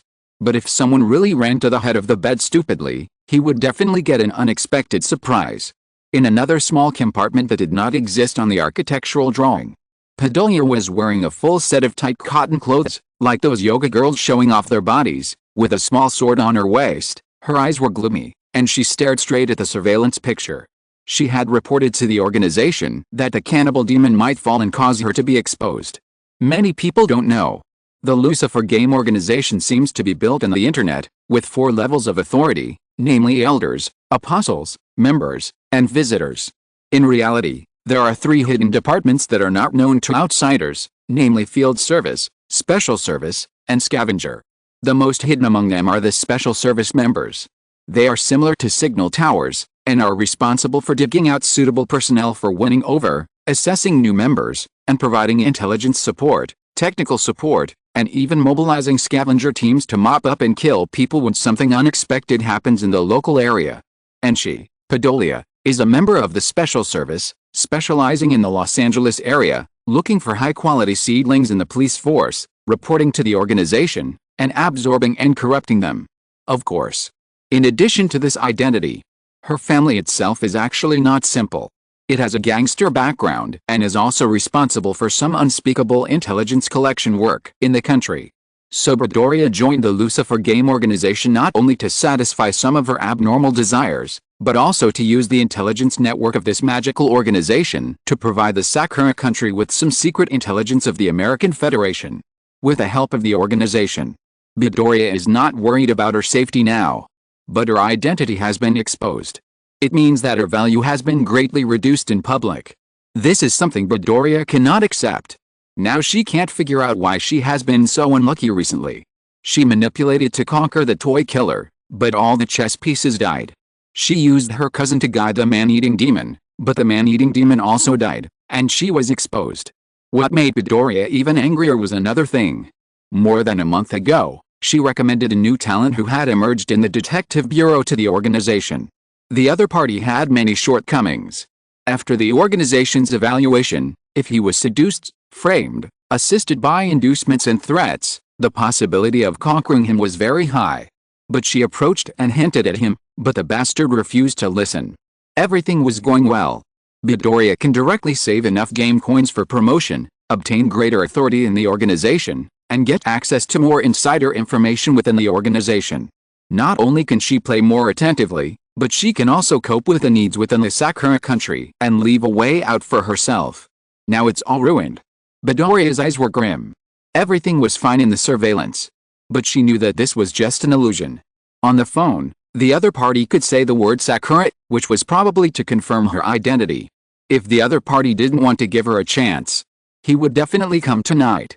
And I don't know when the organization's assistance will be in place. This thought of hanging by a thread made Bedoria's mind uncontrollably think of a handsome and confident face. This person, called Dean, was the talent she recommended to the organization. The organization constantly updates the other party's value after the surveillance mission is issued. As of now, the Lucifer Game Organization, which is responsible for evaluating personnel in this area, has increased the estimated reward calculated for Bedoria to 800 game coins. Bedoria licked her lips. The reward for developing a title elder is only a little over 1,000 game coins. And one dean is worth 800. Her public identity is no longer safe. Even if she doesn't hide her identity, she can only use the organization's channels to turn to other places overseas, change her name, and develop again. Compared with the frontline members, Padria would rather be one of the people who make the rules of the game in the organization, rather than fleeing overseas in a panic and continuing to accumulate hard-earned organization game coins. Dean may be her only chance to turn the tables. In her wild thoughts, time passed by bit by bit. It was almost 1 o'clock in the morning. But at this moment, Padria's mobile phone vibrated slightly, and a red prompt appeared. L7 scavenger team is in place. The communication channel is open. Please contact as soon as possible. The force team sent by the organization to cover her departure is here. L stands for Los Angeles, 7 stands for the 7th team. Padria is very familiar with the 5 to 9 teams of the organization in Los Angeles. Because these groups were formed by the remnant gunmen she had recruited into the organization after the destruction of the Carmen family, so it was considered a bit of a favor. Asshole, they actually sent a bunch of cannon fodder. Bedoria's eyes flashed with resentment, and she slowly stood up. She could only pray that after she left America, the organization would be able to successfully recruit the dean she recommended, so that she would not have to start all over again when she went overseas. She took out her mobile phone, clicked on the new contact list on her mobile phone, and called out. Widow, I'm glad you're okay. Thank you, I'm at home now, but I'm not sure if the enemy is watching in the dark. I need you to ensure the safety of the surroundings before I come out. Sorry, our equipment and personnel do not support this, and the order sent to us by the organization is to cover you to leave Los Angeles before 6 o'clock. The boat that will pick you up is waiting at the beach. Widow, you don't have much time. Hearing this, Bedoria's heart tightened. The meaning of the other party's words was very clear. If you can't leave before dawn, you'd better stay here forever. A cold look flashed in her eyes. She licked her red lips, and said in a soft voice, I know, I'll be out right away. She hung up the phone. Bedoria slowly pulled out the small sword from her waist. Her tongue slid along the cold blade, opened the secret room, walked with the sword, and rushed out of the darkness in 3 or 2 steps. Under the moonlight, shadows fell. A flash of cold light. On the bed, the neck of the sleeping child rolled under the bed like a ball.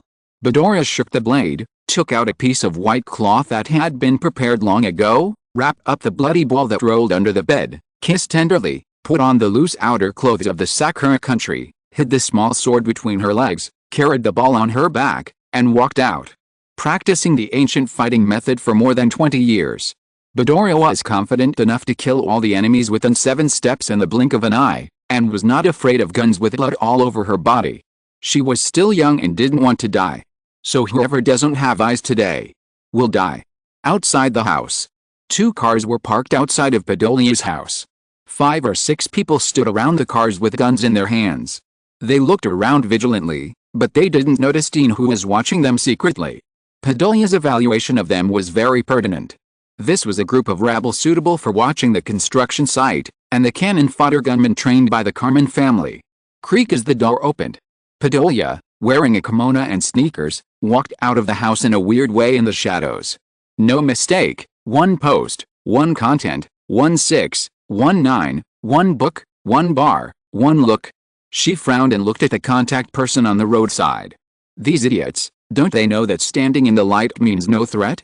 Before she could think about it, a bearded man wearing a baseball cap waved at her. We have obtained the retreat route. You are over time. Bedolia looked around vigilantly, and after confirming that there was no problem, she walked towards the crowd with strange steps. Every step, her figure was hidden by the plants and buildings outside the yard. This not only prevented her from being sniped, but also allowed her to find cover and protect herself as soon as possible after being attacked. The guides were all rough men. They stared at the white and tender skin that was leaking out from under the crossed skirts while she was walking, and their breathing became heavy. Several people looked at each other and nodded slightly. Everything was self-evident.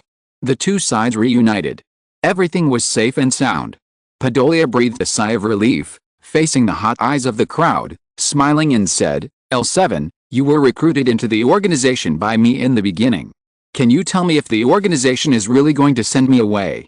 The leading strong man nodded. Yes, get in the car, we. Swish. The hem of the dress, with a faint fragrance, flowed into the man's nose. The next moment, he only felt a slight chill in his throat, and then heard a sound like a surging fountain, surging in his blood vessels to his throat, taking away all his strength and warmth. The skirt fell.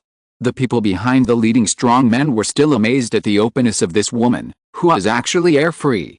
With a glare of her feet, Bedelia kicked the leading strong man behind her. A bloodstain exploded just right, and the blood fountain splashed, spraying the people behind him, making them dazed and confused. They only had time to close their eyes instinctively. With their eyes closed, they completely lost the chance to open their eyes again. Bedelia took the opportunity to chop with a knife, as agile as a rabbit, breaking through the wind and chopping willow leaves, with the lightness and ruthlessness of cutting a throat. In a short moment, the petite person rushed out of the crowd in the rain of blood, holding a knife. Behind him, 5 or 6 burly men, carrying rifles, fully armed, covering their throats that were mostly cut, fell down helplessly, and the cold air around them was filled with a strong smell of blood. Bedelia exhaled a hot breath, shook her knife-holding hand, shook off the sticky blood, sheathed the knife, and walked towards another car without looking back. In fact, she had no definite evidence to prove that there was something wrong with the people who came to pick her up. She just felt that the way they looked at her was too presumptuous. Only those who were no longer afraid of her would have such an attitude. So they died.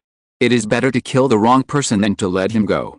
Bedelia would never let fate choose her, but would only choose her fate actively. Even if it was a wrong road. She opened the door of the pickup truck. What caught Bedelia's eyes was actually a body bag and a bundle of nylon ropes. She pursed her lips. Very good. It seems that the so-called sending herself out to sea is actually sending herself to sleep in the seabed. It's really disappointing. Bedelia shook her head with some regret, got in the car, started it, and prepared to drive into the city. Since she was ready to leave, then she might as well kill Dean, the pretty boy. She could only feel comfortable if she destroyed the things she couldn't get and was about to lose with her own hands. It's good to kill first and then kill. It happened that she sent her ex's son away with her own hands. It would be a beautiful thing if she could get Dean's seed. Bedelia fantasized about her future life. The next moment, there was a slight buzzing sound. She covered her neck and looked at the green forest outside the window in astonishment. She saw a man wearing a white mask, waving at her, putting his hands in his pockets, and slowly leaving. There was actually someone else. A feeling of dizziness surged into her head. Bedelia gritted her teeth and forcibly pulled out the short needle that had pierced her neck. She slumped back on the quilt, letting the blood in her neck quickly coagulate and turn black. In a trance, the familiar back flashed by, and her eyes suddenly became clear. Dean. The masked man who had been sabotaging her actions was Dean. Dean went and came back. He walked to the front of the car and looked at Bedelia, who was wide-eyed and unwilling to die, and felt strange. To be honest, although he had thought that Bedelia was not as simple as she seemed, he had never thought that this mature widow was so tough and could kill people like cutting grass. Several fully armed men. In less than 2 seconds, they all fell to the street. I can only say, some things can still be passed down to this day after the rise of firearms, and there is a reason for it. Taking advantage of the situation here, no one has discovered it. Dean pushed open the car door and searched on Bedelia's body. The clothes were torn apart. Dean was disappointed to find that Bedelia had only a small bag on his back, except for a sword, some scattered banknotes, and a forged ID card. I hope there will be something about the Lucifer game organization on it. Dean opened the package with some expectations in his heart. What he saw was a blood-stained ball the size of an adult's palm with its eyes closed. This ball was estimated to be only 1 or 2 years old, a mixed blood, and when it left the body, it should have been in a deep sleep, and was cut by the sharp blade, and left the world without waking up. Dean was numb. As far as he knew, Bedelia's son seemed to be this old. Indeed, it is difficult to flee with a child. But Bedelia's act of directly killing his own son was cruel. Dean shook his head, and disappeared into the dark night before dawn with a sense of loss. Next, I can only hope that NB will help me find out why the Lucifer game organization is paying attention to me. After a busy night, I went back to the hotel and went to sleep. Thank you to brother Meng Hong Xianzi for the 1,500 book coins reward, and thank you boss. Thank you to the two book friends Ni Mix Yen and Nick Huxt for the reward, and thank you bosses. Around 10:30, there are also extra chapters for last month's monthly tickets. Chapter 188 Banquet. In the afterglow of the setting sun that fell on the bedside, Dean slowly opened his eyes. He pushed away the octopus wrapped around him, stretched his body, and searched for his own clothes among the clothes on the ground. Leave me your contact information. A hoarse female voice came from under the quilt. The young girl, who looked young, stayed on Dean's body greedily. Dean glanced at her and smiled gently. I believe in fate. This is your lost wages. Leaving a stack of banknotes. He said goodbye to the hotel maid who delivered breakfast to the suite but also served himself as a snack. After leaving the hotel, Dean drove directly to Chinatown and called the rental agency. This was supposed to be handled yesterday. As a result, it was delayed until today because of the cannibal demon case. Taking advantage of tonight's dinner, there is still some time. Dean is ready to get it done now. A large number of Asian immigrants live here.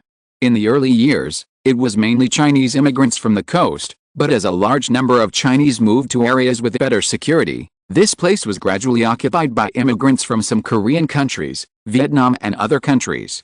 But in general, whether it is food, shops or supermarkets, they all have a strong Chinese architectural flavor. Dean had long been optimistic about the house. A single-family house located in Chinatown, with a small garden. The food street is just outside the door. There are several Chinese settlements about 3 kilometers away. The key is that it is very close to the police station. This is also one of the important factors for Dean to choose this place. After today's party, the captain of the 4th Squadron, Meng Yan, will leave, and the old hunter will temporarily take over the position of captain, and the two detectives Dean and Lawrence will also start to lead the team respectively. In Dean's vision, he will take the backbone of the current 4th Squadron to the police station, and leave Lawrence to lead the newcomers, so that he will not be uncomfortable all of a sudden. The intermediary brother is also Chinese. This guy is an international student who works and studies. Under normal circumstances, the other party cannot work as a real estate agent during his study abroad. Of course, if there is a boss willing to take him in and pay him in cash, as long as he is not reported, it is generally fine. When Dean was communicating with him in Chinese, the agent was obviously much more enthusiastic. He patted his chest and promised that he would let the cleaning company help him to thoroughly inspect and clean the house for free. Although Dean was not short of this little money, he still accepted the other party's kindness.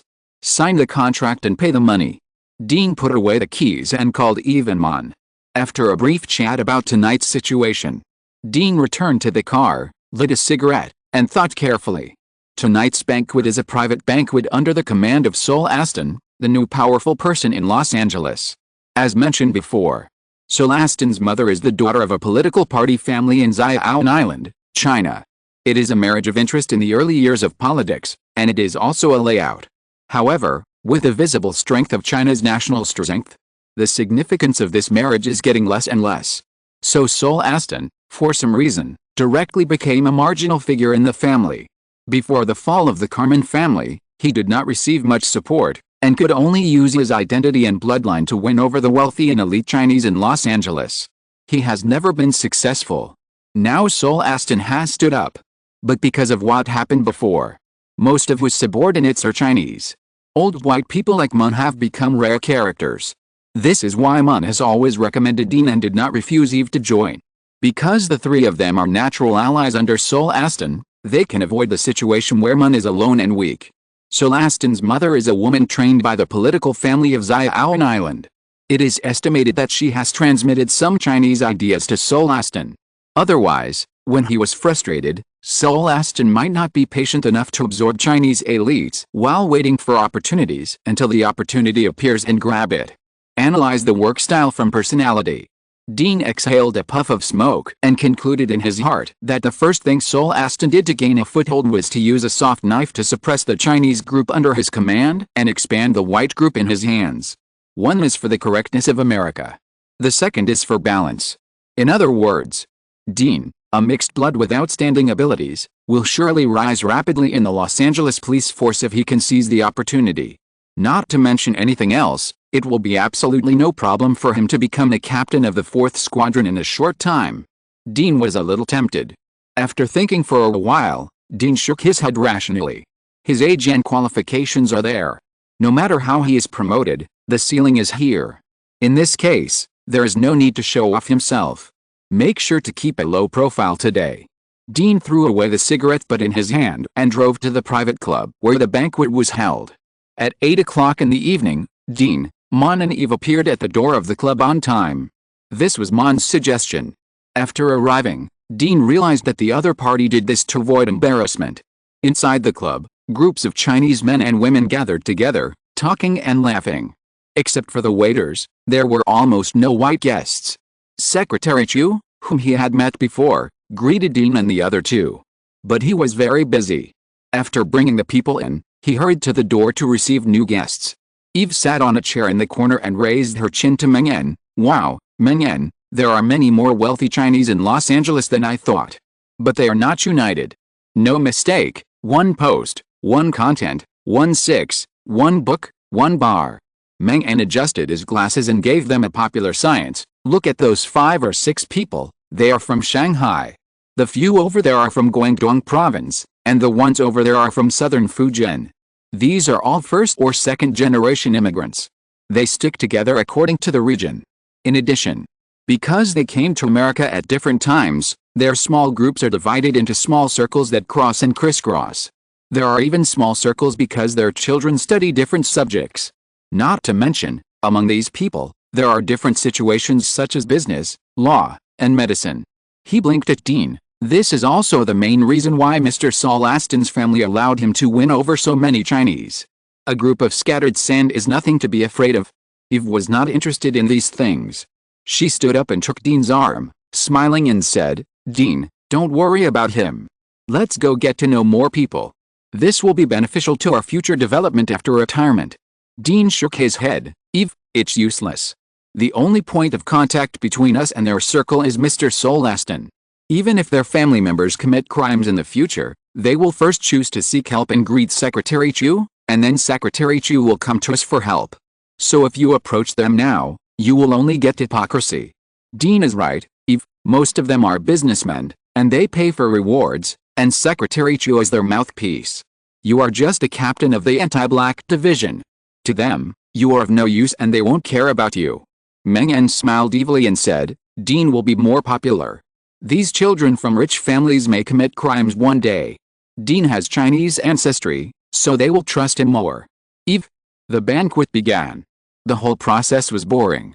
This is more like a place for interest exchange and socializing. If the chat goes well, there are many independent and confidential rooms in the club for private chats. In fact, Saul Aston only appeared for a few minutes at the beginning, said some polite words, and then left the scene. Dean noticed that as Saul Aston left, Secretary Chu led people to disappear at the banquet from time to time. But when they appeared again, most of them had smiles on their faces, as if they had obtained satisfactory results. This group of people are beginning to reap rewards. Meng Yan took a sip of champagne, and the smile in his eyes could not be suppressed. Because he was also one of them. Not long after, Meng Yan was also asked to leave by Secretary Chu. Seeing this, Eve sighed. Dean, I dressed up for tonight's banquet for a long time, but I didn't expect it to be so boring. I just sat there stupidly all night and didn't dare to leave early. She joined the Saul Aston group with the help of Meng Yan to get support to become the captain. So she came here today, and there was really nothing to do. Dean glanced at Eve, who was dressed up, and raised his eyebrows. It's really boring, but I've been involved in a very interesting case recently. Why don't we go to the box to talk about it in detail? Eve rolled her eyes at Dean and tried to be reserved. As a result, Secretary Chu, who had just left, came back and walked in front of Dean with a smile on his face. Inspector Dean, Mr. Saul Aston wants to see you. Moon said that Saul Aston valued him. Dean thought it was just a polite remark from Moon. He looked at Eve apologetically, whose eyes were already misty, and followed Secretary Chu into the club under the other's resentful gaze. Secretary Chu introduced the club to Dean as they walked. This used to be the Veterans Club, and was later acquired by our Chinese Chamber of Commerce. Dean, you are also Chinese, and these are your fellow countrymen. If you are bored in the future, You can come here to get together more often. There are many things here that you can't see outside. Dean looked at Secretary Chu, who was smiling but not smiling. For a moment, he couldn't guess the real purpose of the other party's words, so he just nodded politely and pretended to be reserved. Walking forward, Dean noticed that the terrain was downward. This means that there may be some secret spaces under the club. In addition, there were 3 echoes while walking. This means that in addition to the normal boxes and buildings, there are some hidden compartments and secret passages that are invisible to the naked eye, or in other words, real places for fun. Observation room. Secretary Chu led Dean to a white door. We are here. December monthly ticket extra update. 5-1 equals 4. Good night. Chapter 189, Brand, Dislike. In the room, a handsome middle-aged man with black hair was sitting on the sofa, holding a small black notebook in his hand. He didn't raise his head when he heard the noise, and let Dean stand at the door. Seeing this, Dean walked into the room, closed the door, sat down opposite the man, crossed his legs, took out a cigarette, lit it, and puffed silently without saying a word. The cigarette was half burned. The black-haired middle-aged man put down the small black notebook in his hand and frowned, saying, "You are very brave. I don't like the smell of cigarettes." Dean shook off the ash and smiled. Mr. Solaston, I'm sorry, I'm not used to smoking cigars. Also, are you entangled in family affairs? Oh. The plate is so big, but Mr. Solaston, you have to take care of your family and the people who follow you. This is not fatal. The key is that Mr. Solaston's followers are difficult to integrate into the mainstream of American society. Once you take too much care of them, it is easy to become an excuse and fatal point for being attacked. But you can't help but show your attitude. This is not in line with the rules of the game. So you are very entangled. Dean crushed the cigarette butt, as if he saw through people's hearts, and told Solaston's entanglement. His original idea was to keep a low profile. But the situation has changed. The premise of keeping a low profile is that other people's eyes are not on you. At this time, when you are enjoying the care of the party camp, once you encounter changes, it is not easy to become the first bird to stand out, and you have the opportunity to turn around flexibly. Now it is not the case. Solaston actually summoned him. This was something that Dean had not expected. Because this was not just a simple summons, but also a signal to the other followers behind Solaston, he valued this young man. Just look at the people Solaston summoned to the party. They were all his confidants. Without exception. The strange thing is that Solaston and Dean have never met. As the saying goes, there is no love or hate without reason. For someone like Solaston who has experienced ups and downs, he will not pay attention to a person without reason. This shows that Solaston has other channels and knows that Dean is different. At this time, it is not appropriate for Dean to be low-key, which will make him seem to have other purposes, which is the so-called disloyalty. This is a taboo. Instead of doing this, it is better to retreat. First seek enough benefits for yourself. Solaston looked at Dean for a long time, and his frown relaxed. You are much better than what Mun said. If I hadn't read your detailed information, it would be hard to believe that you just turned 22. You are worthy of being Mr. Anthony's student. Hearing this, Dean breathed a sigh of relief. It turned out that Solaston valued him because of Mr. Anthony. He smiled faintly. Mr. Anthony did teach me a lot. The first one is that the platform is very important, so I am also very grateful to Captain Mun for leading me on the right path. Haha. Solaston's eyes became more kind, and he smiled at the corners of his mouth. You are right. It is indeed important to follow the right person. At least I never let my own people suffer. As he said. He sighed. This is my advantage, but now it has become my trouble. The cake is very big. No matter how I divide it, there will be people who are dissatisfied. On one side is the family, and on the other side are people who have always supported me. This makes me very embarrassed. Dean naturally would not be confused by the words of politicians. Politicians' words cannot be trusted, even a single punctuation mark. These guys are even more cold-blooded and rational than Little Mike. Because Little Mike just can't understand what emotion is, not really cold-blooded, but if a politician like Solaston will put a value on everything and measure it. Just as Solaston said. He had nothing before. The only attractive bargaining chips are his family identity, Chinese blood, and character. Before he came to power, these were his bargaining chips. But now, They have become his shackles. Dividing the spoils is not a big deal. If Sol Aston doesn't handle it well this time, he will be very uncomfortable. After thinking about it, Dean's eyes turned and he tried, Mr. Sol Aston, if the cake is not enough to share, the best way is to expand the cake. You should have an idea, right? He is just a small role. Even if he has some talent and potential, Sol Aston doesn't need to talk to him about any exchange of interests, unless he needs to contribute to this matter. Since Sol Aston doesn't talk about business, Dean can only make verbal tests. This is why he wanted to keep a low profile before and didn't want to be too conspicuous. Dealing with this group of people is too tiring, hypocritical, and not pleasant. You have to guess and figure out what the other person is thinking. It is even more uncomfortable than a young man chasing a girl. Sol Aston was still thinking about how to communicate with Dean so that he could make the other person do something troublesome according to his wishes without speaking directly. Hearing Dean take the initiative to mention the cake, he nodded, picked up the water cup on the table, and said pointedly, Dean, look, this cup can hold 350 cc of drinks and water, but unfortunately, after the cup is emptied, a lot of residue is left. These residues occupy a lot of the volume of the cup. This results in less drink after I get the cup. I want to clean up these residues. But my family told me that as a decent person, I must also leave respect for others when I do things.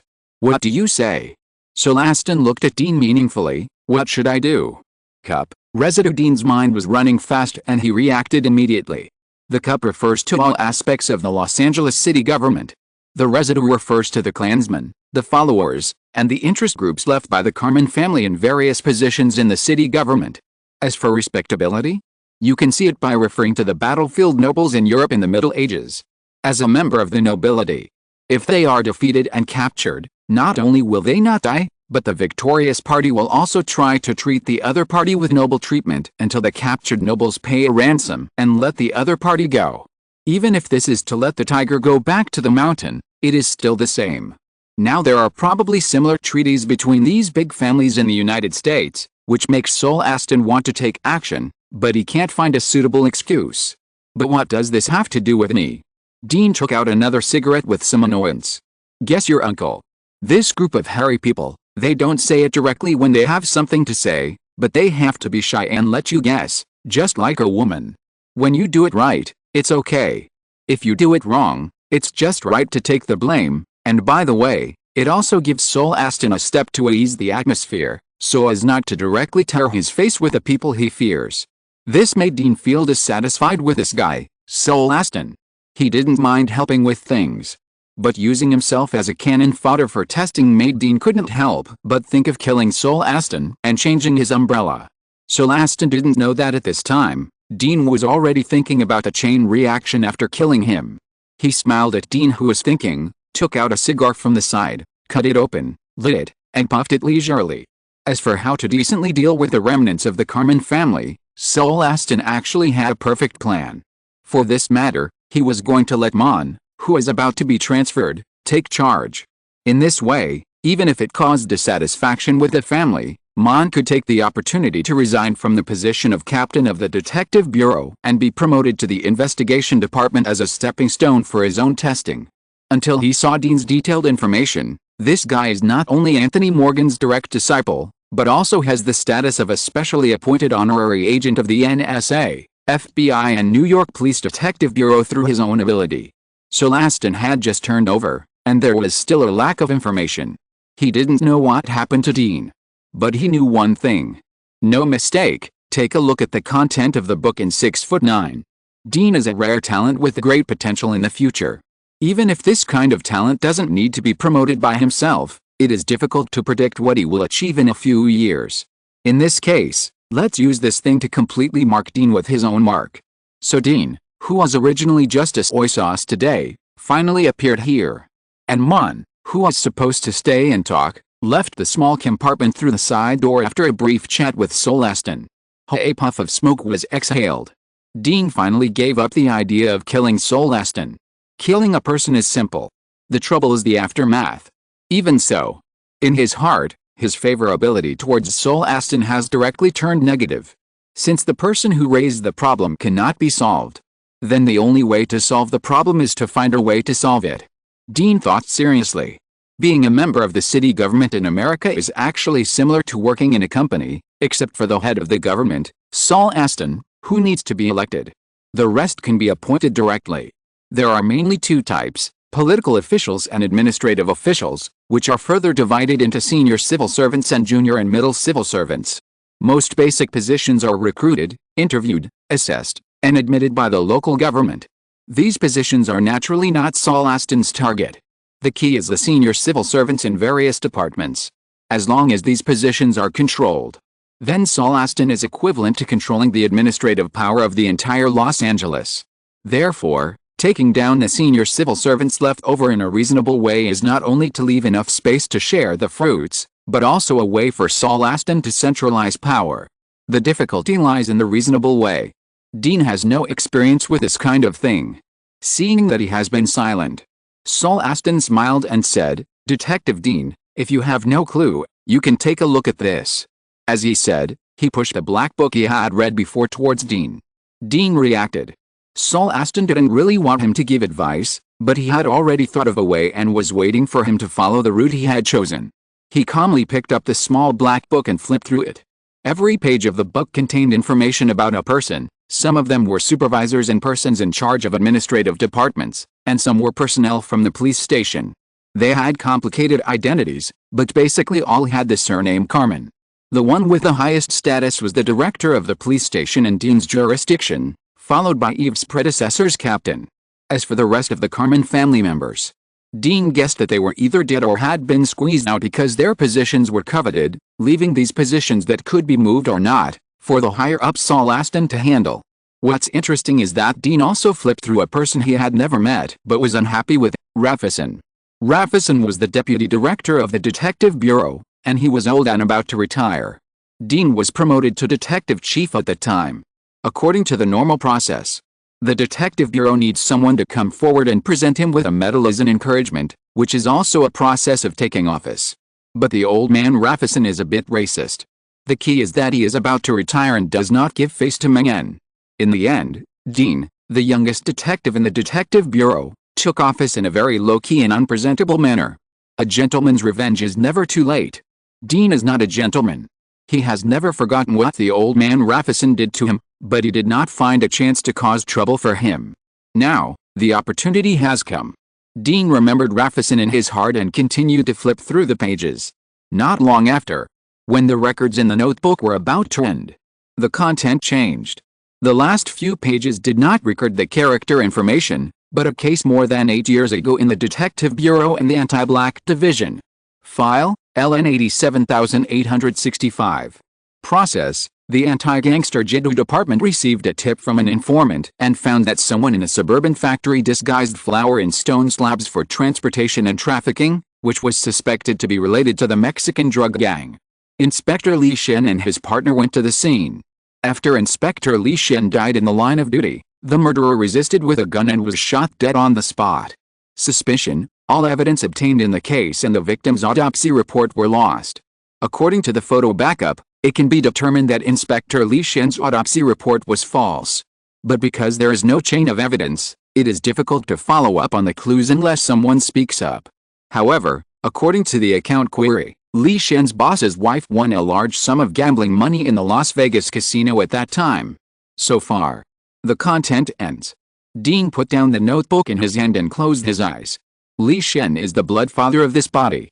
After the collapse of the Carmen family, Dean originally thought that after waiting for a year or two, when the matter was not conspicuous, he would secretly investigate the matter and fulfill his current identity. Unexpectedly, Saul Aston actually used the death of his father as a means to attack a group of people like Raffison. Amazing. As the saying goes, if you want to accuse someone, you will find a pretext. This is a plan that kills 3 birds with 1 stone. The Mexican drug cartel provides nearly half of the flour market in the United States. Once it is involved in this matter, the implicated people can be easily pulled out. And Saul Aston can get such a harvest as soon as he takes office, and it will be a very good start. In the end, it is his own brand. Dean sighed and nodded, "I know, but I don't want my family to be involved in this matter." Seeing that Dean knew his thoughts, Saul Aston nodded generously, "No problem, your duty is to solve the case and take over Mon's position as soon as possible." As for this matter, I will leave it to Eve. After a few simple discussions, Saul asked and waved Dean to leave. Dean didn't know what he talked about with Eve. Dean only knew that he couldn't contact Eve since that night. A few days later, Dean moved to a new home and called colleagues from the 4th Squadron for a party. This time, the 4th Squadron was divided into groups to deal with a wider range of cases in the new year. If you're listening to this novel on a channel other than Fanfic World, it means they downloaded and uploaded it without effort. We cordially invite you to visit our channel, Mundo Fanfic Novelis. There you'll find the original version of this story and you can explore many other novels of various genres. We're waiting for you to immerse yourself in a world of incredible novels. Chapter 190 Grouping, Central Branch. Congratulations, you are not a baby now.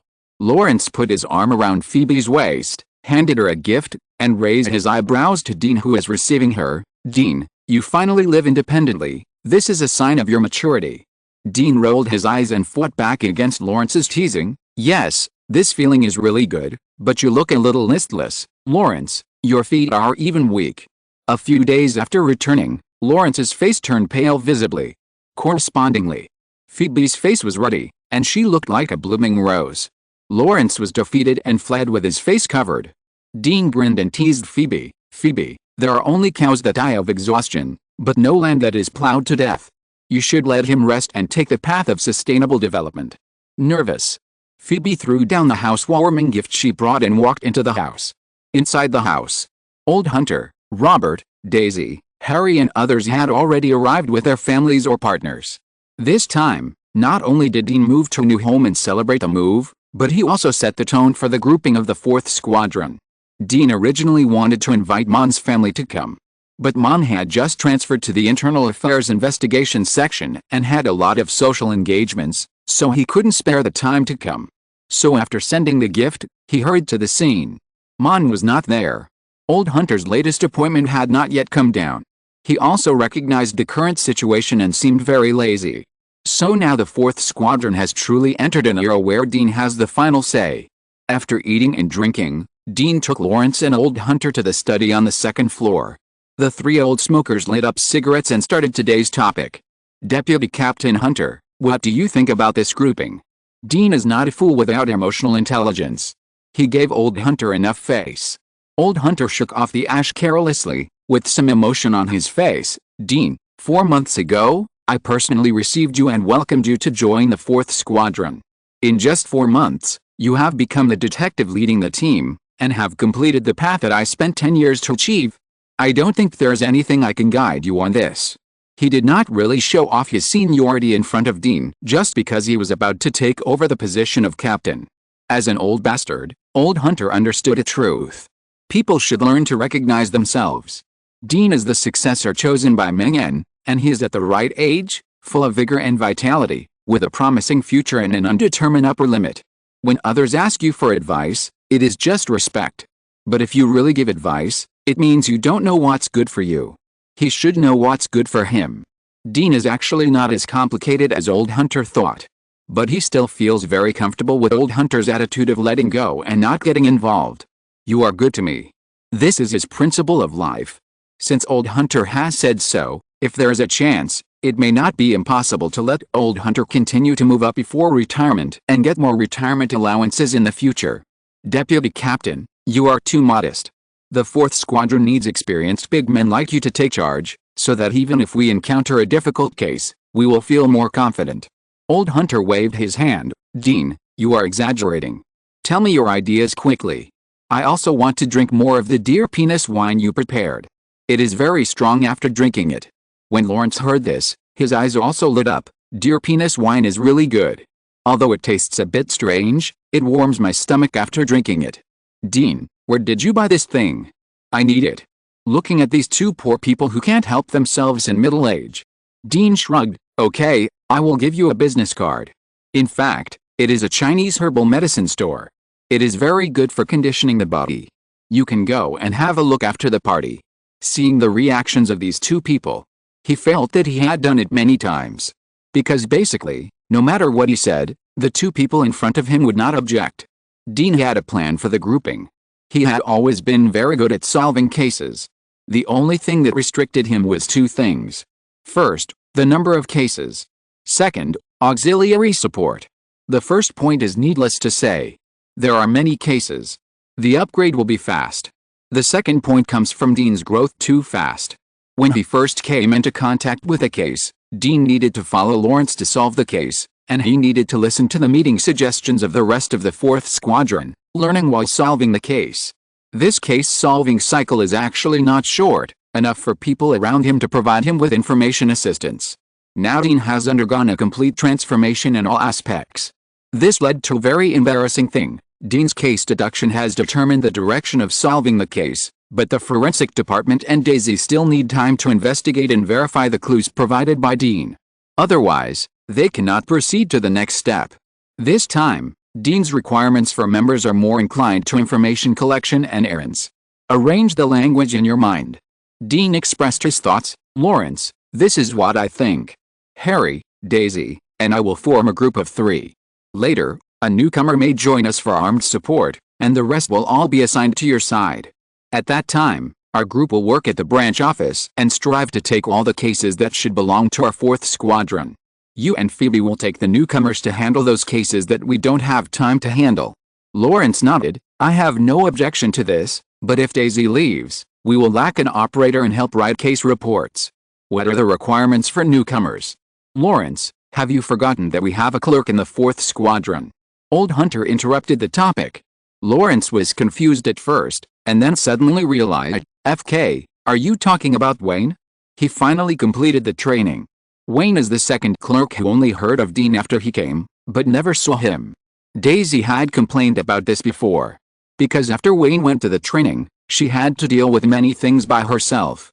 If it weren't for the fact that there was nothing to do in the 4th Squadron before, she would have quit long ago. The clerical issue has been resolved. There are also newcomers. Dean put out his cigarette and said seriously, for the newcomers, I have reserved Robert's brother. You can arrange the other 3 places yourself. I suggest choosing from those patrolmen with good reputations. Okay. Lawrence said with a bitter face, I know some people, but I don't know if they are willing to follow me. This guy still has some idea of his reputation in the Los Angeles Police Department. Dean patted Lawrence on the shoulder and comforted him. This is a good thing. At least those who know you are the leader and dare to apply to join must be very confident in themselves and will not be useless. Maybe 2 days later. Monday. Dean brought Harry and Daisy to the police station. Hawk, an old acquaintance, received the 3 people. Wow, Dean, Harry, and this beautiful lady, welcome to the Central Branch. We have prepared an office for you. Hawk looked like he was forcing a smile, as if he had encountered something bad. All 3 of them noticed this. Harry stepped forward and took Hawk's shoulder. Hey, men, what's wrong? Did your wife put a Santa hat on you? Asshole. Hawk gave Harry a middle finger and said in a low voice, our deputy director was taken away by the Internal Affairs Investigation Department for investigation. The director now goes to the Police Z Committee every day to understand the situation, but he never comes back. Hearing this, Harry was shocked. FK, how come I don't know these things? Because you have been rushing home to take care of your daughter after work recently. Daisy yawned. You talk about your lovely daughter at least 10 times a day, and you don't even have any social life. How can you know these things? So you know. Dean looked at Daisy with a dark face.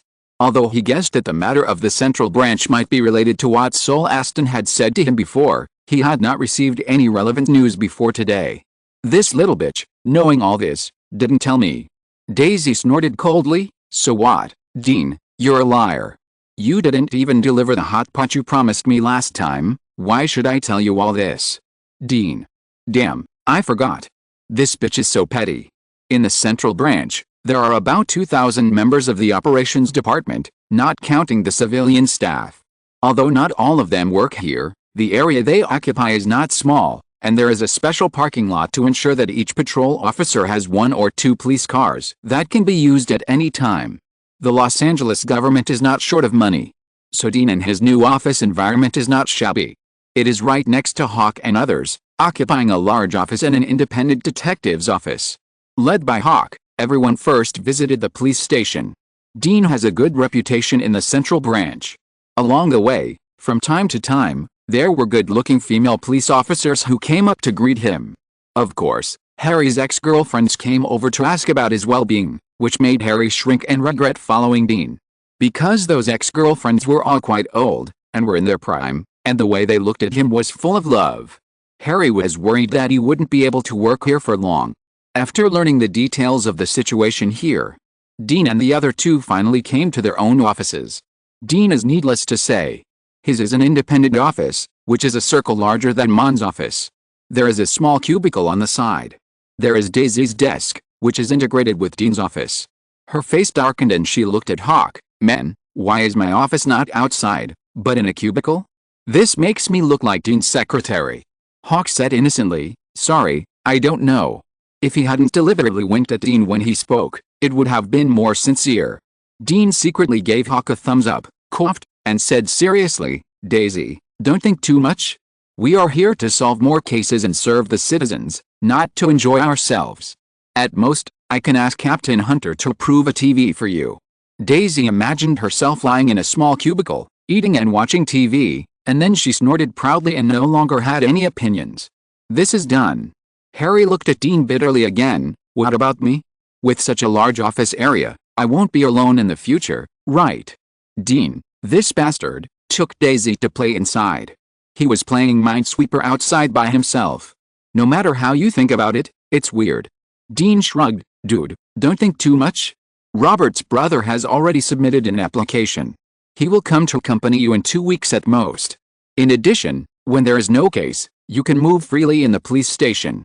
I think your daughter needs a mother. This is a good opportunity." Hawk, who was standing by, took off his hat, touched his shiny bald head, and grinned at Harry. "Dean is right. Your former lovers were so happy to hear that you came to work here. They even set up a chat group and arranged your shifts." Harry's face, which was already dark, became even darker. Before he was recruited by Mengen, he was a patrolman here. He had deep exchanges with many lonely clerks here. He was more interested in sex than in love. He was originally a man of the world. Harry was not afraid of these. But his kidneys couldn't bear it. Fortunately, he went to work in the detective bureau later. At most, he would sell himself out when intelligence was needed. As a result, he is now back to the police station.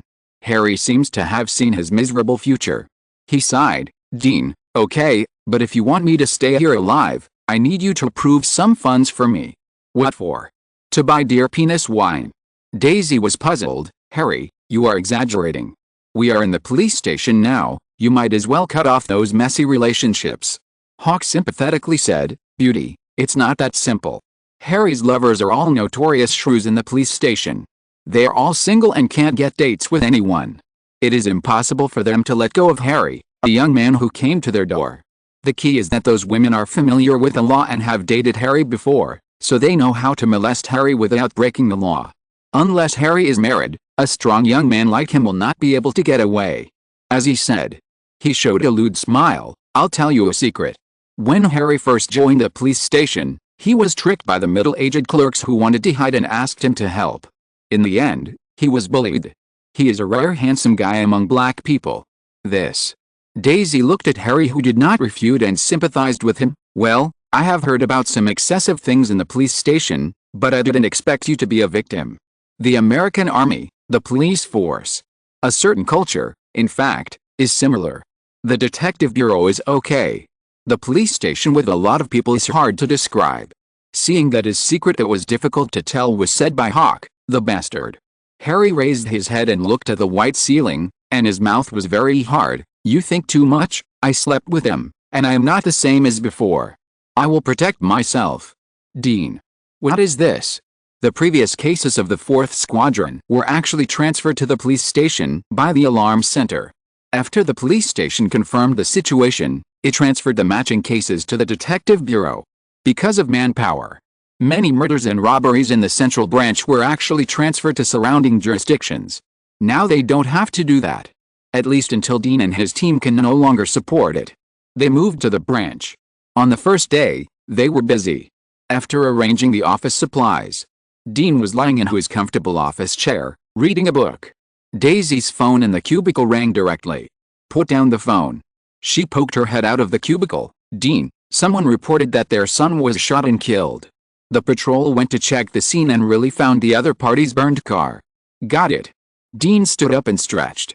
Finally, there's work. Chapter 191 Dean, I'm not a bad person.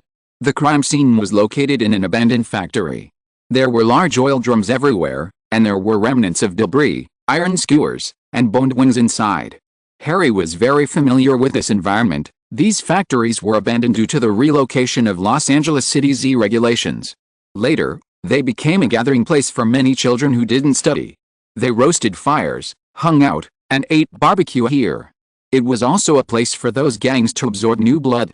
In fact, you can see these things in any slum. Dean drove the car, glanced outside the circle, frowned and said, "It looks deserted here. It seems that no one has been here for a while. I'll find out this." Harry nodded. He was very clear about his position: don't question, make a good start, and lie down. Outside the factory, 2 police cars stopped, and colleagues from the forensic department were checking an abandoned vehicle that was completely black. And outside this, a familiar bald man was comforting a middle-aged couple with a sad look on his face, and he seemed to be a little unsure of how to deal with them. The bald man was Hawk. This guy was very diligent in his work. He heard the sound of a car coming. Hawk turned his head and ran over as if he saw a savior. "Dean, you are finally here. This case is a bit tricky. At least I don't know how to deal with the weird couple who reported the case." Dean opened the car window and handed over a cigarette. "What's the specific situation?" "The reporters are a pair of scholars who are involved in mysticism.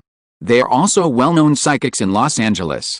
They reported the case last night, saying that their son was missing and now in danger, but when the patrol went there, they found that his son was alive and well, so they ignored it. As a result, they came to the police station again today and provided the address of the factory. They know some people. My colleague had no choice but to follow the address and prepare to perfunctorily deal with it, but he really found his son's burned vehicle. Well, could this be a drama deliberately directed and acted by this couple in order to show off their abilities?" Harry was not a fan of charlatans. Hawk shrugged. "It's not clear at the moment, but they are very difficult to deal with. They have been putting pressure on us by claiming that we didn't take it seriously yesterday, which led to the murder of his son. This kind of people with connections have always been the most annoying and unwanted targets for these low-level patrolmen." Fortunately, Dean came. Hawk knew that Dean would not tolerate the other party. This was indeed the case. Dean got out of the car, glanced at the couple's clothes, and chuckled. Who do they know? Some people from newspapers, and some government employees. Hawk curled his lips. Some rich people like to play tarot cards, psychics and the like, so these 2 charlatans had the opportunity to contact them.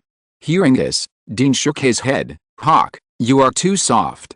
When this kind of thing can bring pressure to you at will, it means that you are not clear about your identity."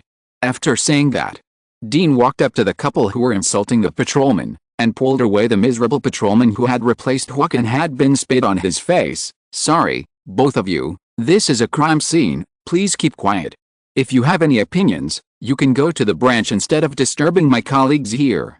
The miserable patrolman, rescued by Dean, showed him a grateful look, and quickly stepped aside, leaving the battlefield to Dean and the couple. There was no target for venting. The middle-aged woman, with her eyes wide open and painted with black eyeliner, raised her thick black lips and greeted Dean's family directly. "FK, whose son of a bitch's eyes did you come out of?" She stretched out her slender fingers and tapped Dean. "If my son really encounters misfortune, I swear, you sons of bitches will regret coming to this world." Harry, who was following behind Dean, saw this woman saying such words in front of Dean, covered his eyes and took a breath of cold air. "If you don't want to live, jump off the building. This is a more clean way to die. Why did you mess with Dean?" Hawk also tensed up his nerves, staring at Dean's hands, fearing that Dean would pull out a gun and kill the reporter in full view of everyone. Fortunately, Dean faced the woman's humiliation and just wiped the saliva splashed on his face silently. He looked at the middle-aged man next to the woman with a gentle tone and an equally unfriendly face. "Hey, you brought this bitch out. Are you sure you want to let it bark here?" "What?" Before the middle-aged man could speak, his wife, who was dressed like a ghost, screamed in response, opened her hands, and grabbed Dean's face. The next moment, a shadow flashed by. The woman felt a pain in her jaw, and she felt dizzy. At the same time, the whole person floated into the air lightly. When her feet left the ground, Her husband's shocked expression and the blue sky and white clouds became her last impression. He kicked the woman away. Dean smiled faintly and waved at Hawk, catch her and send her to the most expensive hospital in Los Angeles for treatment. Charge her with openly attacking the detective and obstructing the investigation. I suspect that she has mental problems. We will give her an evaluation. If she fails, she will be sent directly to a mental hospital for treatment. No problem. Hawk felt that his previous dissatisfaction had all disappeared. It was so damn cool to work with Dean. He immediately ordered the police officer beside him to call the hospital ambulance. Looking at this group of gangsters, after knocking out his wife, they openly discussed the follow-up treatment. The middle-aged man was so angry that his liver trembled. We are the reporter, the victim, and the weak. How dare you? Aren't these bastards afraid that this matter will be exposed and attract public condemnation? He was so angry that his whole body trembled. Dean's eyes scared him so much that he dared not move. The man dodged Dean's gaze, lowered his head, his voice was no longer as irritable and arrogant as before, and his attitude was no longer as arrogant as before. He said politely, "I'm sorry, my wife is just too worried about our son. She is not mentally ill. I know she just has no quality. If she is willing to apologize to me and my colleagues after she wakes up, perhaps the psychologist who will conduct the assessment will give a suitable assessment result." After that, Dean stopped looking at him and walked towards the wreckage of the vehicle. This is a relatively popular German car. The exterior is black, and there are traces of gasoline burning, but the exterior remains basically intact, with no signs of explosion. In addition, the edges of the vehicle are black and the top is discolored. This means that the fire started from the inside of the vehicle at the beginning, and finally spread to the whole vehicle. Dean looked at the tires. Here comes the interesting part. Although the 4 tires of the car have traces of blackening, they are all intact. In addition, the tire marks around the car can be seen with inconspicuous black tire marks. This means that the car has become what it is now before it came here. See here. Dean basically concluded that this was not the first place where the car was abandoned, but where it was moved. Maybe the car could still be driven. After collecting these simple clues, he walked up to the forensic staff who were taking pictures and asked about their findings. "Guys, what have you found?" A female employee saw Dean, her eyes lit up, pushed away her colleague who was taking pictures, and raised the record book in her hand. "Inspector Dean, you are much more handsome than the rumors say." "Thank you, but I want to know what happened to this car now." As for my appearance, Dean raised his eyebrows at the woman who looked average but had an attractive figure. "This involves genetic issues. If there's a chance, we can find a place to study it. I am looking forward to it." After the woman returned the wink, her face became serious and she reported the situation. "The owner of the car is confirmed to be the son of the reporter, Isaac. Someone poured gasoline into the car, then ignited the car and drove here. The whole process lasted about 3 or 4 minutes. There was no bloodstain or other signs of someone being killed in the car. In fact, we didn't even extract a single fingerprint. It should be that someone cleaned the car and then carefully set a fire in the car. According to the residual traces in the car, the only thing we can be sure of is that there was a lot of money on the back seat of this car. Now they have turned to ash and melted together with the car seat. No mistake. But if nothing unexpected happens, those are real money, at least the material is the same." Dean nodded. "From your description and my discovery, it can be determined that the person who abandoned the car had enough time to take the banknotes away. But he didn't. I suspect that they are counterfeit money. Do you have any way to identify them?" The woman shook her head. "The burning was too thorough. There is no residue. We can only rely on experience to determine that it is the dust after the burning of paper money, but if the material used for counterfeit money is the same as that of real money, we can't use the dust to identify the authenticity of them before." "Okay, I know." Dean glanced around the car and handed his business card to the female employee. "If you have new clues, call me as soon as possible, even at night. You can come to me to report. Everything is for work." "Yes, everything is for work."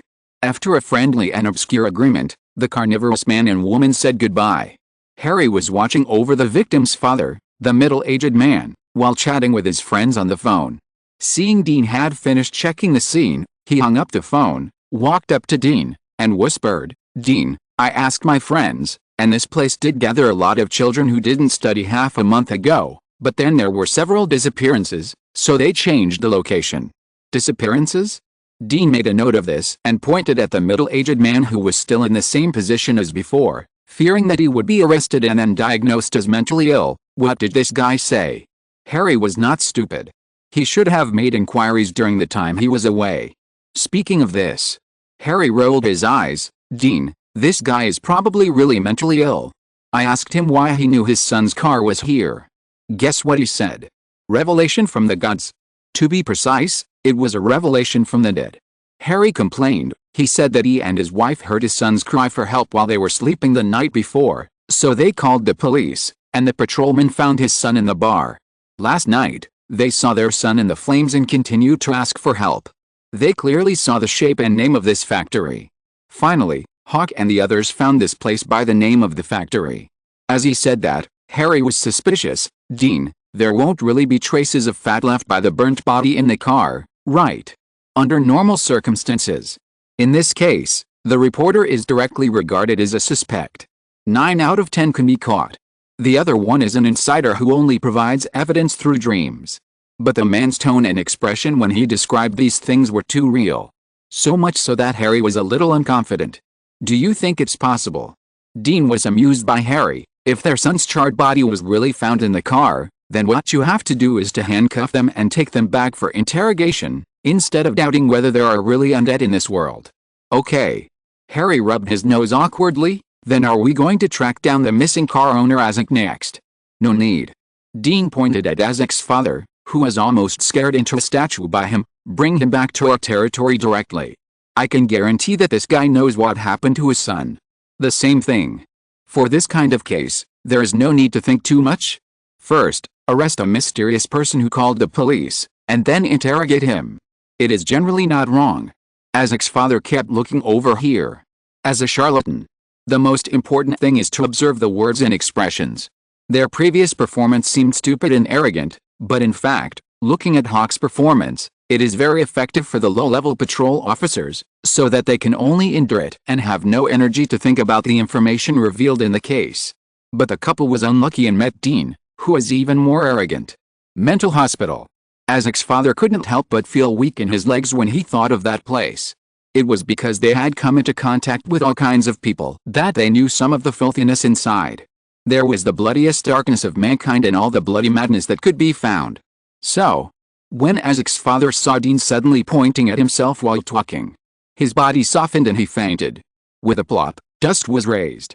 Dean kept pointing his finger and looked at Harry, a little embarrassed. Dude, seriously, do I look so scary? Harry nodded sincerely. Dean, when you stand with the bad guys, if you don't restrain yourself, I will subconsciously worry about the bad guy's personal safety. I don't believe it. Dean silently took out a pair of gold-rimmed glasses from his pocket and put them on. Just kidding. How could he be a bad guy? So many American ladies shouted God when they were with him. And God, in the hearts of the American people, represents holiness and charity. This shows. Dean is not a bad guy. Harry.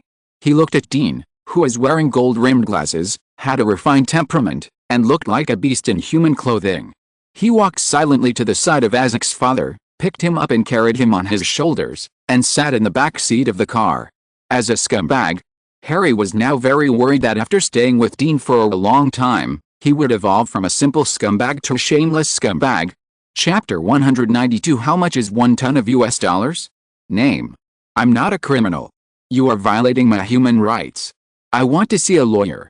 In the dim interrogation room, a middle-aged man looked at the light in front of him in panic. He tried to get up several times, but because his hands were handcuffed to the welded chair, he could only roar forward. Human rights. Dean put his legs on the chair and said lazily, Harry, show Mr. Harver the procedures. As a detective who protects the safety of citizens, we value your human rights and freedom the most. Harver is the father of the missing person Isaac, and the man in the charlatan couple. His wife has been sent to the hospital for treatment. As for him, he was taken to the interrogation room of the Central Branch. It is much simpler than the interrogation room of the Detective Bureau. But there are also fewer procedural troubles. In this place, Dean is the boss. He has the final say. After Dean finished speaking, he silently lit a cigarette and asked Harry to perform. Hearing Dean's order, Harry stood up with a smile, holding a document and walked to Mr. Harver, pointing to the signature and approval document inside, and said, "Hey, this is a certificate issued by the psychiatrist of the branch. In view of the unstable emotions of you and your wife, we have the right to impose basic restrictions on you to ensure your own safety. If you don't cooperate, we can continue to apply for drug tranquilizers for you, so don't make things difficult for us." The certificate is real, but the psychiatrist has prepared many copies. After receiving Dean's request, the psychiatrist hired by the branch took out a document in front of Harry, wrote Harver's full name on it, signed it, and stamped it, without even meeting Harver in person. This is the real Central Branch.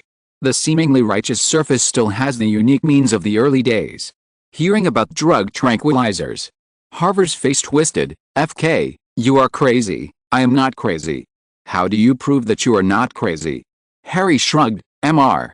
Harver, unless you can prove yourself, even if you find a lawyer afterwards, the judge will only believe the authoritative proof of the branch psychiatrist, not the nonsense of the madman." "Fkyow, you let a normal person prove that he is not mentally ill. Do you want to listen to what you are saying?" Harver struggled frantically. If the handcuffs were not of such good quality, he would definitely pounce on Harry and use his teeth to make the black man in front of him reflect, "What on earth is he talking about?" Seeing this, Harry shook his head. "I'm sorry, Mr. Harver, you are so aggressive that I feel threatened. In this case, I can only apply for drug intervention." He imitated Dean's previous behavior, leaned close to Harver's ear, and whispered, "Don't worry, all procedures will be complete, and Mr. Harver's human rights and freedom will never be violated in the slightest." As he said, he took out his pager and pretended to call someone to send medicine. Harver was desperate. He knew clearly that he had met a guy who didn't follow the rules. Asking a normal person to prove that he was not a mental patient. It seemed absurd. But it made people even more desperate. Hafer collapsed. "Stop, don't inject me with those damn drugs. I know what you want to ask. I'll tell you everything." Hearing this, Harry took back the pager and nodded. "Very good, I hope you are not fooling us. Now the mental hospital is in great need of volunteers who need treatment and drug testing." After saying that, he made an okay gesture to Dean and returned to the interrogation position with a smile. These were all taught by Dean. Before, Harry thought it would be too much. Now look at it.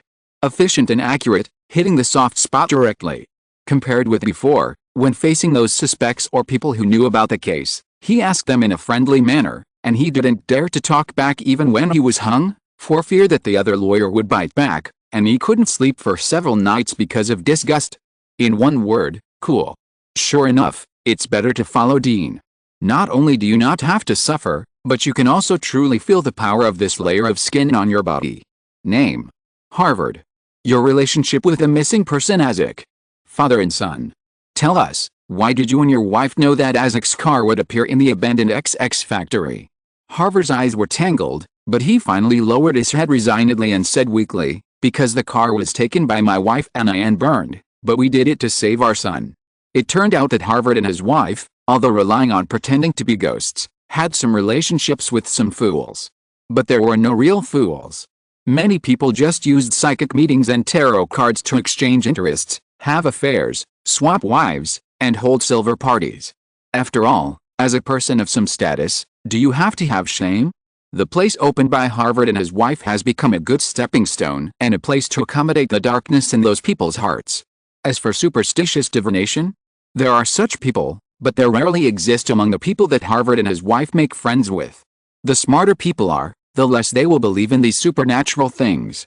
On the contrary, the lower class people, because of their unwillingness to accept the status quo, are more likely to pin their spirits on illusory things, or expect their fate to change, or escape from reality.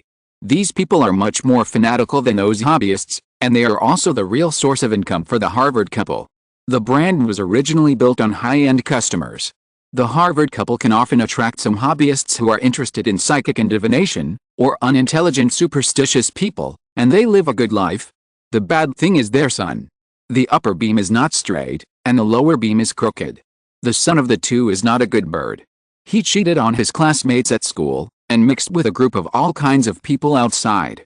Fortunately, apart from often staying out all night, Isaac basically bullies people, so there is no need to worry about him being bullied. So the Harvard couple just let it go and gave the child full freedom. It was nothing.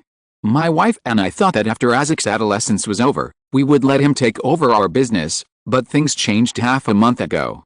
At this point, fear appeared in Harvey's eyes. Half a month ago. Dean interrupted Harvey's narration.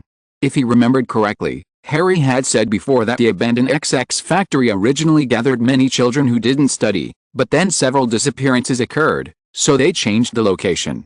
The key is that Harvey and his wife's son, Isaac, is also a lazy boy who doesn't study. This time is very delicate. Harvey, who accepted his fate, didn't care about Dean's reaction. He nodded, yes, before Isaac disappeared, he often hung out with his friends near the abandoned XX factory. It was a paradise for those children away from their parents.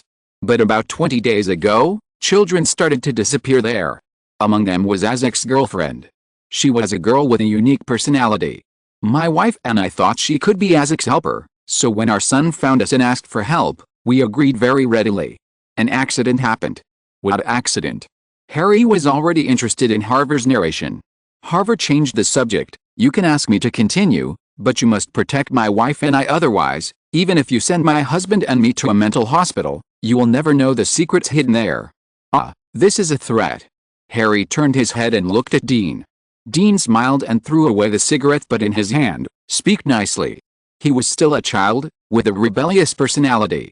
It's okay to make concessions. It's not okay to threaten. Harvey obviously didn't know how Dean handled things. Instead, he felt that Dean was bluffing, raised his head, and said disdainfully, "There's nothing to say. I'm really afraid of being sent to that hellish welfare mental hospital. No mistake, just look at the book. But because of this, you don't have any handle to threaten me now. Because once I tell the secret of the abandoned factory, even if we get out safely in the end, my husband and I will be dead, so if you don't agree, I will never speak." It's hard to guess. Dean slowly stood up and walked in front of Harvey. With his back to the light, he looked down at the slick middle-aged man who closed his mouth. In the other's horrified eyes, he slowly uttered a word, counterfeit money. Hearing this word, Harvey's pupils shrank violently, and his body couldn't help shaking. How is it possible?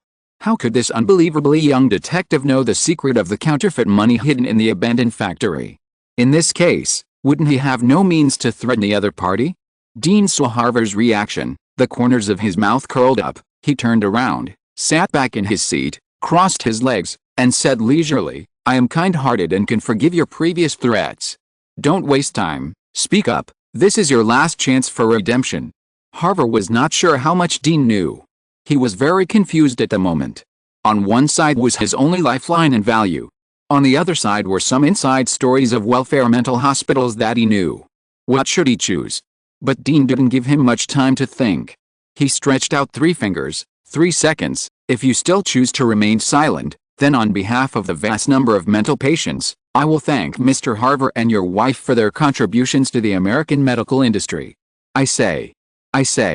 Mr. Harvey, a veteran, was easily broken by Dean's words as his psychological defenses fluctuated.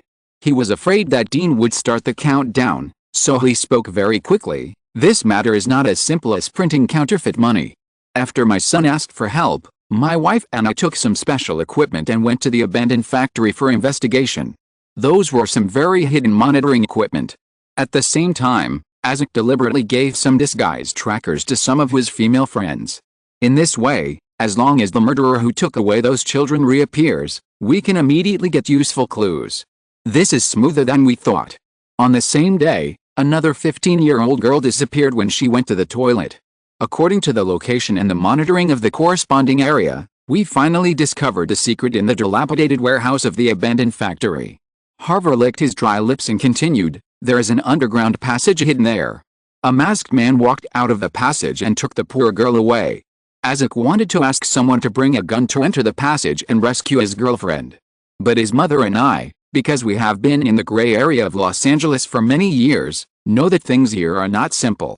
In fact, in the early years, many factories around here have experienced the impact of industrial products from small Asian countries, which has made it difficult to maintain. They need to reduce production and transfer industries. Some gangs value the concealment of these factories. Some choose to produce fake liquor under their own brand. Some even directly dig basements under the factories to produce drugs. Because there are people working above to cover it up. These places are more hidden.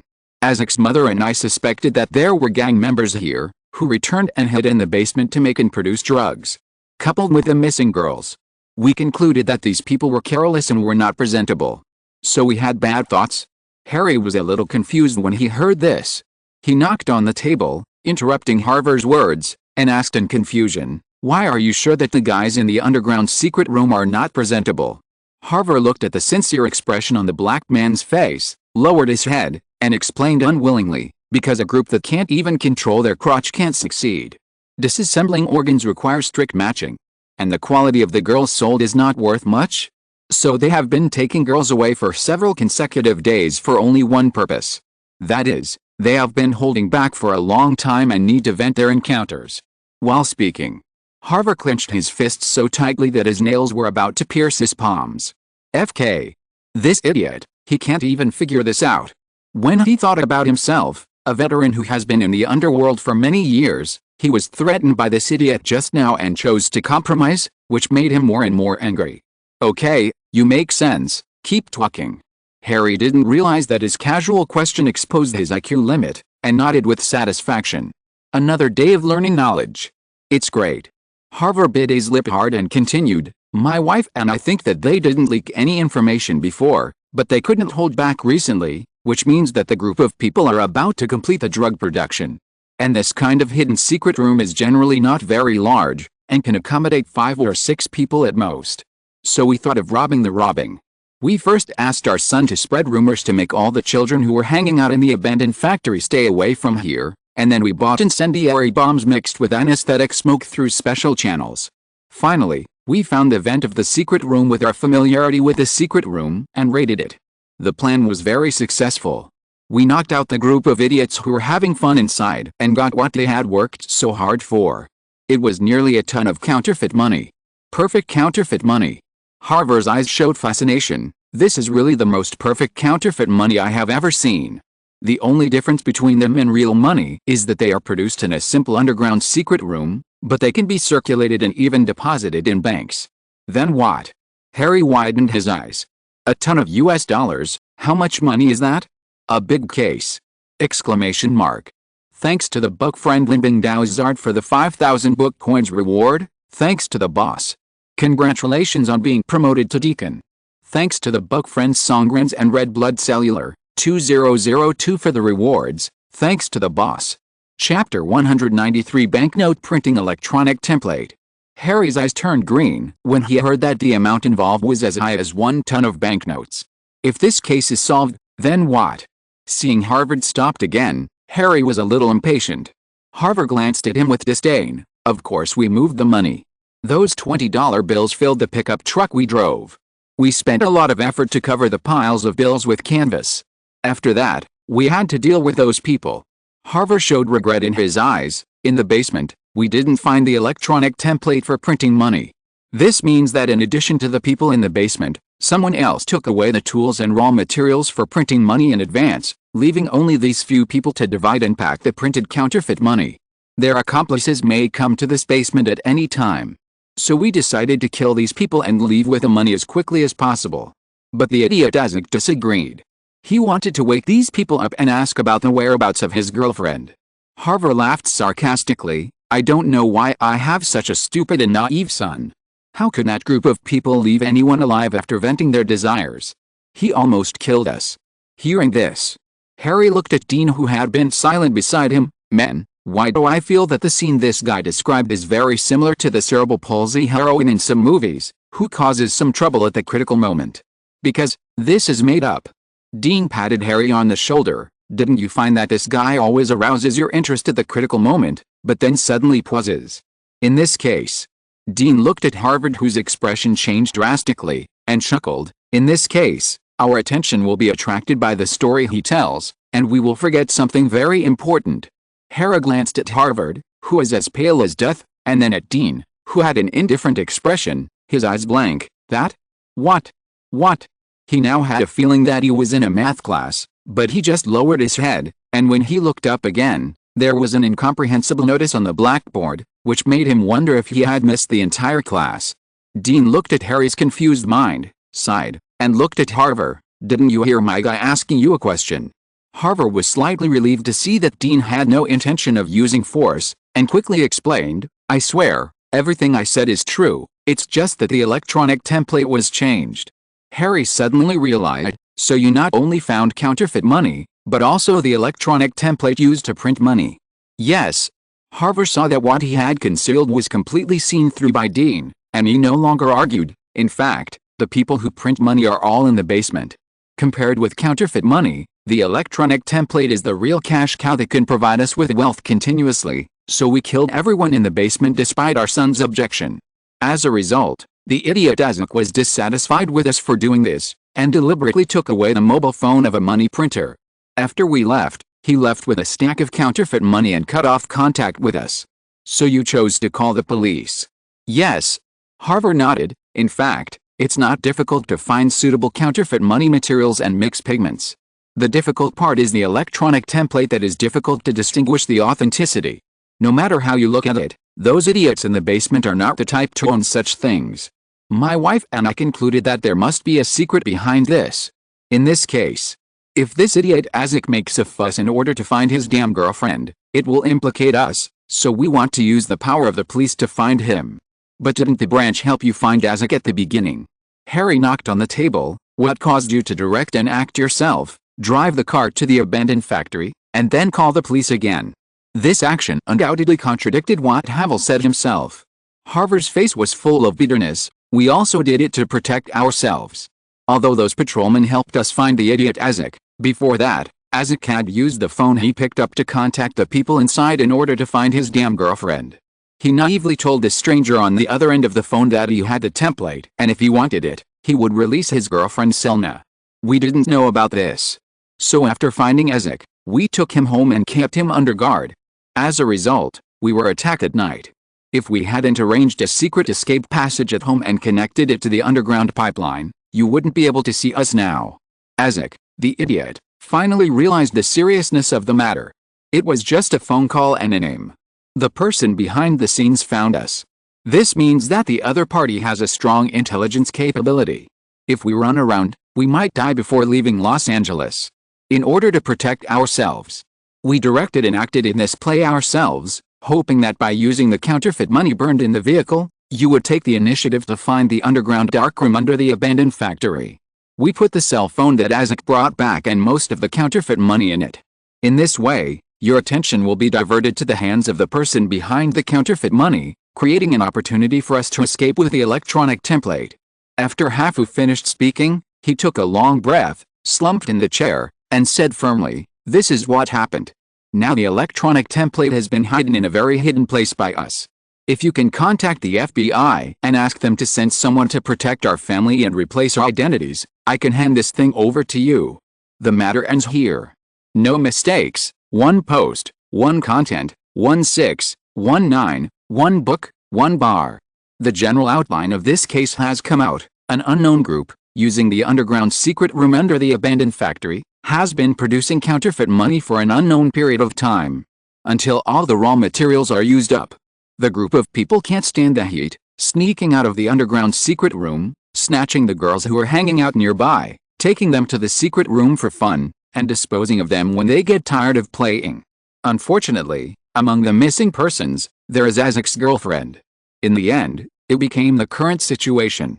Dean retracted his gaze from Harver. This time, the other party should be telling the truth. Suddenly, his eyes condensed. If that's the case, isn't Harver's wife in danger now?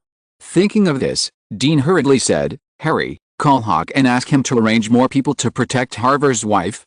I'm worried that the people Harver and his friends have provoked will go to the hospital to find her." Harver was right about one thing. Compared to the 1 ton of counterfeit banknotes, the electronic template that can print out real cash is the real cash cow. Harver's wife is not safe now. Harry didn't hesitate, picked up his phone and called Hawk. Harver, who heard about Dean's arrangement, didn't care at all. He looked at Dean, as if waiting for the judgment of fate. "How are you going to arrange me?" Dean looked into Harver's eyes and said in a deep voice, "I will hand you over to the FBI. Now tell me about the previous attack on your people. Since you have been preparing in your residence, don't tell me that you will not set up hidden surveillance."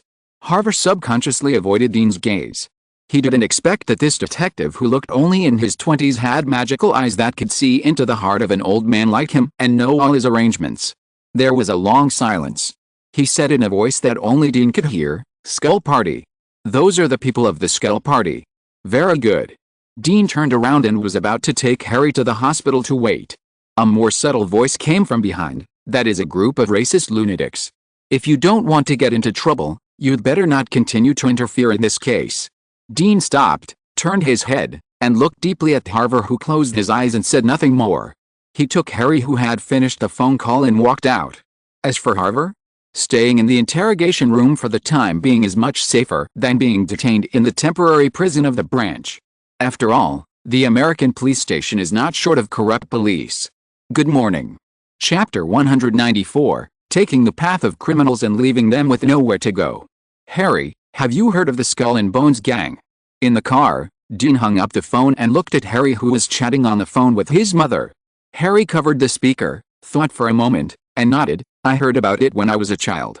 The Skull and Bones gang was a gang composed of Middle Eastern people in the 1970s. They specialized in selling some branded goods abroad. They were a group of very rich guys, but later they offended those rich Jews and disappeared just after they rose. Jews. Dean thought thoughtfully. The Jewish group still has a great influence even in this parallel world. Their ethnic groups are scattered all over the world and have a great influence on many business matters. In fact, there are very few purebloods in this race. In their definition, as long as the child is born by a Jewish mother, no matter if the child is yellow, white or black, he will be recognized as a Jew, accepted and helped. Of course, in the end, it depends on the interests. But this characteristic and their special education also lead to a high proportion of wealthy people among Jews, and they are very close to each other at the same level. What's more, it's even more amazing. America is a place where the rich can influence elections. So, in a sense, the Jewish rich are one of the groups that America should not mess with. It is basically correct to say so. It's interesting that a gang that was expelled and destroyed by the Jewish group has revived and even got the electric template to start a counterfeit money business. There is another point. Harvard reminded himself that the Skull Party is a group of lunatics. And Harry said that the main members of the Skull Party are all Middle Easterners. The name of Heavenly Kingdom Holy Church suddenly appeared in Dean's mind. "It can't be such a coincidence," Harry interrupted Dean's thoughts. "What did Daisy say?" "Time is limited. Daisy only found the information of Harver's wife." Harver's wife, formerly named Molly. Molly is a gypsy, and Isaac was conceived when she was wandering. In fact, Harver and Molly have been married for no more than 10 years. Before that, Molly and her son performed in a circus for a living. She had a record of applying for government subsidies many times, and was arrested several times for selling silver. No wonder Harver didn't care about the life and death of his wife and son at all. It turns out that it's not his child. Harry suddenly realized. Dean rolled his eyes. "Dude, this is obvious. Didn't you notice that the missing Isaac has a different last name than Harvard? Sometimes I really doubt your IQ. Are you focusing all your attention on picking up girls?" Harry was not ashamed of it, but proud of it. He grinned and said, "Actually, you don't need IQ to pick up girls. There are too many unsatisfied women in Los Angeles. As long as you are thick-skinned enough and ask more ladies who are drunk alone, they will be happy to confide their troubles to you. Once the atmosphere is right, they will open up to you the shortcut to their hearts." Harry showed a lewd smile on his face. "By the way, I recently found that there are many women on the internet who boast about sexual liberation and think that morality is a shackle that binds them. They are promoting this idea on the internet. They also want to organize a bear hoof parade. When the time comes, I will definitely bring my camera to cheer them on. You will regret it." "Why?" "Because generally women who have such ideas are middle-aged ants with an harmonious marital life. They are eager for old perverts like you to take the bait, and then the prey will become the hunter and eat you alive." Harry was silent for a moment, with a serious face. "Dean. Huh? I'm not old. Talking nonsense all the way." After more than half an hour, the two drove to the hospital where Mrs. Harver was hospitalized. Los Angeles has a developed economy and there are many hospitals. In order to save money, the Central Branch will sign agreements with some hospitals to rent some wards specifically for those suspects. Therefore, Harvey's wife not only enjoys the protection of the hospital security, but also enjoys the 24-hour surveillance of the patrol officers stationed at the branch. Unless she gets approval, She can't leave the hospital. Because of Dean's reminder. When the two came to the ward, Hawk was squatting outside the ward with two guys. "Thank God, you are finally here. Today is my wife's birthday. If I can't get off work, she will eat me alive." Hawk was relieved when he saw Dean and the others. "Tisk tisk, Hawk, what does marriage bring you?" Harry laughed and teased. Hawk gave a middle finger in return. "At least I have a few children to raise myself, instead of being sired by someone like you, a poor guy." This sentence hit Harry's soft spot. He was speechless. Lala asked him to borrow sperm to have a child, and he would never get over it. After confronting Harry, Hawk took out 2 sets of hospital uniforms from his companions and gave them to Dean. "The woman's injuries are not very serious. You can take her to the small prison in our branch instead of risking your life." "Do you think I'm just waiting for something to happen?" Dean took the clothes and asked Hawk. Hawk was confused. "Harry called me and told me that someone might come to kill the woman in the room, and asked me to prepare the uniforms of doctors and male nurses. Aren't you waiting for the murderer to come to the door? Could it be pretending to be the murderer?" "You are much smarter than Harry." Dean gave Hawk an affirmative answer. "Just a female liar. It's none of his business whether she lives or dies. He doesn't have so much time to squat on the hospital and wait for something to happen. The case and its core are electronic templates. So the life and death of Harvard's wife is not important. He came here, first, to act for Harvard.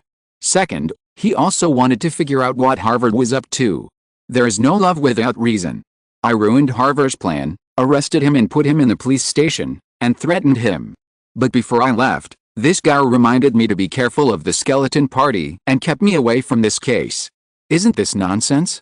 There are big grudges of repaying evil with virtue. But it will definitely not be an old liar who has been in the arena for many years. Liars are best at making up stories, giving psychological hints to the target, causing the target's greed, fear and other emotions as a prelude to subsequent fraud." This made Dean realize that Harvard reminded himself, probably to give himself psychological hints, to make himself feel afraid, and finally do things according to his ideas to achieve the result Harvard wanted. Hawk looked at Dean, who was not joking, and was stunned for a few seconds before he gave a thumbs up and admired. "Awesome. As a detective who protects citizens." Instead of thinking about how to protect the victim, he prepared to disguise himself as a criminal and attack the victim first, leaving the criminal with no way out. No mistakes in one song, one post, one content, one book, one bar, 1-6, 1-9, one book, one bar, one look. To this, Hawk could only sigh in his heart. Young people still know how to have fun. Put on a doctor's white coat and put on a mask. Dean took Harry, who also changed into a blue nurse's coat, and pushed a cart into the ward and closed the door. On the bed, a middle-aged woman with a gloomy temperament, with a thick bandage wrapped around her head and her neck fixed, was staring at the ceiling with lifeless eyes. This person was Harvard's wife Molly. Molly was kicked in the jaw by Dean. Not only was her neck slightly dislocated, but half of her face was also swollen and bruised, looking quite miserable. Hearing the movement, she turned her inconvenient neck, glanced at the door, and then her pupils shrank slightly. Something is wrong. Before, every time a nurse came to change the dressing and a doctor conducted an examination, the door would be wide open and accompanied by a patrolman for monitoring, but this time the doctor and male nurse who came in directly closed the door. Molly immediately thought of the electrical template that was taken away and the previous attack. Without waiting for Dean and the other man to get close, she opened her mouth and said, "Help, there's a gunman, help." Dean asked Harry to guard the door, and pushed the cart to the bedside. He skillfully grabbed the syringe, and while pumping an unknown liquid into it, he said lightly, "Ms. Molly, you should shout that there's a fire. In this way, some unlucky people might rush up to put out the fire. If you shout that there's a gunman, someone will just play dead and turn into an ostrich if they hear you." This momentum that had her in her hand frightened Molly directly. She looked at Dean, who only showed a pair of eyes, in horror, and said in a trembling voice, "The electronic template is with my husband. Let me go. I'm just a poor housewife, even if you kill me." Ding ding, 2 crisp sounds interrupted Molly's plea for mercy. Dean flicked the needle tube, took the syringe half full of liquid, sat down next to Molly, grabbed her hand, and tied the rubber band while talking to himself. "Your husband said that you had the template, and you said that it was your husband who took the template. Who do you want us to believe?" Molly struggled hard. But under Dean's brute force, She felt that the palm holding her arm was as strong as steel. She struggled and hurt herself, but she didn't move at all. Seeing the sharp needle was about to be injected into the blood vessels on her palm, she collapsed and said, "FK, I didn't lie to you, it was really Harvard." After he killed those money printers, he asked Isaac and me to drive away the counterfeit money. When we went back to deal with the traces, the electronic template was gone. Do you think we are fools? Dean put down the syringe, pinched Molly's chin, and said viciously, "The electronic template represents unimaginable wealth. Are you and your son willing to be robbed by an outsider like Harvard?" His rough movements caused Molly's already fractured neck to feel a sharp pain. She struggled to move her throat and explained, "Harvard said he hid it and would tell us the whereabouts of the electronic template after he returned. But when he returned, he said he hid the counterfeit money first. Isaac was in a bad mood because his girlfriend died, so he quarreled with him and left. After we hid the counterfeit money, we found that we couldn't contact Isaac. I was worried that Isaac was in danger, so I didn't bother to ask Harvard about the electronic template. Then we were attacked by you, so my son and I don't know where Harvard hid the electronic template." Dean's heart sank when he heard this. He released the hand that was pinching Molly's chin and said coldly, "Where's your son Isaac now?" "I don't know." Molly was afraid that Dean would not believe her, so she quickly explained, "I really don't know. You suddenly attacked our residence. Harvard said that there might be a locator on the things we brought back from the basement. So we sent all the counterfeit money back overnight. After that, we deliberately arranged it and prepared to make Isaac disappear first, pretending to be murdered, so that the police would intervene in this matter. After the matter was over, we would make a fortune with the electronic template for printing money." Hearing this, Dean had an ominous premonition in his heart. Damn. Harvard said that the reason they were attacked was because Isaac secretly hid a mobile phone and wanted to ask about the whereabouts of his girlfriend, which led to his identity being exposed. But the version Molly said was completely different. That bastard actually concealed his mind reading. This is an opponent. What is Harvard planning? At this moment, ding-ling-ling, Dean's heart sank and he took out his cell phone. The caller ID showed that it was the call of Daisy, the only person on duty in the office. Dean took a deep breath and answered the phone. There was no sound on the other end. There was silence for a while. Dean's face was gloomy and he said, "Harvard, what do you want to do? You are worthy of being the most promising detective in the history of the Los Angeles Police Department." Harvard's voice came from the other end of the phone. He chuckled and said with some admiration, "I use true and false psychological weakness hints to deceive you. Ordinary small characters may not be your opponents. Don't talk nonsense. What do you want to do? Don't worry. I came to you just for a test. As long as you can pass the test, not only will your beautiful female colleague be fine, you will also open the door to a new world and have new choices in life. There's still one chapter. Try to come out before 12 o'clock. Chapter 195. Threatening me, there is no such thing." After a long time, Dean put down his phone. His eyes were uncertain. This guy Harvey was actually a part-time auditor of the Lucifer Game Organization. All these things today originated from the stinking corpse of Bedoria. That woman had seen Dean's potential and uploaded his information to the Lucifer Game Organization for assessment, hoping to pull him into the organization. Bedoria is dead. But Dean's information is still there. On the surface, Harvey is an inconspicuous charlatan, but secretly, he is an auditor of the Lucifer Game Organization in Los Angeles. After the death of Bedoria, the recommender, Dean's information was pushed to Harvey. Dean's evaluation level is not low. Harvey did not resist this. Coincidentally, he has not designed a case to test Dean. Because of Isaac, he took the initiative to run into the counterfeit money incident. So, Harv took advantage of this printing money template incident to kill two birds with one stone. He wanted to use Dean to get rid of the remnants of the skeleton party behind the template, and he also wanted to complete the final assessment of Dean. Moreover, Harvard is a very cruel person. An exposed identity is a useless identity. He not only took the initiative to track the people behind the counterfeit money and played with Molly and her son, but also took them as part of Dean's assessment. According to Harvard's request, Dean's first assessment is to help him deal with the threat of the skeleton party. Harvard also gave Dean some thoughtful advice. He has passed the location of Molly and Isaac through the organization's channels. What Dean has to do is to use this mother and son as bait, wait and see, catch the skeleton party, and then catch them all in one fell swoop. As for the second step of the assessment, Harvard didn't say. He was waiting for Dean's choice in the face of the threat. If he chose it, Daisy is likely to be safe. But this also means that Dean may be absorbed and conquered. One step back, step by step sinking. This is the case with gambling and drug abuse. The same is true for spiritual depravity. Not choosing means that Dean is unlikely to be won over. No matter what Dean does, Harvard can get the answer, complete the organization's tasks, and get the benefits he wants. In addition, Dean finally understood why Harvard reminded him at the end. He was just being mysterious and diverting his attention. This guy Harvard was no worse than him in grasping people's hearts.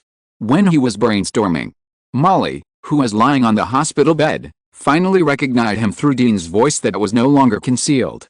She widened her eyes, and because of anger and shock, her arms trembled as she raised them, pointing at Dean, gritting her teeth and saying, "You bitch-born bastard, you actually pretended to be a gunman to intimidate me. I want to complain and I want to peel off your skin." In total, Dean's behavior was a major violation. Once confirmed, even if Mangen, the new director of the Internal Affairs Investigation Department, protects it, Dean's file will leave a very bad record, and he will be suspended for a period of time to avoid the limelight. Another threat. Dean raised his head and twisted it gently. Amid the sound of bones rubbing against each other, he lowered his head and looked strangely at Molly, who was in a rage with his emotionless eyes. He actually didn't understand it all the time. Why do these idiots only dare to be submissive and kneel down to beg for mercy when facing the persecutors, but turn their heads and dare to punch and insult the patrolmen and detectives who help them? Dean chuckled and waved to Harry. "Let's go." Harry may not be a smart man, but he has good eyesight. He found that Dean's mood was a little wrong after he answered the phone. He wisely didn't ask more questions, just nodded, opened the door, walked forward to pull the cart, and followed him out of the ward. Outside the door, Hawk was smoking with his friends. Seeing them come out, he hurriedly stepped forward to ask, "Dean, is it done?" "It's done, thank you, Hawk." Dean patted Hawk on the shoulder to express his gratitude. If Molly really complains about this kind of illegal operation, not only Dean will be in trouble, but Hawk and his group of guards will also be unable to escape. So Dean must take this responsibility. Hawk grinned nonchalantly. "We are one family, it's no big deal. Now that it's done, I'll leave first." Dean stopped him and took out a roll of banknotes. "Help me send a birthday present to my sister-in-law, and also evacuate these people. There's no need for protection here." Hearing this, Hawk's body stiffened, and his pupils shrank slightly. He is a veteran. Dean's meaning was very simple: let the woman inside die. This made Hawk hesitate. For this case, the only thing he knew was that it involved a missing person case, and he was not clear about the deeper involvement. If he rashly followed Dean's orders, he might have to take the blame. Hawk's palms hesitantly raised and lowered, not knowing whether he should believe Dean. Dean leaned close to his ear and whispered, "Hawk, in this life, there are very few opportunities to change your destiny. Think about your position that has not changed for several years, and your boss who was taken away. Some things, once missed, are gone. If you don't want to wait until you are old and regret your choice today, then don't hesitate." After that, Dean stuffed the money into Hawk's coat pocket, took off his coat, and turned to leave. Looking at Dean's back, Hawk's hesitation turned into determination. What Dean said was actually trust. Listen to Dean. Then he will gain Dean's support. On the contrary, although Dean may not necessarily suppress him, it also means that the two of them are still close. So far. Thinking of the ability and work style that Dean has shown during this period, Hawk clenched his fists and said unhappily to his companion who was pretending to be stupid, "Let's go. You are lucky today. Inspector Dean is treating us. We will leave this to the hospital security." A patrolman who was not so experienced said with some concern, "Boss, what about the police record?" "What police record?" Hawk spread his hands. "Have we been to the hospital today?" No. He. On the way back to the police station, the atmosphere in the car was a little silent. Harry leaned against the window glass and closed his eyes to take a nap. He knew that if Dean needed help, he would take the initiative to speak up, otherwise, he should not say anything. Click. The sound of the lighter was crisp. Dean opened the window on his side, holding a cigarette in one hand and the steering wheel in the other. After exhaling a puff of smoke, he said with some melancholy, "Harry, if you face a threat, what will you do?" Harry's answer surprised Dean. He said seriously, If it's just a small matter and the other party's reputation is okay, then compromise, but if someone threatens me with the lives of my family, then I will choose to find the person who threatens me and kill him. This is not in line with your character. But this is the best way to deal with it. Harry looked at the cars coming and going outside, his eyes lost focus, as if he was lost in memories. There was a pretty good gangster boss on the street where I lived when I was a child. People on that street liked him very much. He protected us. But in the end he was wiped out. The reason was that gang members from another street snipped into his home and threatened him with his family. In the end he compromised. The next day, the forensic department took away the tortured bodies of his entire family. No mistake, one poem, one post, one content, one book, one bar. From that day on, I knew that compromise would not bring mercy. Dean exhaled a puff of smoke and nodded, "You are right, compromise is useless. The only best solution is to fight violence with violence and blood for blood. In the framework of others. Even if he is a master of shooting, he is just a puppet. The best way to break the situation is not to follow the route set by the other party, jump out of the chessboard, and kill the chess player directly. Threaten him? Not possible. At this moment. Central Branch, 4th Squadron Base Floor. Harver sat comfortably in Dean's detective chair, with his feet up, smiling at Daisy, who was tied up in a big letter shape, unable to move, and could only glare at him. He likes this feeling of dominating others. Whether it is verbal induction or violence, it can bring him great satisfaction. It is also this abnormal pursuit. After contacting the Lucifer Game Organization, he took the initiative to join without hesitation, and has been helping some purification games, making suggestions, formulating purification processes, and evading police investigations. Of course. For safety reasons. Harver has never had the idea of going too deep into the Lucifer Game Organization. A big tree attracts the wind. For him, the Lucifer Game Organization is just a platform for satisfying his selfish desires and exchanging resources. He doesn't want to go too deep. Woo-woo. Daisy looked at this hateful and disgusting middle-aged Mediterranean man, who had been looking at her with a teasing look, as if looking at a lamb to be slaughtered. Not only was she not afraid, but she was extremely angry in her heart, and her hood was one size bigger. She cursed and struggled hard regardless of the pain in her hands and feet. Finally, one of Daisy's long legs broke the transparent tape that bound her and kicked at Harver. Harver calmly tilted his head to avoid the flying high heels, and glanced at Daisy's slender thigh with some regret. "You should be glad that I am almost 60 years old, otherwise I would make you into a Queen Fun doll and take you back to play with slowly." Woo-woo. Daisy's hands and feet were so angry the veins jumped. She wanted to say hello to Harver, but because her mouth was blocked, she could only make meaningless sounds. At this moment, she was looking forward to Dean or Harry coming down from the sky and shooting this disgusting guy to death. This damn bastard took advantage of my sympathy and tricked me into chatting with him. In the end, I helped him open the handcuffs while I was dazed. I also provided water and snacks. After Harver had eaten and drunk his fill, he easily subdued me and opened the restrictions on my limbs, leading to the current situation. When I thought of this embarrassing thing, Daisy, a broad-minded woman, had no fear of death at all. She just wanted to die with Harver. By the way, it would be even better if I could delete the chat records in my computer.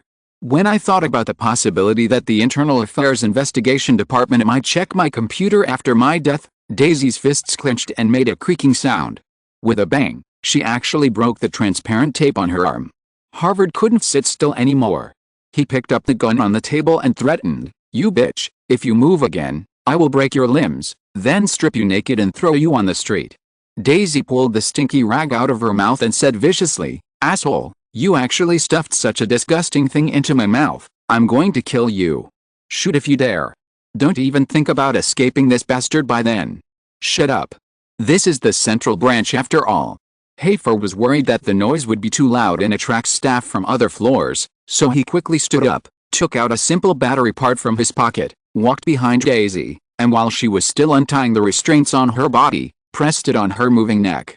The current was running wildly, although the power was not great. But it still shocked Daisy's body and made her tremble.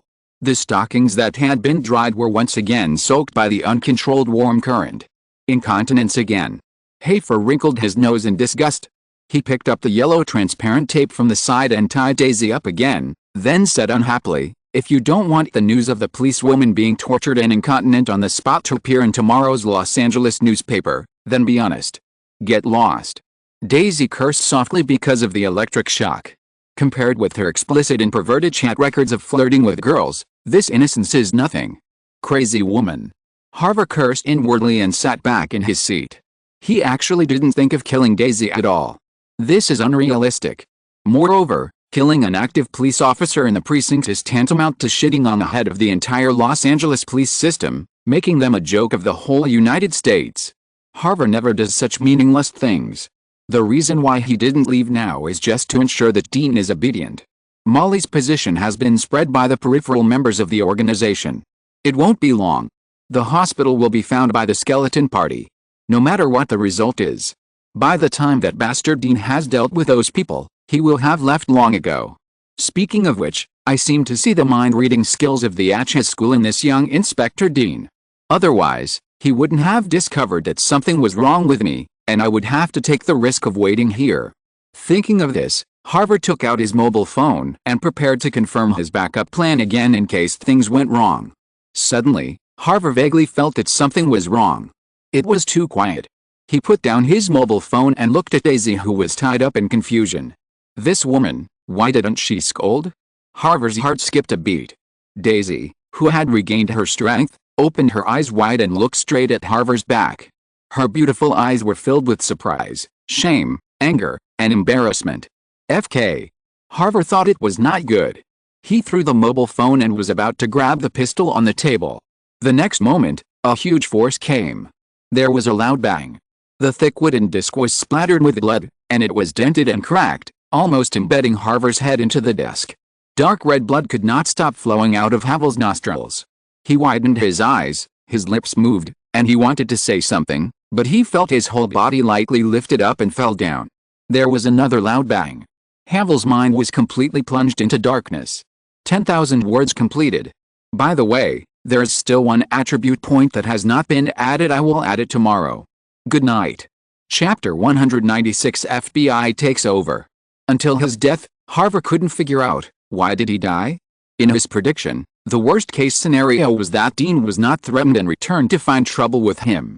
But he had already set up spies here at the police station. As long as Dean returned, or mobilized the patrol police to come to the office here, he would be notified at the first time. In addition, Dean didn't know whether he stayed in the police station or left with Daisy. It would take time to determine. And the other party lacked time the most. Even if we take a step back, Dean blocked himself in the office, even saved Daisy, his colleague, and pointed the gun at himself. The other party would always want to know the whereabouts of the electric template. For all kinds of considerations, Harvey was so fearless. He had a trump card in his hand. How could he lose? Harvey calculated every step. But he didn't expect Dean to not give him a chance to speak, and directly killed him, smashing him to the point of bleeding from all 7 orifices, and dying with his eyes open. Harvey was like a dead dog, twitching twice, and then there was no movement. Dean finally let go of the man's hair. Threatening me? He sneered and wiped his hands in disgust. Harvey's grasp of human nature is indeed amazing. But he forgot that there is another type of people in the world, called reckless men. No matter what you plan and plot, no matter how good your tricks are, as long as you kill fast enough, you won't be fooled. As for the damn electronic template for printing money, none of his business. A ton of counterfeit money, what is the concept? Even if the FBI people are useless, it is easy to solve the case by tracing the raw materials. Since you can gain experience anyway. Dean can't stand any grievance. The old saying is right, when a scholar meets a soldier, he can't explain his reason clearly. Cool. Dean exhaled a mouthful of air mixed with a strong smell of blood in his chest, turned his head to look at Daisy, who was tied up in a big letter shape, and said teasingly with the corners of his mouth raised, "Daisy, you seem to be more charming in this posture." After Daisy was surprised, she was desperately clamping her long legs in flesh-colored stockings. Hearing this, she glared. Woo woo woo Dean, this stinky bastard, didn't come to rescue her quickly, but was still talking nonsense here. She was in such a shameful and smelly predicament. If the police saw it, she would be dead. If it weren't for the transparent tape filtering it, Dean had no doubt that Daisy's words were full of FK. He shrugged. Don't get excited, no one will come in here for the time being, I'll come over to help you untie it. When approaching, Dean's keen nose smelled a faint smell of urine. While helping Daisy untie, he couldn't help but complain, "Daisy, to be honest, you're a little irritated. You should eat more vegetables. Also, did you bring a replacement pair of pantyhose? The smell is really strong." Woo woo woo woo woo. Daisy's face was flushed and her nostrils were wide open because of her shame and anger. She looked even angrier than when she faced Harvard before. Even the rag in her mouth was pushed out by a third of the roar. She swore that if Dean kept nagging, she would pick up the pistol and blow Dean's mouth to pieces after she was rescued. Seeing this, Dean closed his mouth. He was afraid that after Daisy was rescued, in order to prevent today's events from being spread, she would shoot him to silence him because of her fierce struggle. Daisy's limbs and mouth were already red and swollen, leaving ugly marks. Some places were even broken. This girl looks sweet, but I didn't expect her to be very fierce. You need some ice to cool you down, Dean suggested kindly. Daisy glared at him fiercely, tore off her stockings, and strode to her cubicle. When she came out, she was already smelling of pungent perfume. She pushed away Dean, who wanted to help her check her injuries, walked straight to Harvard's dead body, raised her hand and slapped him several times. "FK, you pervert, get up." The blood splattered. Daisy was still not satisfied, raised her foot and aimed at Harvard's brother's house, and hit him several times. She looked so angry that she wanted to blow Harvard's balls. Dean was so scared that he subconsciously shrank his sunflower, fearing that Daisy would do the same to his brother later. He wanted to remind Daisy, so that it would be difficult to explain later. But for the harmony among colleagues, he wisely chose to let Daisy vent her anger first to avoid getting into trouble. For a while, Daisy sat down on the chair panting and waved to Dean, "I need a cigarette now. Also, why did you jump down from the ceiling like a ghost?" "Because I'm worried about Harvard. He has spies in the police station. Don't you think it's romantic to fall from the sky, defeat the bad guys, and save the beauty? Fuck romance. Have you ever seen a heroine in a movie where the criminals used a stun gun to make her incontinent before saving her?" Dean, "Okay, you have a point. Speaking of which, this matter was entirely caused by him. Daisy just suffered an unprovoked disaster." With a trace of guilt, Dean quickly took out a cigarette and put it in Daisy's mouth, and lit it for her personally. Daisy took a deep breath. The strong tobacco smell of men's cigarettes filled her lungs. It was spicy. Under the effect of nicotine, her originally tense mood slowly relaxed. But smoking is harmful to health. Daisy doesn't want to get lung cancer. After she exhaled a puff of smoke, she threw away the cigarette in her hand and looked straight at Dean. "Everything you saw today, you'd better keep it a secret from me, otherwise I will definitely die with you." Dean raised his hands and surrendered. "Don't do this, Daisy, I'm your savior. Get out." Daisy stood up, tiptoed, and leaned close to Dean's ear. Her voice became softer than ever before. "One thing is one thing, as a thank you." Dean heard these suggestive words, and his mind was full of imagination. Is this going to be a play of repaying the life-saving grace with one's own body? The occasion is a bit inappropriate. Just when he was thinking wildly, the hot breath sprayed out of Daisy's mouth, with a pink and tender touch, and brushed across Dean's earlobe. Dean only felt a gentle touch and it was fleeting. After savoring it again, Daisy has returned to her seat, as if nothing had happened just now. Dean touched his wet earlobe and said with some disappointment, "That's it. Shut up." Daisy's cheeks flushed, and she glared at Dean and changed the subject. "What about Harry? How did you know that Harvard was still here?" Seeing that Daisy was unwilling to continue this topic. "No mistake, a single post, a single content, a single 6 to 9 book, a single bar, a single look." Dean had no choice but to follow her words. "After receiving Harvard's call, I asked Harry to find his old lover in the police station and retrieve the surveillance from the interrogation room to the office. Now he is guarding outside with people to prevent Harvard from having accomplices to pick him up. Okay. I will take care of this matter. You go to the hospital to treat your wounds first. Anyway, if there is a case here in the police station, you can notify me directly now." Not long after, Harry came to the office with a few patrolmen. Daisy was supported by a female patrolman and went to the hospital for treatment. While everyone was dealing with a mess in the office, Dean called Harry aside. "Harry, help me go to the hospital and keep an eye on Harvey's wife Molly. Remember, don't get close, just pay attention to her situation. Don't we need to wait and see?" Harry wondered. Molly might be attacked. But Dean didn't let him protect her. Did he not want to deal with the counterfeit money case? Don't worry about it. This case may be risky. I'm going to hand the case over to the FBI. They will definitely be very interested in this case of counterfeit money involving a ton of money that can be mistaken for real money. Hearing about the risk, Harry shrank his head and immediately said, "Although it's a pity, I think you did the right thing. A police officer who can't protect himself is not a good police officer. Cases can happen at any time, and there is only one life." As soon as he left, Dean picked up the phone in the office and called Old Hunter, who had replaced Mon's position and became the new captain of the 4th Squadron. On the other end of the phone, Old Hunter was half lying comfortably on the office chair in the captain's office. Hearing Dean's story, he covered his forehead with a headache. "Dean, why do I feel that any case you encounter is either very strange or a big case? This is all performance, isn't it, Captain Hunter?" Dean emphasized his tone when he mentioned the captain. Ahem. Hearing that Dean now called him the captain, Old Hunter subconsciously straightened his body, his pores opened, and he felt comfortable intuitively. "That's right. Even though you are so talented, you still call yourself the captain. Don't let this kid look down on you."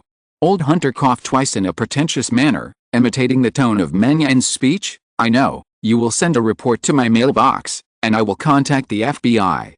Okay, Captain Hunter." The old man was very efficient. The next morning, the old acquaintance, Agent Cheston, brought his new partner to the morgue of the Central Branch. This was the third time Cheston had contact with Dean. The first time, there was some unpleasantness between the two. The second time, Cheston lost his partner and guide, and he personally helped the partner who died in the line of duty to collect his body. Every time, Cheston's attitude towards Dean would be more enthusiastic. He took the initiative to introduce his new partner to Dean. "Detective Dean, this is my new partner, Senior Agent Asia, who is also the Deputy Director of the Los Angeles Action Team." While Dean looked at Cheston's attitude and status, and was a little surprised. This impatient newcomer, judging from the situation, is getting better and better, and he actually got the thigh of a deputy director. Asia is a middle-aged black woman in her 40s with a blank expression. From the moment she came to the branch, this woman had a constipated face, giving people an aura that strangers should stay away from. She looked at Dean, did not introduce herself, but went straight to the point. "Detective Dean, I have read the report you wrote, and the secret room in the abandoned factory has been found by colleagues in the action team. May I ask where is the key counterfeit money electronic template?" Dean was sure that Asia, as the deputy director of the branch, should know that she was a special employee of the FBI. But this obviously did not bring any special treatment from the other party. This is a woman who is not easy to deal with. Thinking of this, Dean frowned slightly. It is clearly written in the report that the suspect Harver is full of lies and even kidnapped my colleague. In the end, I shot him dead. Now the only people who know about it are his wife and son. You should focus your energy on them. Don't worry about these. Asia reached out to Cheston. Cheston took out a document from his briefcase very servilely. Dean noticed that it was an autopsy report. Asia threw the autopsy report on Harver's body covered with a white cloth, looking straight at Dean. "Then how do you explain Harver's injuries? His forehead skull was hit several times, completely sunken and shattered, his skull was severely injured, his lower body was hit hard, and there were traces of slaps on his face. I have reason to suspect that you tortured Harver to extract a confession. After subduing him, you silenced him for some reason." As soon as these words came out, the already cold morgue became even more dead silent. Cheston, who was standing behind Asia, was dumbfounded. He was too familiar with the scene. Not long ago, his former partner Ruth died in the line of duty just after she finished an unpleasant conversation with Dean. He helped to collect the body. Cheston did not expect that his female boss, whom he had won over by selling her body, would still show her hostility to Dean despite his repeated warnings. Is he going to change his partner again? Thanks to the book friend Knight of Glory for the 10,000 book coins reward, and thanks to the boss. There will be 1 or 2 more chapters of monthly tickets in the evening. If you're listening to this novel on a channel other than Fanfic World, it means they downloaded and uploaded it without effort. We cordially invite you to visit our channel, Mundo Fanfic Novelist. There you'll find the original version of this story and you can explore many other novels of various genres. We're waiting for you to immerse yourself in a world of incredible novels. Chapter 197 Male Model and Rich Woman. There was a long silence. Dean smiled softly. Agent Asia, if you suspect that I have hidden the electronic template for printing money, you can follow the procedure. As long as my superiors suspend me for investigation, I will cooperate at any time. Asia nodded. No need for you to remind me, I will do it. At the same time, I hope that Detective Dean, don't leave Los Angeles in the near future, otherwise you will bear the consequences. This is what I should do, but I must remind you that the counterfeit money case may involve the Skeleton Party. They are a group of very dangerous guys. They are just a group of little mice hiding in the stinky ditch. We will deal with them. Asia interrupted Dean and turned away without even looking at Harvey's body. Sorry, Agent Asia has just transferred from the CIA not long ago and still has the habits of doing things there. Detective Dean, please don't mind. Cheston gave Dean an apologetic look and chased after him. No wonder this old woman in the CIA has a bad temper that the sky's the boss and she is the second. Dean muttered to himself, wrote down Cheston's reminder, and left. Dean didn't care about Asia's hostility, nor was he arrogant enough to kill her directly. He wasn't really crazy. If he wasn't sure, he just had to wait for the situation to develop. Anyway, even if old Hunter gave in front of the FBI, Mon would not allow himself to be treated unfairly. Not to mention, behind him, there was Saul Aston as his backer. This was the benefit of joining the gang. Time passed quickly. In a blink of an eye. A week had passed. After Asia left, she didn't bother Dean again. As for the suspension investigation she threatened, Dean didn't receive any news. The panel didn't receive any information about the closure of the counterfeit case. The case was still under investigation. The only thing that made Dean regretful was that Harvey's wife was not attacked. The other party survived fortunately, and then was transferred to an unknown location by Asia's people, so that Dean lost his surveillance of Molly. But it didn't matter. Even if Molly, the witch, wanted to use Asia's complaint that she pretended to be a criminal to intimidate and illegally induce her, she couldn't produce evidence. Even if the other party produced evidence. This kind of complaint will eventually fall on the head of Monin, the new head of the Internal Affairs Investigation Department. Monin is willing to be ruthless to Dean. They are all his own people. The final result is nothing more than a big deal to a small matter to nothing. Of course. It would be fine if Asia didn't jump around. If the other party really jumped around, then the members of the Skell Party would fight for their true lord and eliminate Asia, the jumping clown. So Dean has not paid much attention to the counterfeit money case these days. He has been busy training the new team member Carlo recently. Carlo is Robert's younger brother, 24 years old this year, has military experience, and joined the city's action team after retiring. He has been here for almost a year. After careful consideration, Carlo finally accepted Dean's invitation.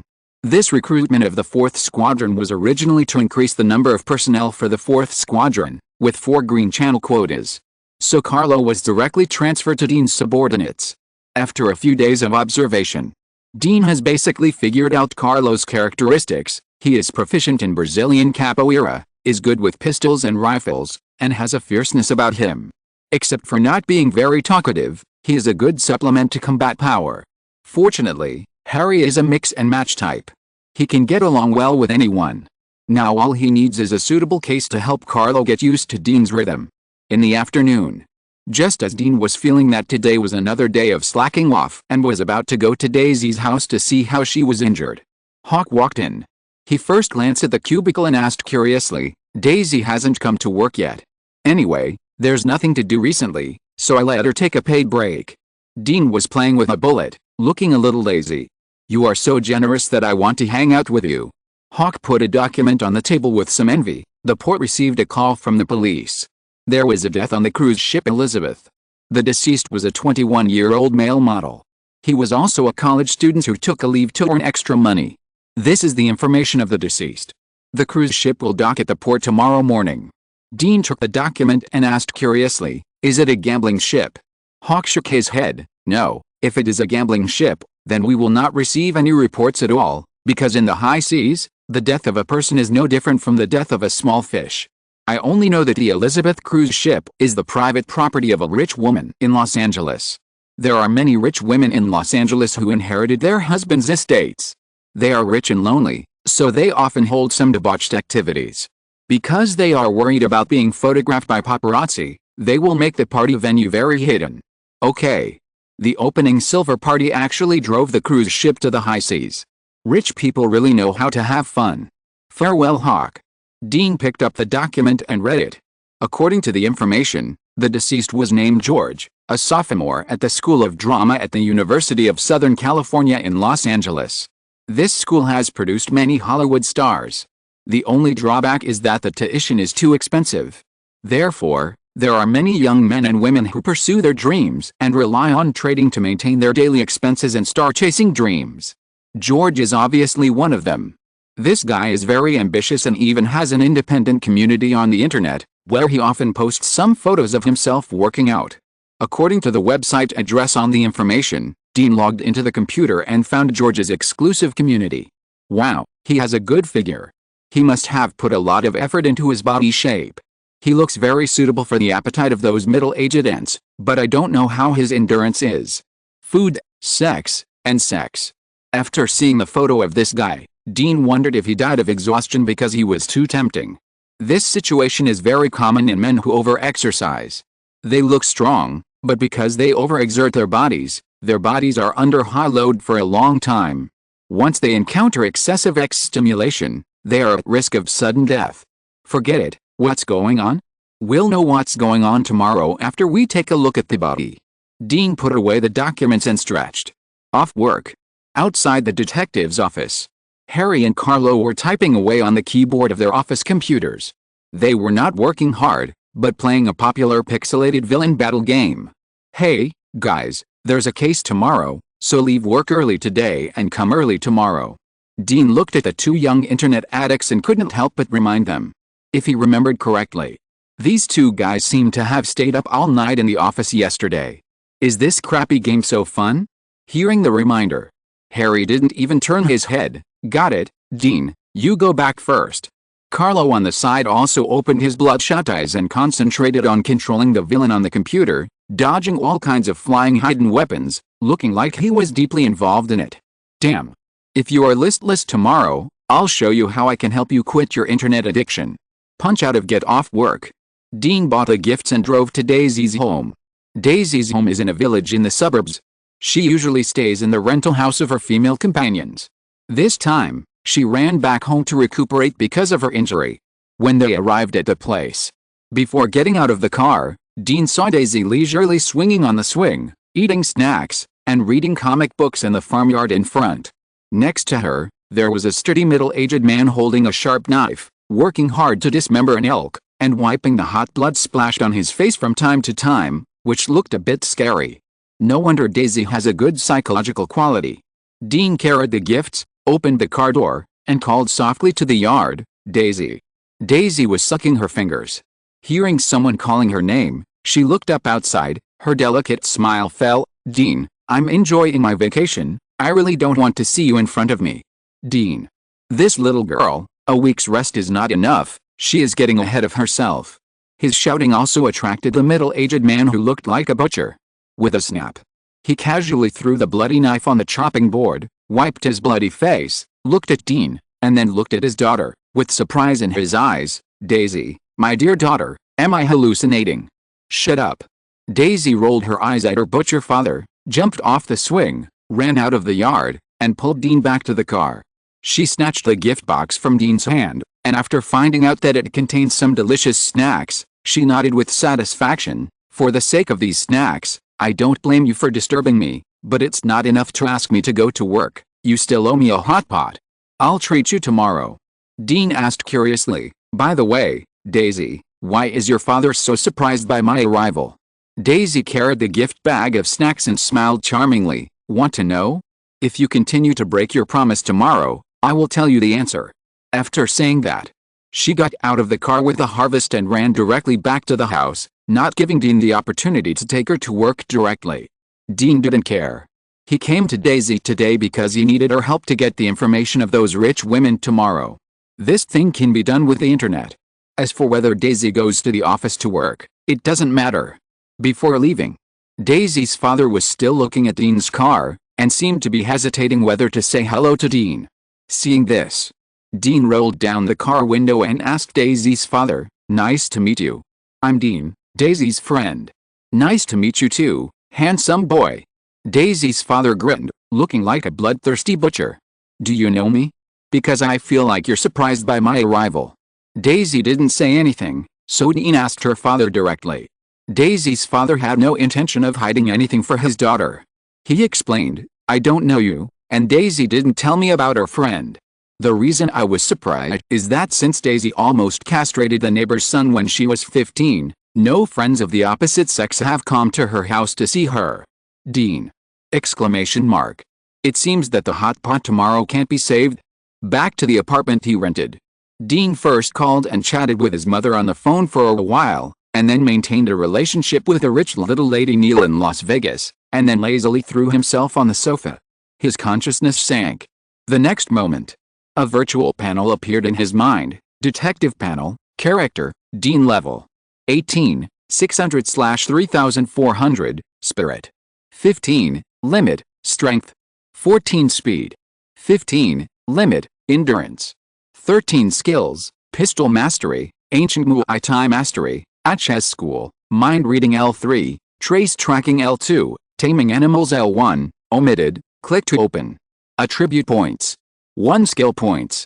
2 completed cases. 18, details are omitted. I don't know how long it will take to solve the counterfeit money case over there at the FBI, so it's better to use these skill attribute points first. Dean's heart moved. The endurance attribute increased from 13 to 14 points. After the familiar change, Dean picked up the phone, took a deep breath, and held it until nearly 5 minutes, then he reached the limit and exhaled a breath of turbid air. 5 minutes is nothing in front of those professionally trained divers. But Dean achieved this by relying on pure physical fitness. That's the foundation. With some training, he could become a top diver or marathon runner. After adding attribute points, Dean turned his attention to skill points. Mind reading is out of the question. This thing is too high level and affects the mind, so he skipped it. The only practical skills available for Dean to choose are trace tracking and beast taming. Trace tracking, needless to say, has helped Dean a lot during this period. Beast taming. Dean suppressed his urge to add skill points to beast taming and chose to upgrade trace tracking. Skill points. 20. Trace tracking, L2 L3. Memory infusion, equivalent to deep. Opening his eyes again, Dean was shocked to find that his ordinary residence was full of layers, as if it had been transformed from a 3-dimensional stereogram into layers of 2-dimensional visual senses, highlighting the originally inconspicuous traces in the field of vision in different categories. In human terms, it was probably like when Dean saw a girl before, he could probably estimate her measurements and height with a glance. Now, he can not only observe multiple targets at the same time, but also infer the measurements, height, approximate weight, left-handedness, walking habits, etc. of those target girls at one time. In general, with his 15-point spiritual attribute and L3 mind-reading ability, Dean found that he had a tendency to develop into humanoid radar. Staying up late hurts the kidneys. Not advisable. After training his habits, Dean took a shower and went to bed early. The next day, Dean, who was full of energy, drove his Hummer to the Central Branch. Before entering the office, the sound of keyboards clacking came from the office. Dean. Harry and Carlo, these two idiots, didn't they stay up all night again yesterday? Is the game so fun? Dean clenched his fists and kicked open the door of the office. Half an hour later, Harry and Carlo, with bruised faces and noses, were like chickens pecking at rice, with 2 dark bags under their eyes, and their heads nodding little by little, followed Dean to the port. Thanks to the 2 book friends and 20200510022929734 feed for their rewards, and thanks to the 2 bosses. There is one more chapter for last month's monthly ticket, but it will probably be after 12 o'clock, or it may be posted tomorrow morning, so let's see it tomorrow. Good night. Chapter 198. Baker Goes to Sea. Around 8 o'clock in the morning. Port of Los Angeles. On the endless sea, cargo ships anchored in designated areas swayed, and the waves hit, bringing bursts of moist water vapor. Dean took the sleepy Harry and frowned at the port staff who received them. You mean, the Elizabeth cruise ship will take at least 2 hours to return to the port? The staff nodded. Yes, Mr. Inspector, their communication feedback is this time. Okay, thank you, please call us when they come back. No problem. The staff politely left the reception room.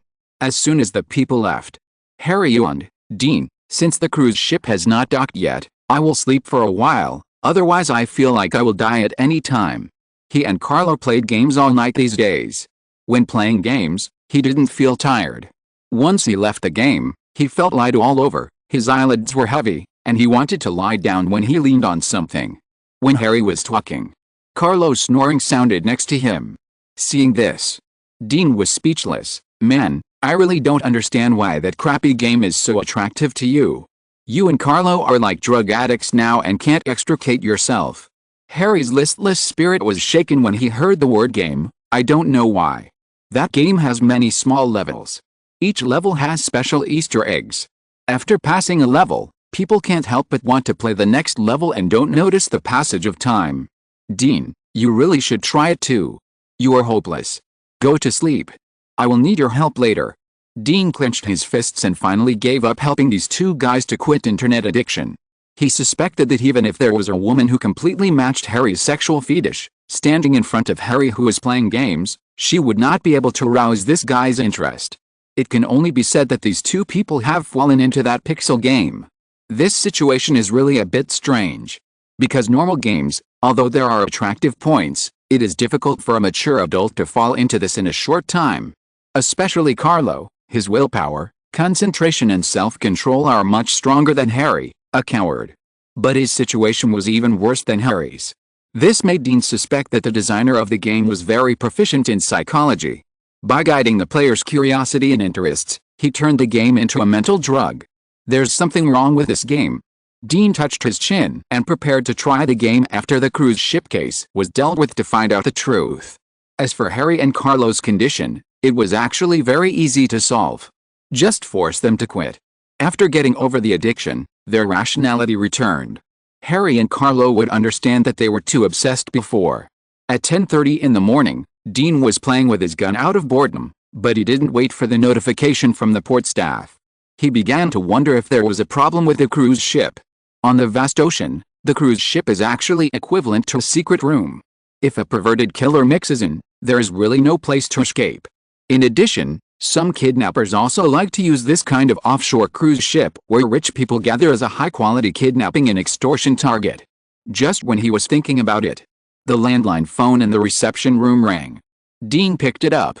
Inspector, the cruise ship Elizabeth has docked, and all the passengers have been temporarily placed in the VIP lounge, but their identities are somewhat special. I hope you can come and deal with them as soon as possible. Got it.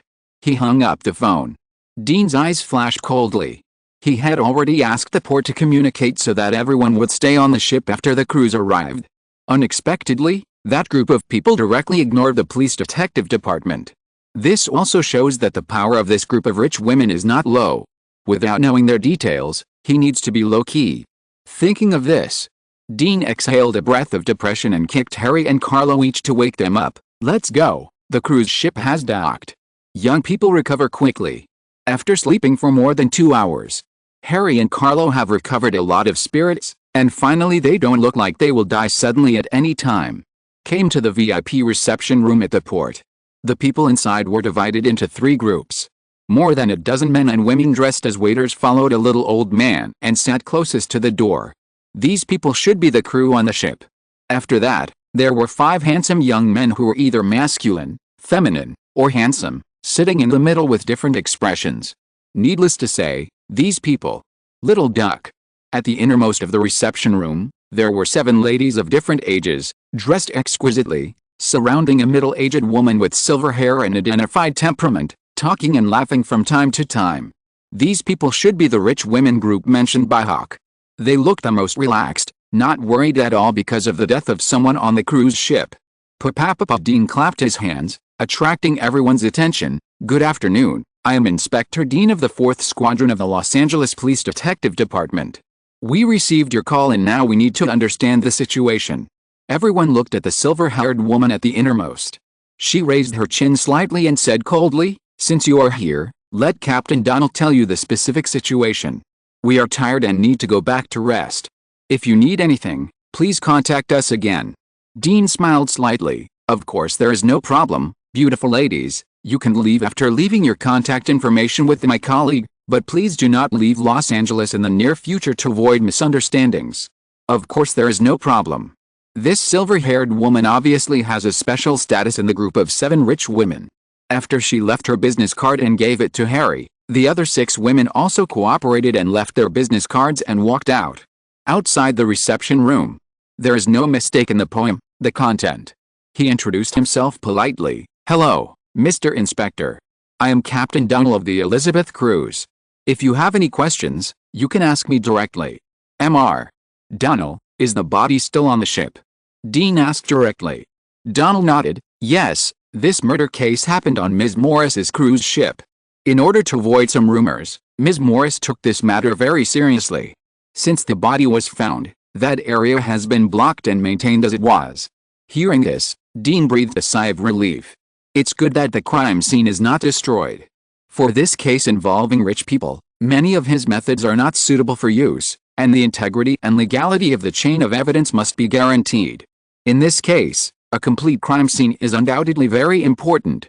Under the leadership of Captain Donald, several people walked towards the Elizabeth cruise ship docked at a special berth. According to Donald's introduction, there are still crew members on standby on the Elizabeth cruise ship who have not left. In addition, the friends of the deceased also stayed on the cruise ship, passing through some buildings in the port. During the conversation, a large white cruise ship with 3 floors appeared in front of everyone. This is the Elizabeth. Donald's eyes showed pride. The Elizabeth is one of the few small and medium-sized cruise ships in Los Angeles that can sail long distances. It has a great reputation in the circle of wealthy people. You call this a small and medium-sized cruise ship? Harry curled his lips. This thing is 2 circles larger than the apartment building where my family lives. That's the fact. Donald shrugged. This is the happiness of rich people. Okay, Captain Donald, please take us to see the deceased as soon as possible. Dean interrupted the old man who talked a lot. Donald raised his eyebrows at Harry and led everyone to the stern passage of the cruise ship. The Elizabeth is divided into 3 floors. The passage is on the 2nd floor. Donald explained as he walked. The bottom is the accommodation for the staff, the 2nd floor is the accommodation and communication place for the guests, and the body is also on this floor. Passing through the passage, a glass room that was obviously specially modified appeared in front of everyone. Through the glass, everyone could see some green plants, with long snakes with bright colors, crawling lizards, and big spiders weaving white webs entwined on the plants. This place is an ecological space that Ms. Morales spent a lot of money to renovate. She likes these things very much. Even on the cruise ship, these gadgets are specially equipped. Well, the happiness of rich people is really unimaginable. Harry couldn't help but smack his lips. Dean glanced at it and grinned. It should be a communication place for those beautiful ladies, right? Donald smiled but said nothing. After walking about 10 meters, a small living room appeared in front of everyone. Donald stopped and pointed to the front. The body is in the living room. This is the number 2 communication place. There are also friends of the deceased and the crew members arranged by me. At this time, it seems that there is movement outside. In the small living room, a majestic figure holding a sausage and eating with oil in his mouth walked out, still mumbling, "Haven't those policemen come yet? I still want to take the opportunity to go home." He paused and looked at Dean standing in front of him stupidly, with a confused face. "Dean Baker." Dean looked weird. "Didn't you follow your second uncle to hunt for treasure? How come you're on this yacht?" This person turned out to be his eldest brother Baker. Baker swallowed the food in his mouth, his face full of embarrassment and cramps. "Ahem, Dean, that one. He is the good friend of the deceased." Captain Donald directly introduced Baker. Dean slapped his forehead with his right hand speechlessly. Is the eldest brother going to sea? It's a misfortune for the family, a sin. Dean, thanks to the book friend. Then you want me to give it a name for the 500 book coins reward? Thank you, boss. Thank you for the reward of the book friend 20170518001944892 feet. Thank you, boss. Chapter 199 Rich people know how to have fun. Seeing that he couldn't hide it anymore, Baker spread his hands and said, "My second uncle and I were tricked, so we can only do part-time jobs." Is my second uncle here too? Yes, but he can only help in the kitchen. We have to thank George for all this. If it weren't for his help, we would probably be homeless now. Dean breathed a sigh of relief. Fortunately, His second uncle still had integrity. Otherwise, he really couldn't look directly at this former mafia family. However, he didn't expect that these two guys would be so miserable in such a short time after Christmas, and they had to rely on part-time jobs to get funds to continue treasure hunting. Really lame. Outsiders were around. He didn't want to embarrass his eldest brother, so he could only change the subject. Okay, let's talk about this later. Where is George's body? In the house. I'm worried that someone will destroy the scene, so I and a few crew members have been guarding it to ensure that the scene is still intact. Baker led the way in front. This is a cabin decorated like a hotel. The overall European luxury and warm colors give people a sense of light luxury and warmth. In the bathroom, two crew members were playing poker out of boredom. When they saw everyone coming in, they stood up and walked behind their captain. Dean glanced at the two and found nothing unusual about them, so he waved to Carlo and Harry behind him. The three put on gloves and foot covers and walked into the bathroom. The bathroom looked quite large. The first thing you saw was a slender male corpse lying face down. A faint stench rushed into your nose, but it was still acceptable. In addition, the most eye-catching thing in the bathroom was the strange-looking bathtub. The bathtub was transparent as a whole, with dark soft-bodied creatures wriggling inside, leaning forward and low at the back, with an overall arc shape of a slide, and a railing at the top, as if it was convenient for someone to gallop behind them. Harry, the old driver, smiled wickedly when he saw the bathtub for the first time. He elbowed Carlo behind him and said, "Man, do you see that? These rich people live such a lavish life." Carlo frowned slightly. "Why do I feel that this bathtub looks a bit like a large aquaculture tank?" "You are not mistaken. This is indeed not just a bathtub. It has a water-changing device for fish tanks." Dean pointed at the squirming creatures and said, "Those things should be leeches. It is estimated that simple communication can no longer satisfy those well-informed rich women, so they made this kind of thing. It's really perverted. Aren't those women afraid that leeches will drill into their sewers?" Harry showed a look of disgust and said, "If you want to find excitement, you might as well raise some aquatic products such as eels in it. Those things like to drill holes." Dean rolled his eyes. "Damn. Solving a case. Can we talk about something serious?" He felt that with Harry here, his team would probably develop into a driving team in the future. "Start the autopsy." Dean greeted them, squatted down, and turned the dead body over. It had been more than a day since death. The body had begun to decompose internally, but there were not many changes on the outside, except that the eyes had become a ball of turbid liquid, which looked a bit creepy. Harry walked to a position that did not block his vision and helped Dean hold the body to facilitate his examination. As a newcomer, Carlo picked up the camera and started filming. Dean saw that both of them were ready and began the examination. He first checked the appearance of the dead body and confirmed that it was George himself. He carefully observed the other party's body surface, hands and feet, and then looked at the armpits, lower body and other parts, and began to narrate, "It is confirmed that the identity of the dead is George himself." After preliminary examination, the dead body was naked, and there were no obvious external injuries and wounds except for the back and hands. After Dean finished speaking, he reached out to the corner of George's mouth and stuck some white powder. The powder gave off a bright light under the bathroom light. "This is not flour, but glass powder." Dean thought of this, and opened the dead man's mouth again, carefully checking for any scratches. The dead man's mouth was bluish red, and the tongue coating was covered with the same white powder, which was in an adhered state and did not damage the tongue coating and the epidermal tissue of the mouth.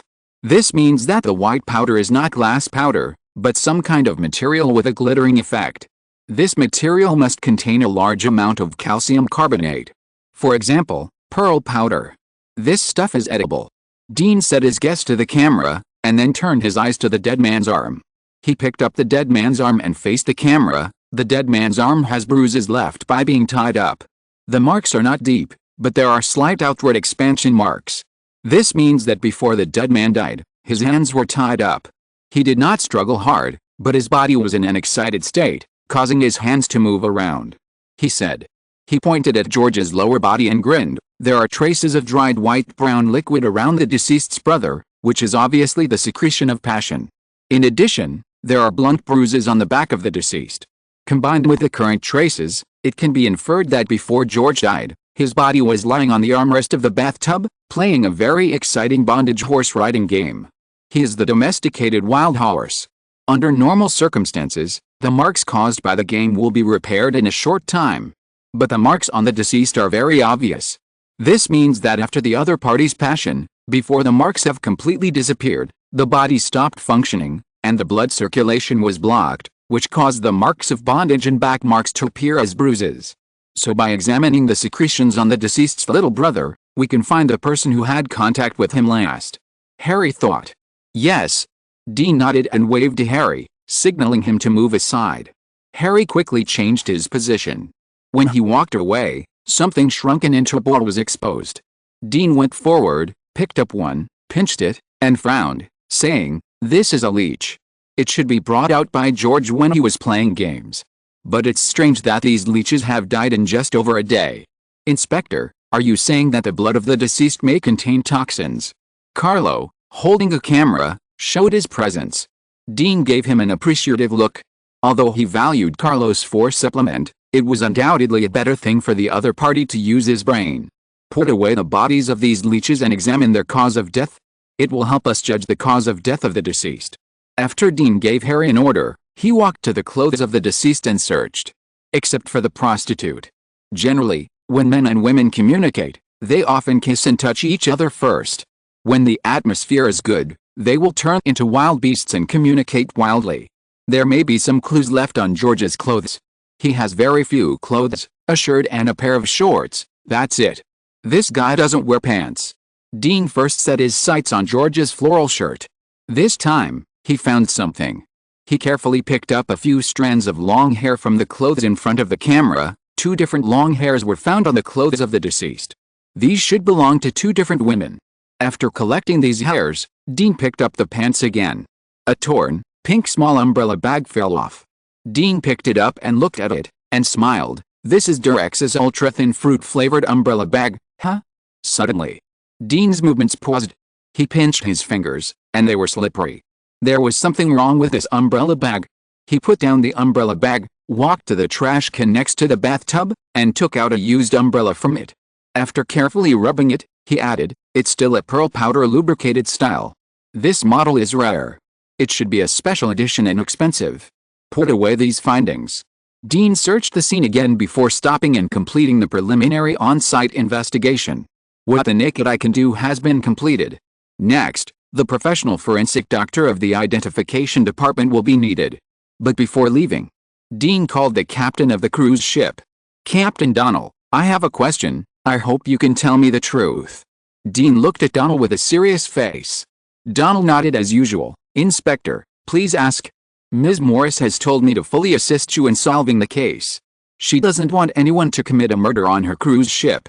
Dean pointed to the bathroom. "I noticed that there are many strange things in many areas on this floor. Can you tell me what they are used for?" Donnell was a little embarrassed when he heard this question. He glanced around and lowered his voice. "Inspector, I can tell you, but I will not admit that I said these words later. Once leaked, Morris will sue you for defamation." "No problem, I won't write them down," Dean promised. Donald relaxed and explained, "The second floor of the cruise ship was transformed into its current appearance because, first, Ms. Morris likes to raise many strange animals and plants, and second, to add to the fun." "Add to the fun?" "Yes." Donald put on a look of being indifferent. "Inspector Dean, you have to understand that for rich people, their focus is on enjoyment. Good wine, cruise ships, young handsome men, melancholy middle-aged men, no matter how good these things are, they will get tired of them. In the end, in order to find excitement, those rich women began to try multiplayer and human-animal sex. Ms. Morris didn't like these. So she suggested enjoying the stimulation of communication in primitive danger to add to the fun. I don't know how effective it is. But in the end, Ms. Morris became the leader of many rich women in Los Angeles." Dean. "The city knows how to have fun." Completed the on-site investigation and situation understanding. Harry and Carlo, with the body and physical evidence, waited for the body transporter of the forensic department. Dean took his eldest brother Baker and his second uncle dressed as a kitchen boy to the top floor of the cruise ship. "Tell me, what's going on with you guys?" The second uncle burped and said awkwardly, "Dean, this is actually all my fault."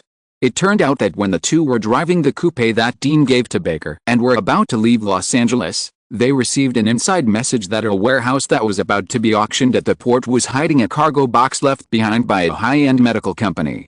The medical equipment inside, plus some high-end surgical equipment, is worth more than millions of dollars. As two people who are determined to become the treasure hunters of America, can they resist this temptation? Without saying a word, the two drove to the port. This kind of port storage has a high entry threshold. But this didn't bother Baker and his friends. They mortgaged the coupe that Dean gave them, put up all their capital, and even borrowed a little money in the end, ready to gamble. The result was bankruptcy. The two were too embarrassed to ask their families for help. They were thinking about how to work to pay back the money. Coincidentally, Baker met George, who came to the port to wait for a rich woman's party. As the saying goes, weightlifters appreciate each other. As soon as the two met, they fell in love with each other. After a brief exchange, George knew the difficulties Baker encountered, so he volunteered to introduce him to the party. After hearing his second uncle explain the cause and effect, Dean stroked his forehead speechlessly. Guys, although I don't object to you being self-reliant, if you encounter difficulties, you are embarrassed to tell your mother and grandma, you can come to me. He was very worried that this atmosphere would be passed on. In the future, his family will become a gigolo family. Considering his destined extraordinary future, this gigolo family will definitely be crowned as a legend by the American tabloids. A legendary gigolo family.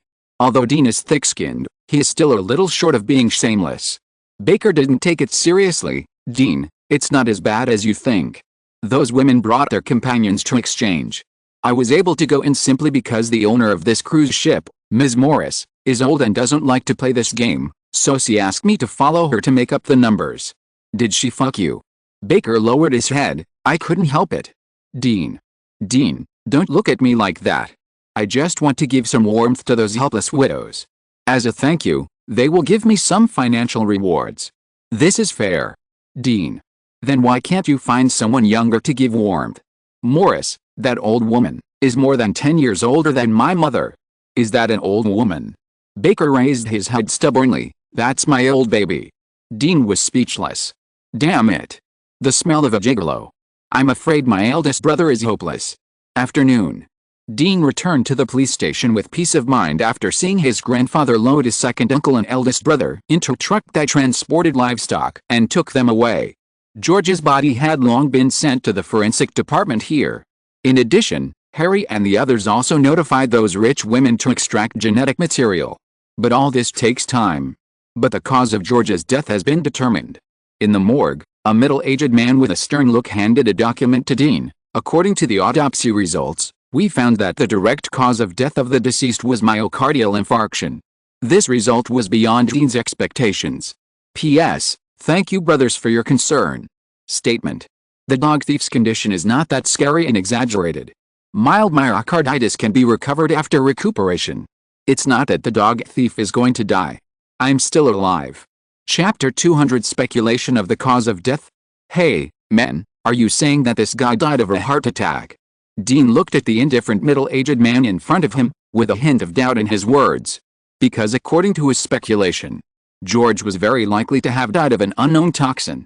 But the forensic doctor in front of him, who was working with him for the first time, overturned his speculation. The middle-aged forensic doctor was named Eldon, 45 years old this year. He was an old forensic doctor in the forensic department. Before the 4th Squadron was established, he worked for the Central Branch and assisted the squadron in charge of this area to solve many cases. He was obviously very unhappy with Dean's tone. Eldon raised his voice and affirmed, I have been engaged in the forensic industry for nearly 20 years. I have seen more corpses than you have eaten steaks. There is absolutely no mistake about this. How do you explain those dead leeches? Dean pointed to the leech corpses that had been dissected on the examination table. It is certain that these leeches died in a short time after sucking the blood of the deceased. This really puzzles me. Eldon frowned slightly. I tested the blood of the deceased and the leeches, and did not find any obvious harmful substances in them. The only thing I can be sure of now is that the deceased did not simply have a heart attack. The adrenaline content in his body is a little bit excessive. This level will not cause death, but it will cause people to be in an excited state and their heart rate will increase. So to be more precise, the deceased has symptoms of sudden death from myocardial infarction, but it cannot be completely confirmed that he died of a heart attack, because he is still very young. If there is no genetic defect, even a strong stimulus will not make him so fragile. If the stimulus is too strong, then his organs will leave signs of failure, but I took a slice and did not find these signs. From this point of view, the death of the deceased is indeed very abnormal. Excessive adrenaline.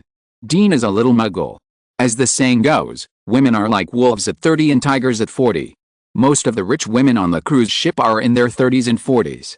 Ordinary young people may not be able to withstand it.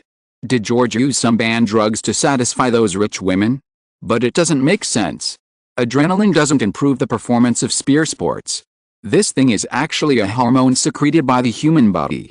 When people experience certain stimuli, such as excitement, fear, tension, etc., they will secrete this chemical substance, which can make people breathe faster, provide a lot of oxygen, accelerate heartbeat and blood flow, dilate pupils, provide more energy for physical activities, and make reactions faster. Some drugs can also help stimulate the secretion of this thing. For example, when Dean was learning ancient Muay Thai before, the so-called secret medicine of the other party actually played this role. Modern technology is advanced, and adrenaline can be artificially synthesized. Some are used for stimulants. More are used in medical treatment. Of course, it is also very common in the military. But I have never heard of anyone using adrenaline drugs as a hobby. It seems that he guessed what Dean was thinking. Eldon adjusted the light on the autopsy table, and George's body was pale. He ran his finger over the Y-shaped anatomical suture marks on George's body, and finally stopped at his heart. "Inspector Dean, look here." Dean lowered his head and looked intently. On George's body, a small black and red dot was visible under the light, just above the heart. He hesitated and said, "Is this a needle injection mark?" "Yes."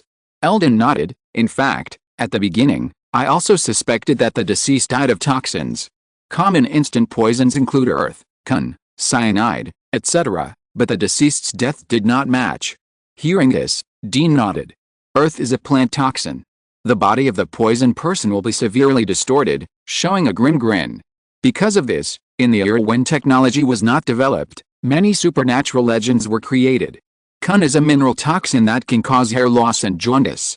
Cyanide appears frequently in poisoning cases, but the symptoms are also obvious, and it will make the body emit the smell of bitter almonds. In addition, many other toxins will also show various signs of death on the body, or will remain in the body, and it is not difficult to detect them. So what Eldon said is not wrong. He is really capable. After giving Dean some time to absorb the information, Eldon continued, "I ruled out all the common situations one by one, and carefully examined the deceased's blood. Finally, I came up with an immature inference. You suspect that the deceased was first injected with adrenaline in the heart for some reason, and then had a fierce exchange, which led to sudden death." "Almost." Eldon nodded. "A qualified forensic doctor also needs to understand the basic situation of the case in order to make a better test analysis. I have heard a little about the incest of those rich women in Los Angeles. In fact, every year, male models and small actors who are greedy for money are played to death by those rich women. I have dissected similar corpses. 2 years ago, an 18-year-old high school student was sent here. That guy was a very strong rugby player. Unfortunately, he did not get a scholarship to the university. In order to pursue his dream, he could only ask his coach for help. In the end, his coach sent the child to a special club. 3 days later, his body appeared on the current autopsy table. Same as George's death? Not exactly the same. The child was in a more tragic situation, with many capillaries bursting. In pursuit of excitement, intensity and cost-effectiveness, the rich woman in the club not only fed the boy a large amount of drugs to help him have sex, but also injected him with adrenaline when he fainted, and continued to have sex. In the end, the blood in the boy's body ran at a speed that exceeded the blood vessels. Collapse in a very short time. This poor unlucky guy, his heart and blood vessels were overwhelmed and stopped working directly, and he suffered from heavy bleeding. Don't think that rich women don't lack money. The price of ducks is really not cheap. In fact, in many countries, ducks are much more expensive than prostitutes. In Dean's previous life, some adult companies held a no-blocking competition in the Adult Expo Hall in order to build momentum for their actresses. The winner was an American girl in her 20s. On that day, she directly killed more than 900 men under the Great Rift Valley of Africa. which could be called an elephant harvester. Try another man. Therefore, some small rich women can really be ruthless in order to help them have sex and cost effectiveness. Eldon's guess made sense. Eldon, I admit that what you said makes sense, but this still doesn't explain the situation of those leeches. Dean asked. In fact, adrenaline is toxic to blood-sucking creatures like leeches. No mistake, one post, one content, one post. Okay, Eldon, before new clues are found, let's temporarily take this as speculation. Are there any other discoveries? How long will it take to get the results of the ratio of the remaining substances? No syringe was found at the scene. This means that the person who injected George with adrenaline took the syringe away. Injection into the heart and artery. The effect is the fastest. But most people can't grasp it. So if Eldon can identify a few rich women through the long hair left at the scene and the love secretions on George's body, then this case will be much easier to handle. As a result, Eldon, the old forensic doctor with a slimy face, spread his hands and said, "Sorry, the equipment here is not as good as the headquarters of the forensic department, and I am the only one here. I suggest you bring the things directly and let the young Holtz help you match them." Dean. He looked at Eldon with a blank face suspiciously. "Don't be like this. I apologize for my previous doubts about you. Holtz is indeed very talented in the road of forensics, but he is too immature." "Are you sure? Are you sure? Okay, I will probably need a day. Before that, you may want to learn about the relationship between those rich women. In my experience, this kind of rich party with different male companions for exchange is full of the mentality of comparison and showing off. People with ability are proud in their hearts. Eldon is like this." Seeing Dean, a young detective famous in the Los Angeles forensic department, yielding in front of him, Eldon was in a good mood and finally chose to forgive this guy's doubts about him. He was also afraid that if he angered Dean, this young man would directly pull out a gun and leave the morgue. Dean returned to the office. Daisy has not returned to the police station and chose to work from home. So currently, only Dean, Harry, and Carlo are in the office area, which looks very deserted and empty. "Dean, how is it?" Harry yawned and rubbed his face. Carlo was carefully sorting out a pile of information. Under violence. The two were forced to end their short-lived internet addiction. "We have some clues, but we need to wait for the genetic material comparison results from the forensics department to identify who is the last person to contact George." Dean clapped his hands. "So before that, we can take the opportunity to sort out the information of the rich women who attended the party and figure out the relationship between them. I actually wanted to suggest this." Harry nodded. "Generally speaking, cases involving women are often not as simple as they seem on the surface. If we figure out their relationship with each other, we may find something unexpected." "Why?" Carlo looked at the thick stack of information in his hand with a puzzled look. "You don't even know this." Harry was shocked by Carlo's ignorance. He put his arm around the other's shoulders and gave his new acquaintance a scientific explanation. "Women are emotional animals. They often do some crazy actions because of some very small things. If you observe when you are studying, you will find that a few close girlfriends who seem to be together may form as many as 4 or 5 circles within each other.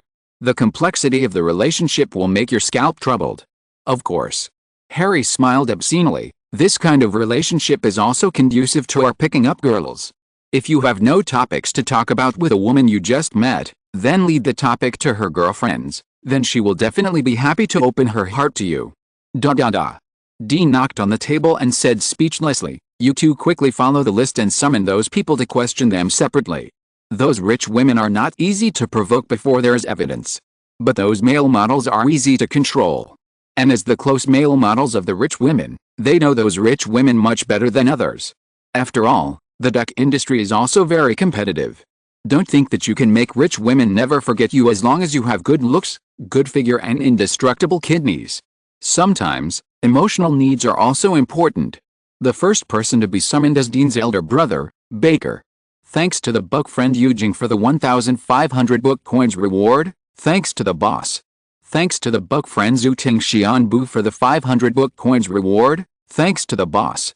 Thanks to the 3 book friends Superman Kaiang Hu Dao Shou, Fighter in a Salted Fish, and Wandering Wind Whisper for the rewards. Thanks to the 3 bosses. There is another chapter around 12 o'clock. End of this chapter. Thank you very much for reaching the end. Don't forget to like, Looking for more exclusive content and immediate access? Subscribe to our Patreon. Remember, every like, subscription, or donation encourages us to continue. Thanks to everyone. See you in the next video.